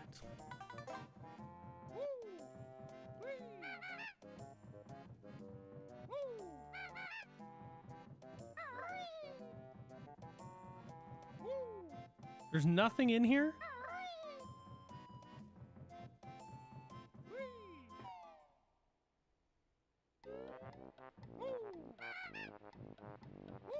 Wait, there was 2 holes.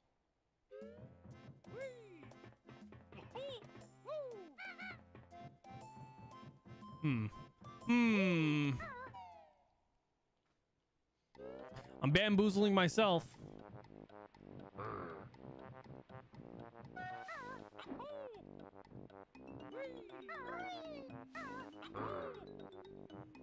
I could have swore there was another switch here.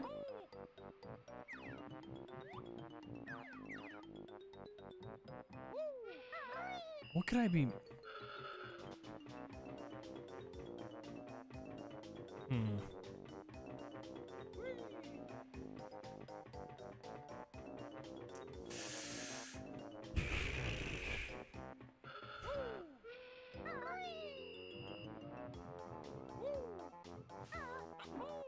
I could have swore. Okay. We'll figure this out. I'll go to the propeller room. Oh, is that it? No, that's grunty. That's a grunty thing.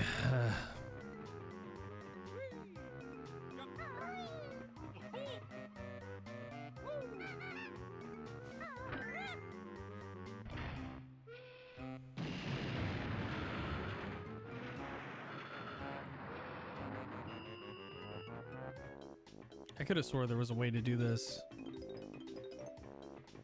Damn.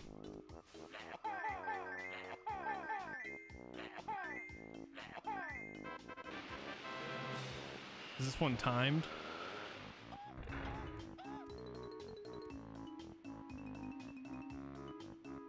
Kitty Kate, thanks for the follow. Looks like you got Banjo in your name. You're in the right place. Oh shit, almost fell. Thank you for the follow.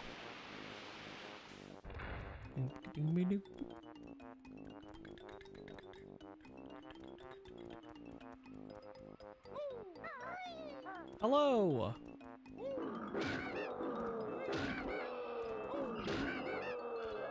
Jinjo. Oh.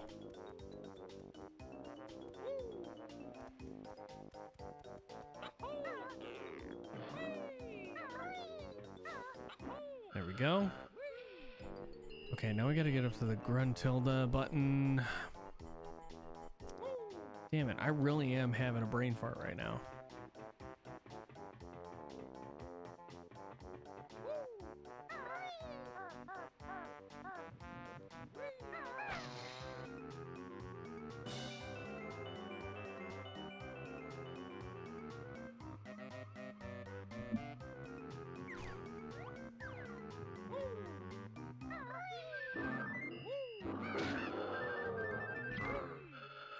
Banjo all the time.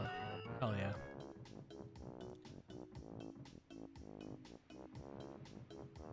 A Banjo Kazooie all the time. Okay, maybe I am messing this up. Okay.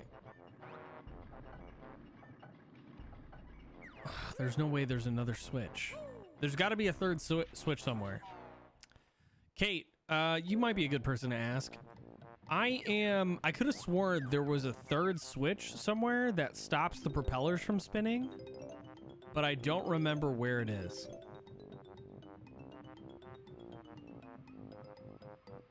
I thought it was on the boat, but maybe not. Maybe it has to do with the dolphin?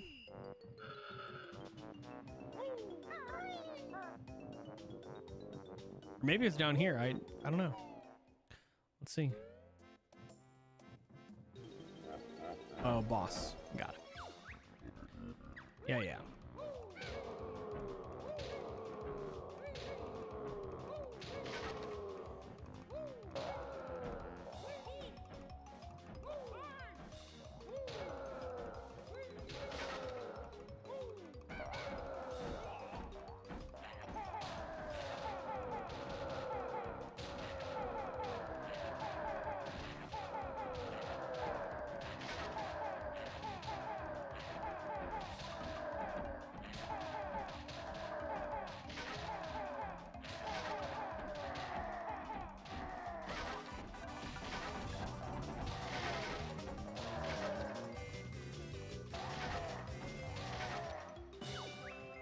Easy.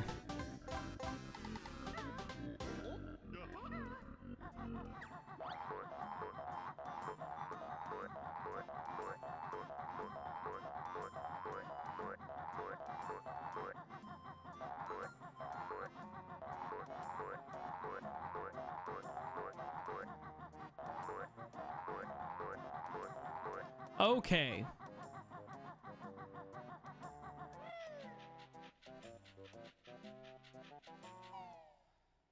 Okay.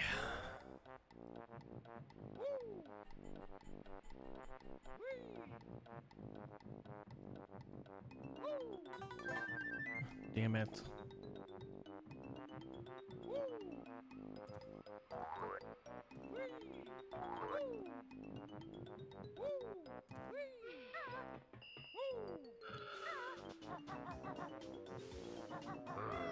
Maybe it really is one of these.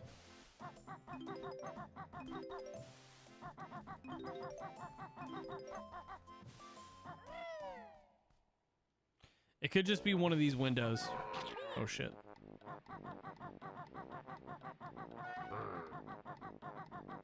Maybe down here.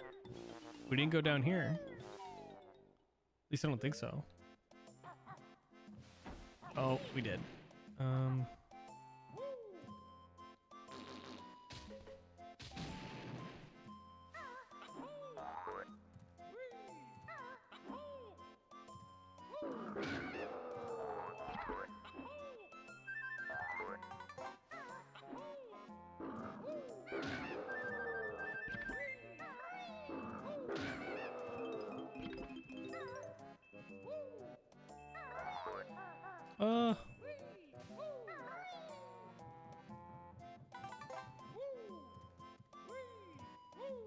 There really wasn't anything else?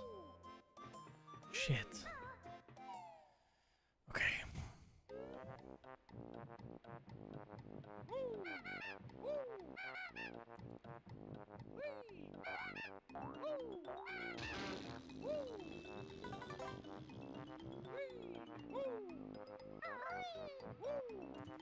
I could have swore there was another switch.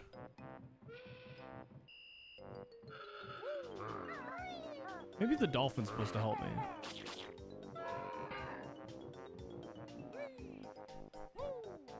I thought in the control room there was like a switch to pull the anchor up. But now I'm finding out that's not the case.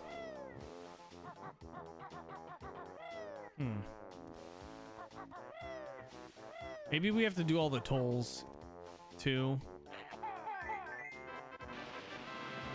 We might as well, like...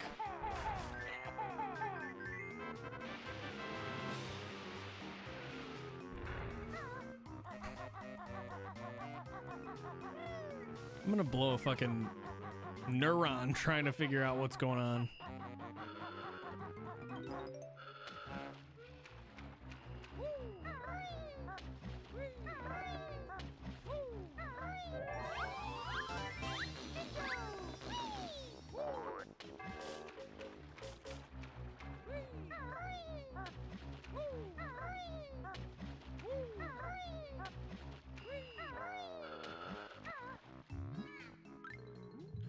Oh, do I swim up here?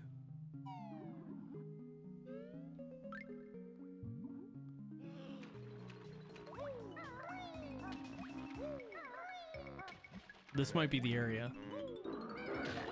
What?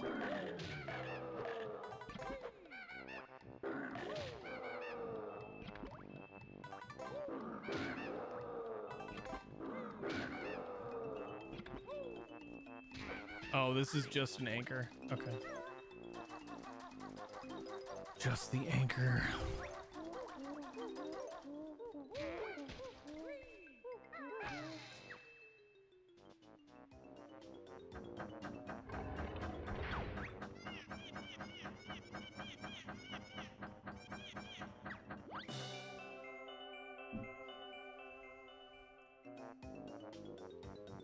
Poor dolphin.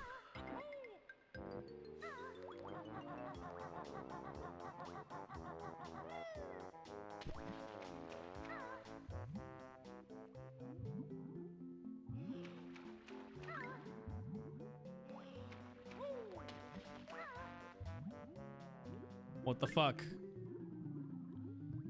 Come on. There we go.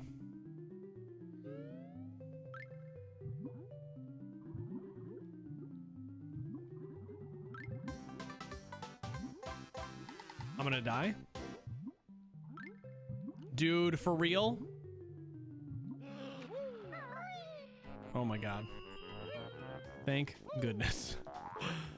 That would have sucked.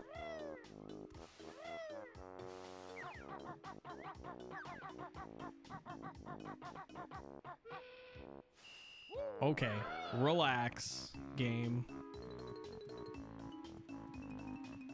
Oh my god, I hate this. I hate that I can't straighten up the camera. This is probably like, honestly, this is like the worst part about the N64 version. Is the camera. The camera is I think like there's a bunch of quality. Maybe I'm misremembering. I could just be complaining because I'm bad. Mad because bad, you know? But when the camera goes beyond... Here, look. Oh, maybe it's my controller. It's just me. Mad because bad.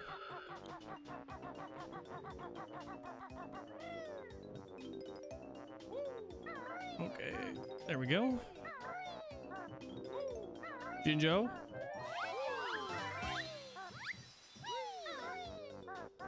This has got to be a government Air Force base.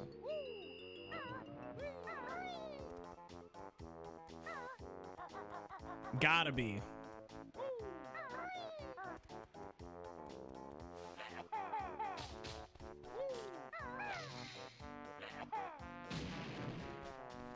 Okay.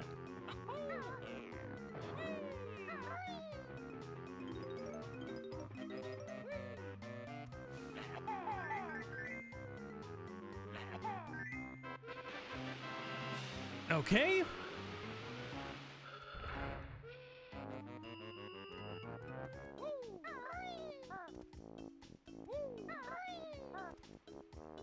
No switches in here.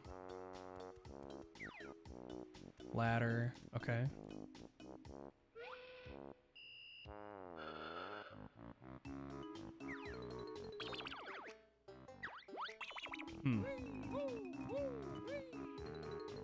I really did think there was like a way to stop the propeller from a third switch.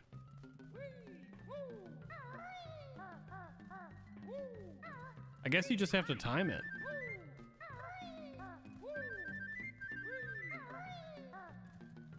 Or maybe you can get it if you shit. God damn it. It's possible to get it, I think, maybe if we use the invulnerability feathers, because they do give you some.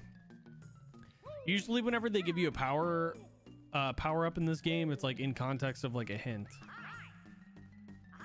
What is this fucking whistling coming from? Not up there.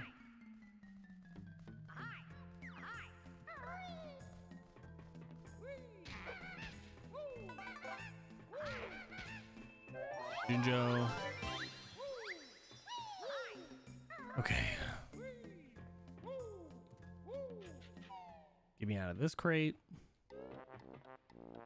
And there's these crates.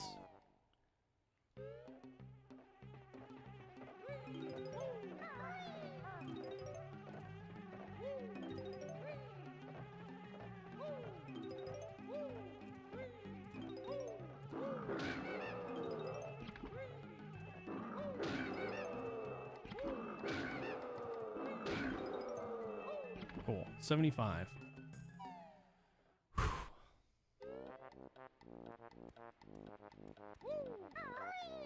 Door, get out of the way. Okay.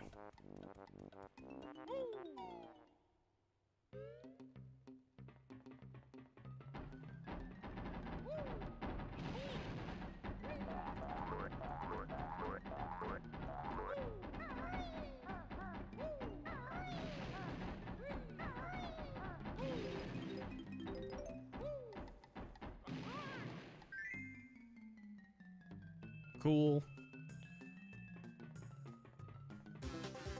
Uh-huh.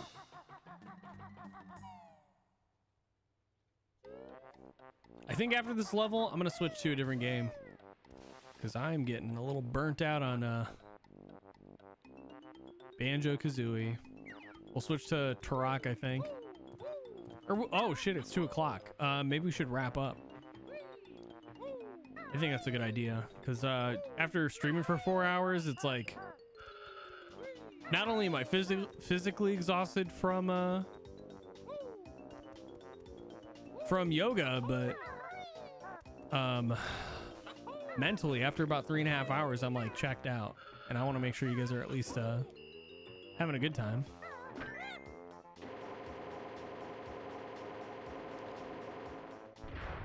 That doesn't reset. That's fine.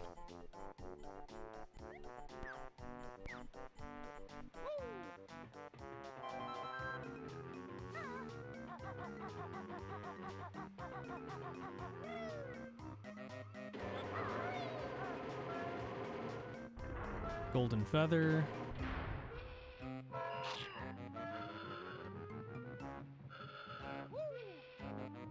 I can't recall if we jumped in here or not. Oh, we didn't. Nice.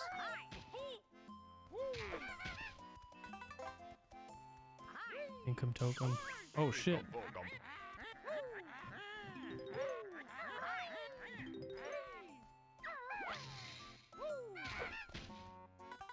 Y'all just running ovens and soups down here?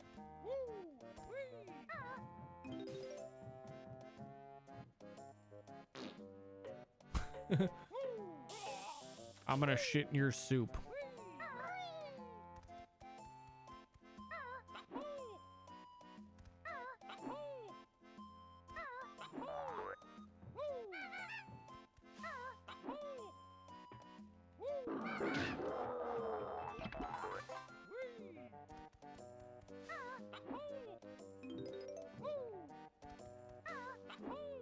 Okay.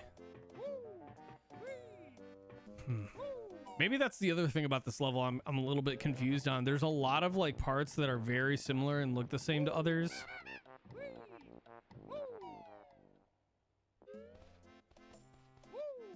So it makes me feel like I've been to an area and location before, but I haven't like entered the window or done anything in there. Just kind of strange.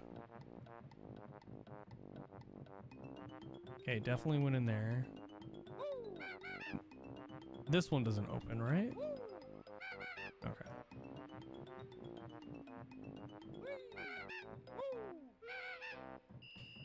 I know I went in that one.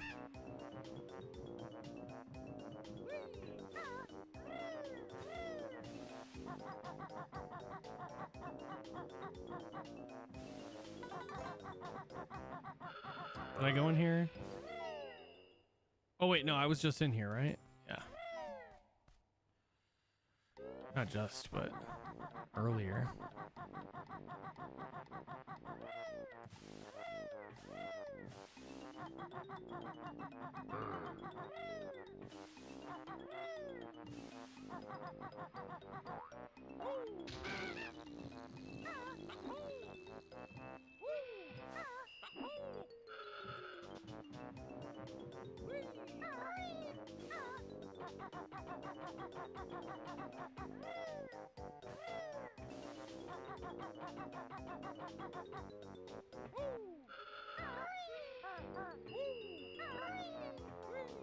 All the last parts are at the end.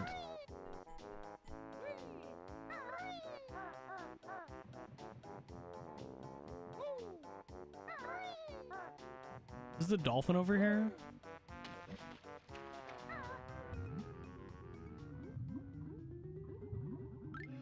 Hmm.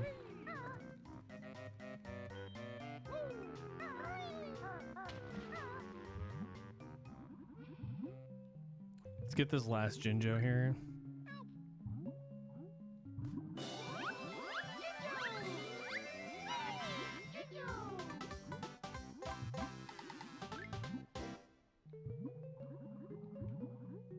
Fuck.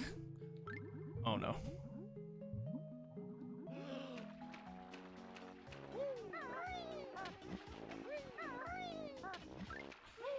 Oh no. Oh my god. Fuck you. Fuck you for stressing me out like this.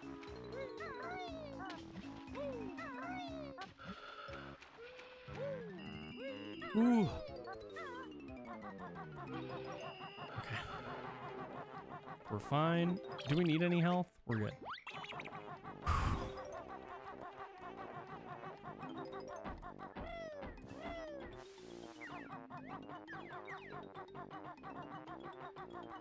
I'm trying to make sure that if I do enter that last area, like we have all the music notes we need beforehand, because that is the last area I'd like to be in.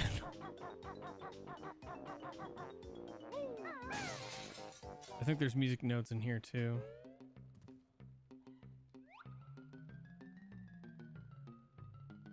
Banjo trophy. Okay, there's 3 over there.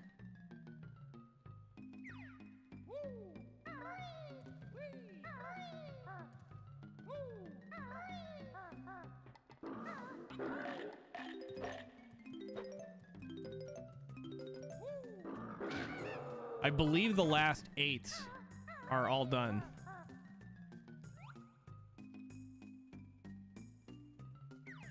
How do I get back up? Just this crate? Okay. Ooh.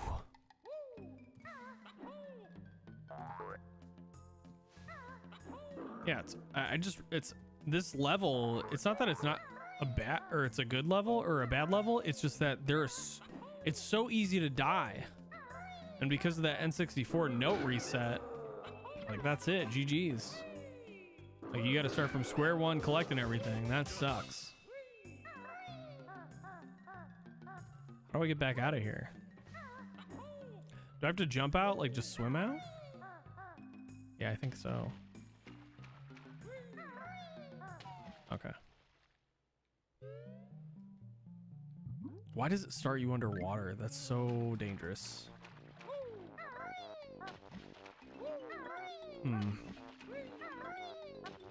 Maybe there's 2 anchor entry points. I'll have to double check. We're gonna go around really quick and just take a gander.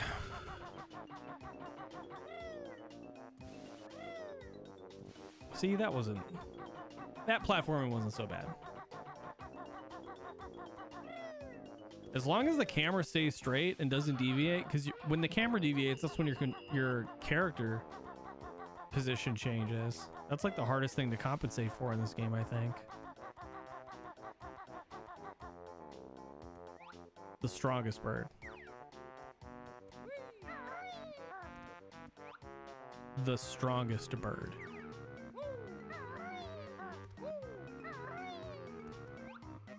Okay. There's nothing on this side of the ship.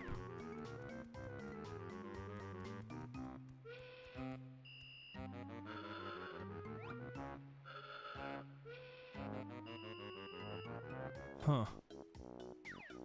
I thought for sure that would have been it.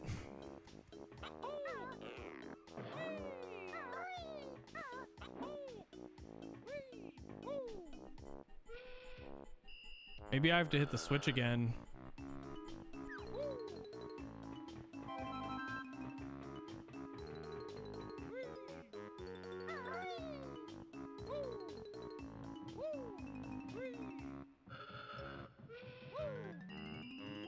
It's possible. It's possible we have to hit the switch again. Oh no, not this area. How the hell did we get down there? This is it the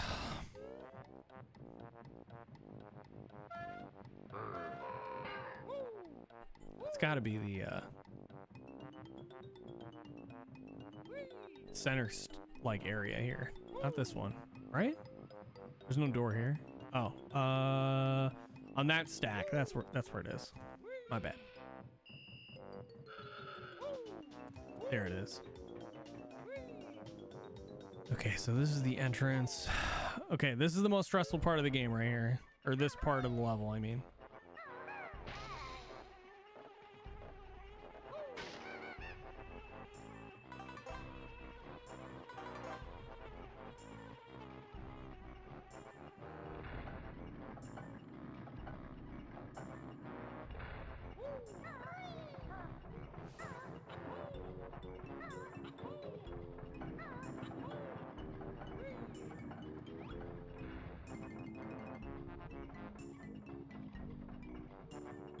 These all look pretty slow.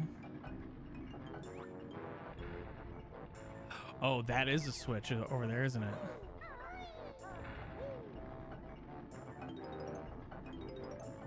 Yes, it is. Okay. All right.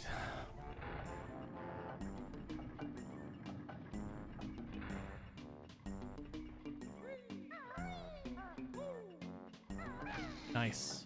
Okay. So now that stops. Now these blades stop. Or they should. Oh, fuck you. Oh my god. Well, we got all of them, so fuck it. Whatever. We got all 100. That's it. Oh, get the fuck out of here. You suck! You suck, game. I'm better. I'm simply better. And now we just gotta wait out the 30 seconds here. Ooh. Ugh. Yes.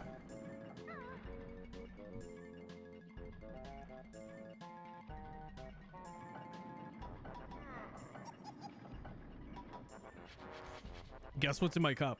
Guess.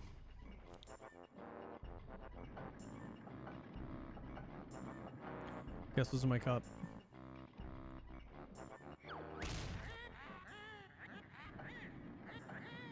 Shut up, Grunty.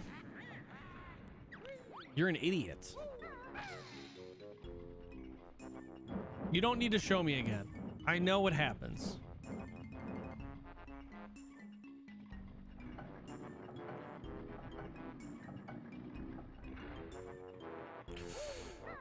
That was close.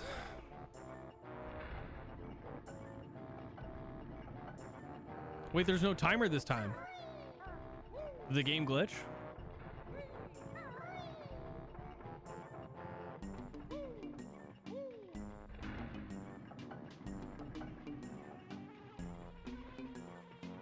If you knock me off this fucking ladder, there's no timer.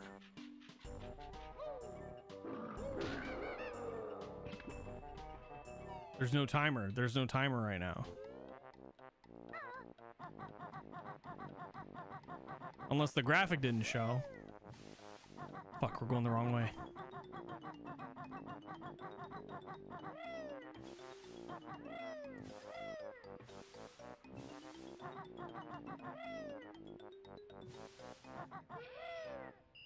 What the fuck? Why are the propellers spinning? God damn it. This fucking game. For real?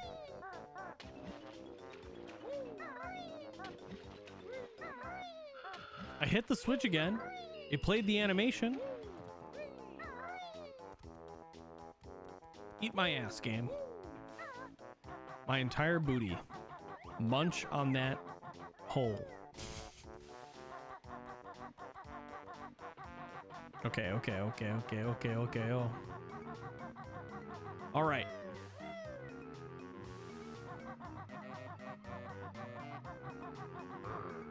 Let's try that again. Went the wrong way. That's fine.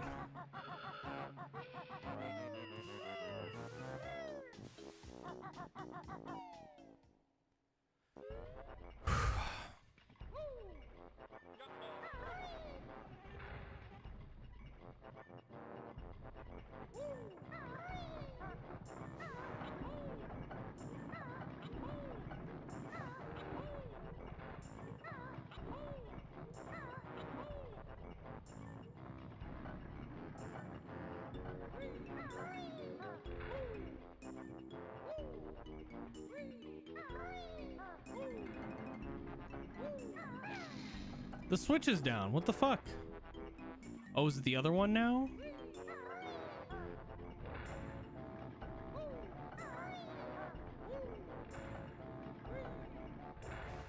Are you fucking kidding me? All right, whatever. It's fine. We got all 100 jiggies. I just need that. Oops. I just need the last. Or we got all the music notes. I just need this last jiggy in the back of the boat.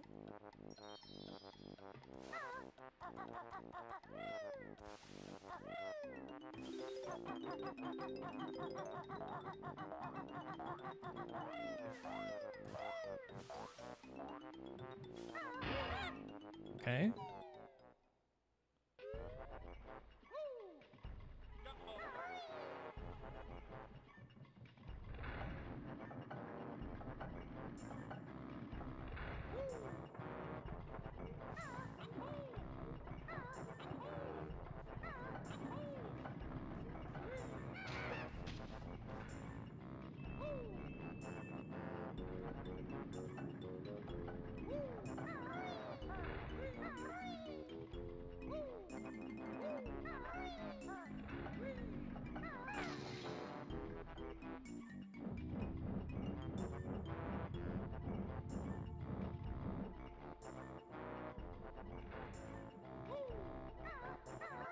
Shit.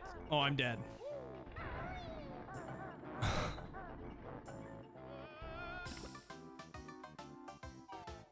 Sick.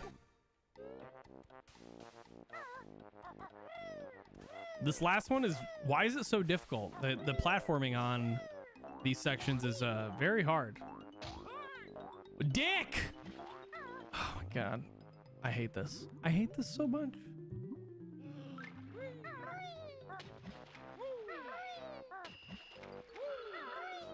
I'm flabbergasting myself.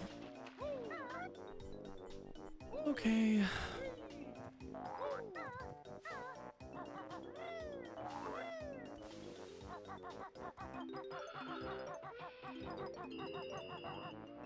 Get the fuck out of here, nerd. Can't believe that.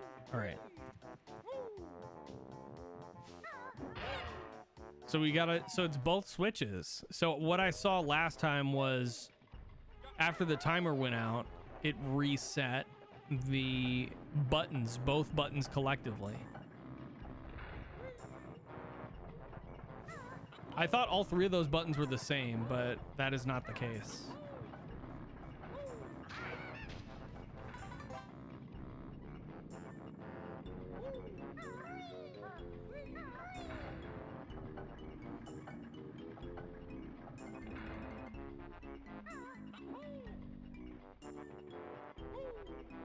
Yeah, okay, so both of these are for the propellers in the back.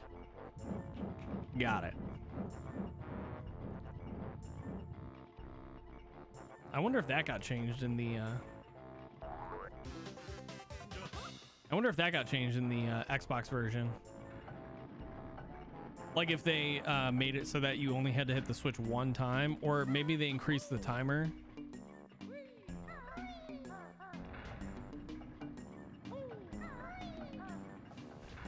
Fuck, dude. I'm getting so cocky with that. I gotta slow down. It's because I got away with it like one time where like you can jump across. All right.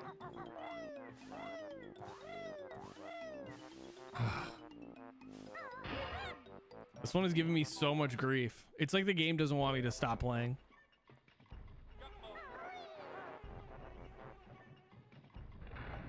I'm sure that's the developer's like idea. That's why some of these parts are like the ebbs and flow of difficulty for this are like so drastic. Like you'll have some jiggies that are like super ridiculous to get to, really hard to get to. You got easy ones. There's like, I mean, I guess you don't need 100% complete the game in order to get through it, but I feel an obligation to do so because I know how to do it.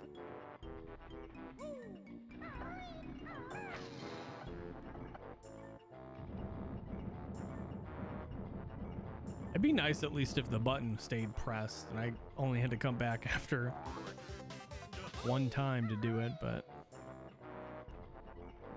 I guess what I could have done is I could have just went straight across, right? That would have been like the smart move. Was hit the switch on the inside, use the inner like sections. Fuck.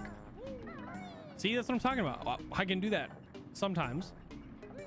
Not all the time.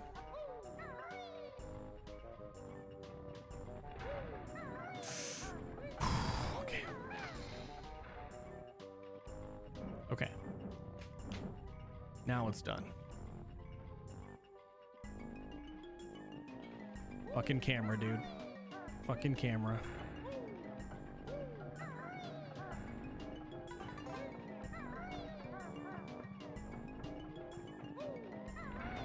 Oh my god.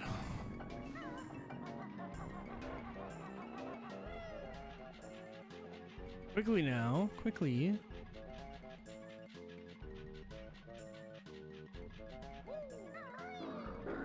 Fuck off, dick. Okay, 30 seconds. Can we make it?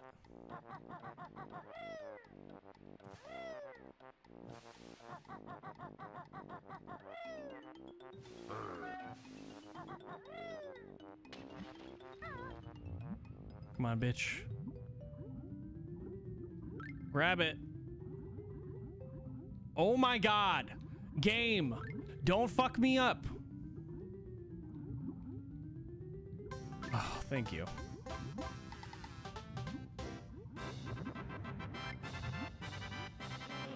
Fuck this level. This level sucks. Never ever play this level. Ever. If you're a fan of Banjo-Kazooie and you like Rusty Bucket Bay, you are a masochist.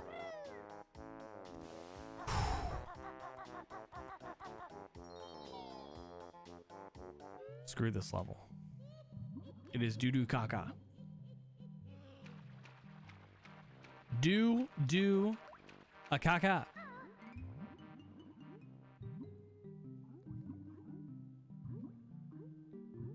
Oh, man. Pressed and stressed.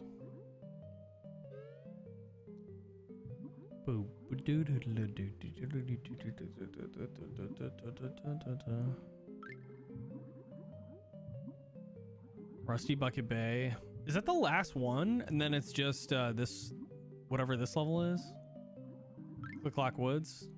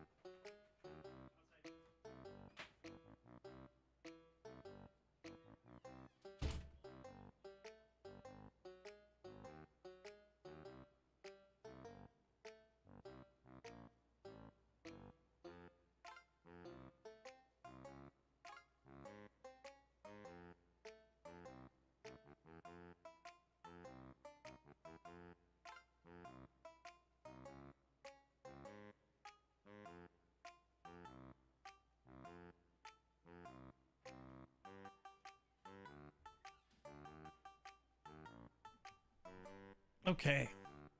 Ugh. What do we got totals wise?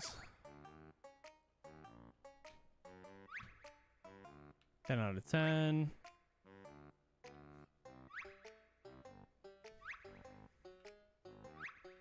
I'm missing one in Bubble Gloop. Oh, that's right. The alligator area. Gobi's Valley, Mad Monster Mansion.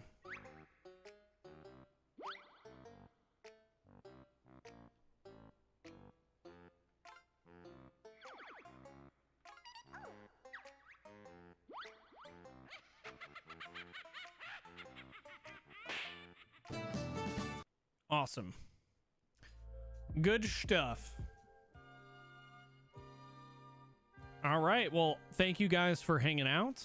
I hope you enjoyed yoga this morning. We do that every Saturday morning around 10:15, 10:30. Usually go for like 30 minutes. Today we did an hour. Got through another level of Banjo-Kazooie. And our next stream will most likely be Wednesday of this week. I might stream on Sunday, but if you want to keep up to date with like when we're going to go live, you can always check out the going live tweets and stuff on Twitter or Instagram. I try to post on both whenever I can. Let's see what we got here. Holy shit, fucking, that's so loud. Let's see here.